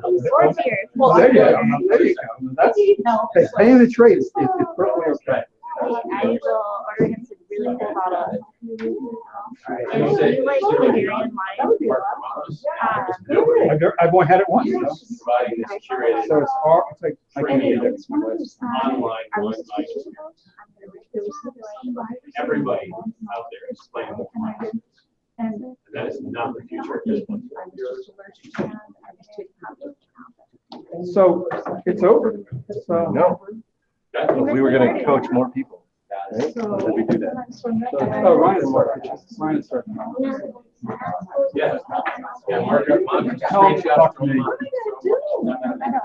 Gee, so there's a customer pain that you're gonna take care of. You got me twice a week. That's good. There's my glasses. iPads. story of my life, because it's usually my teacher. I had it in my back pocket the whole time. It's sitting on it. This is a curated wine buying experience. Then take a screenshot of, three bottles of wine. With a write up, and that's not wine club is the logo, right? Curated wine buying experience, where we go out and take the very best wines, put together a bundle price for you. We show you where they're from, then that's your little tap. But there's a whole box right? right over there. Oh, it's because she brings them. That's Yeah, good. it's like here's, Yes.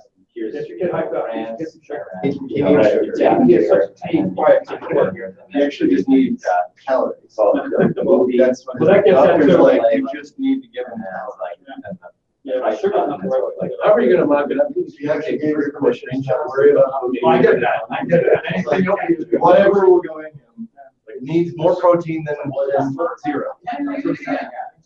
If you make a visual of a web page in a Photoshop and drop it onto a fake iPad, it's real.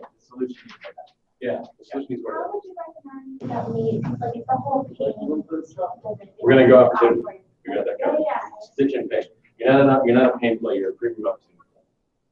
So eBay, Costco, Amazon are selling wine. No one cares.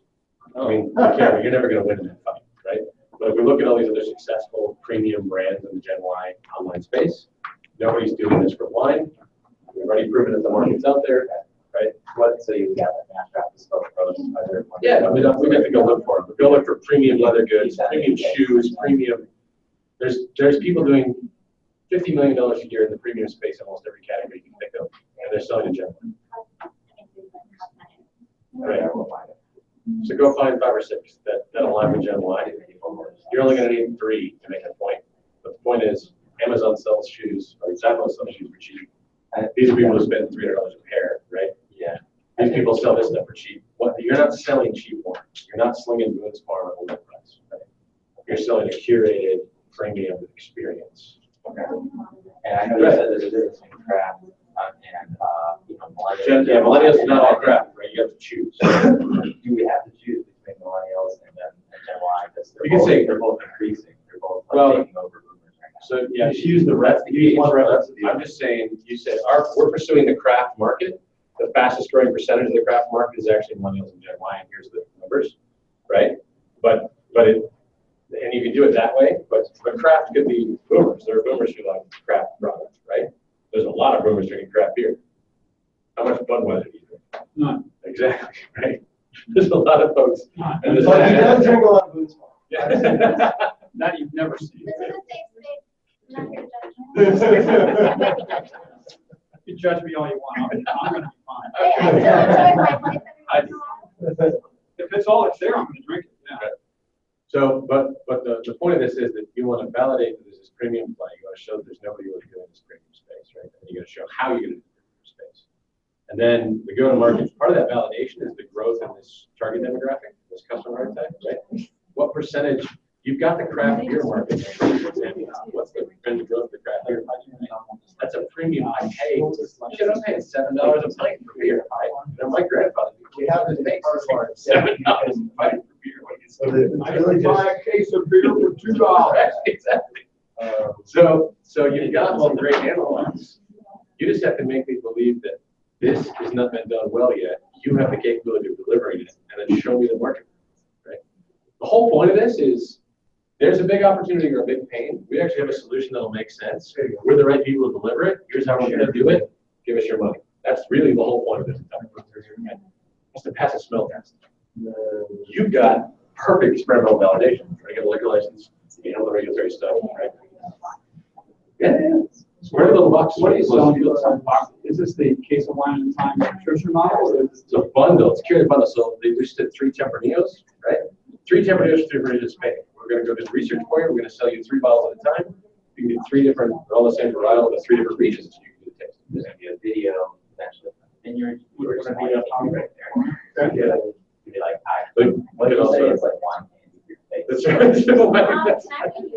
Yes. Wine candy. But I like the wine. They don't take themselves too seriously. I have yours. But the point is, there's a bunch of different ways to bundle this, but it gets you away from all the pricing. Because you're no longer comparing one price of a bottle of wine and similar wine. You got to get a free pack. It starts to obfuscate. They don't want to be this price. The whole point is never to have to be.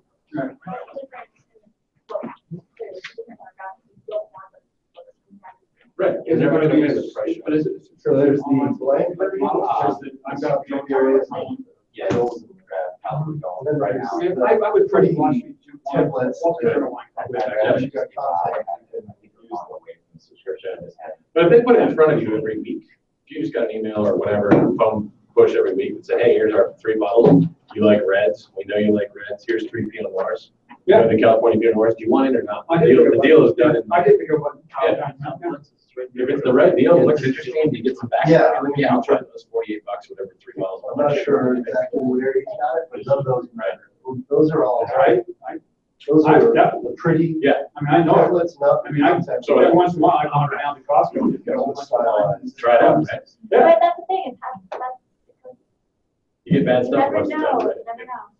Well, we do it by a couple of bottles and drink it and go, Yeah. all right, this can be taken. Right. I mean, That's good wine. Well, sometimes it's just wine that, you know, you're not going to get too excited about. Other times. But if someone does the legwork for you and says, look, these are the 3 best multiple gems, right, from this region. That's So, the one you don't want to question use. for you. I don't know there's such a thing as bad multiple. I said they're the best. Oh, no, Montecino. Multiple challenge, they pay. Montecino. Stole your chair. That's okay. Doesn't matter. That's like the one thing that everyone is like everyone's in wine industry, gratitude, and like, well, Yep. Doesn't matter. Not for the genuine buyer. They do not apply credibility based on certification or experience. If you go, I love wine, I live wine, we travel, this is what I do, that is good enough. You do not have to be an accredited seller. You have You show up with this target. Yeah, if you deliver crappy wines to me, I'm done, right? But if you're like, we like wine, we love wine, this is what we do. Based on that. Yeah, good enough, I'll take a risk. It's not that big You of have a risk. the information. We still get it. It's like beats when you go to No, I mean, yeah, it's still just right. But you could have a VIP version that has a specific custom. You could play that, but I don't think it's gonna matter if you're targeting. the challenge. Yeah, The challenge. yeah. What's the That's a high review. is in challenge. Justin gave us permission to do Tuesday after. How many kind of person is it? I'll give it the name too. I know, yeah, they know that. Is there another? Yeah. We totally just did the one. These two obey. I came in Tuesday. All I did was. I know Tuesday, 7:30. Oh, we set that. This is good. 7:30. Oh, yeah. Generation. 7:30 in the morning. 7:30. After you wake up. But here's what I expect. I expect you to pull down a template, make a template, put your 12 slides into a template. I'm gonna make that movie. I think it's, we're here and. You guys down? Right now, From the shared. so much back and forth. Okay. Just because, I mean, maybe we're getting better when less. Well, if it's more back and forth, we may have to do it. I'm just trying to think of whatever's gonna be. Is it I mean, it was. Okay. Whether the bar is out, I still up. Okay. We're talking about the really. Yeah. What's So, up?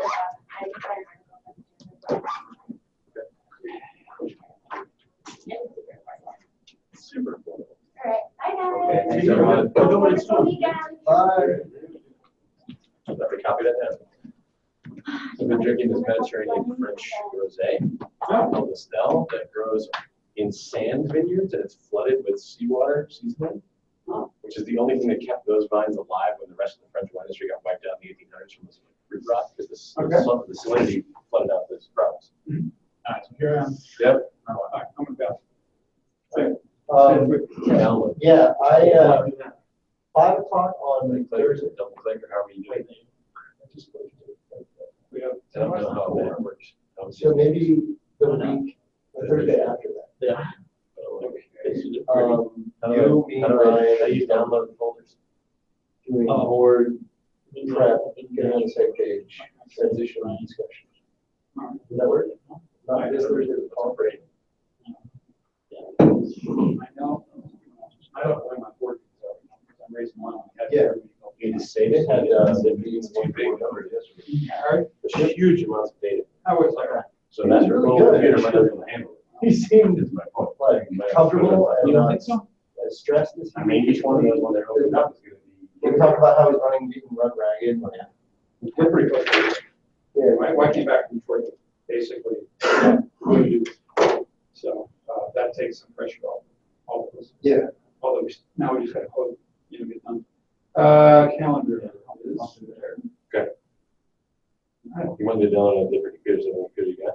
No. Okay. So my plan is to have a board I got a meeting, Windows space. a quick board meeting, Download it, July unzip it. 25th. You got a big folder in there. PowerPoint, So I open that PowerPoint, I want to get one out of the way. Like I choose like all the different templates and all the different colors and whatever, each one of them different templates. It won't be our deep substantive one. Really? Okay. So you pick the template you like, then you pick the color scheme you like, and then have like go to market strategy, So market size. Ryan wants to get all of Pre-built the yourself. stuff like that. So Okay. Just type in your. Yeah, put in your numbers. Tony and I- Okay. We go here, all four of us together and just go through, here's the mechanics of what we want our board meetings to look like. Here's your role, here's my role, and here's whatever. So this is the 9th, the 16th is the designated minute. Yep. Is that the following? I have it I'll be teaching the night. It's Saturday. Yeah, this Saturday coming up is the 9th. Wait, we're talking This about Thursday coming up is the 9th. Oh, okay. So what, Thursday? Because I got one of those like August night or July night. July night, I'm gonna be here. Yeah. It was August night. What we're talking about is, Does it start with two board meeting? Because I got to do that last night. Am I skipping ahead to something different? it's that, but it's you, me, Greg, and Ryan sit and talk through what the mechanics of start to do some board meetings, what does Ryan need to deliver with, just putting a plan in place and getting him up to speed.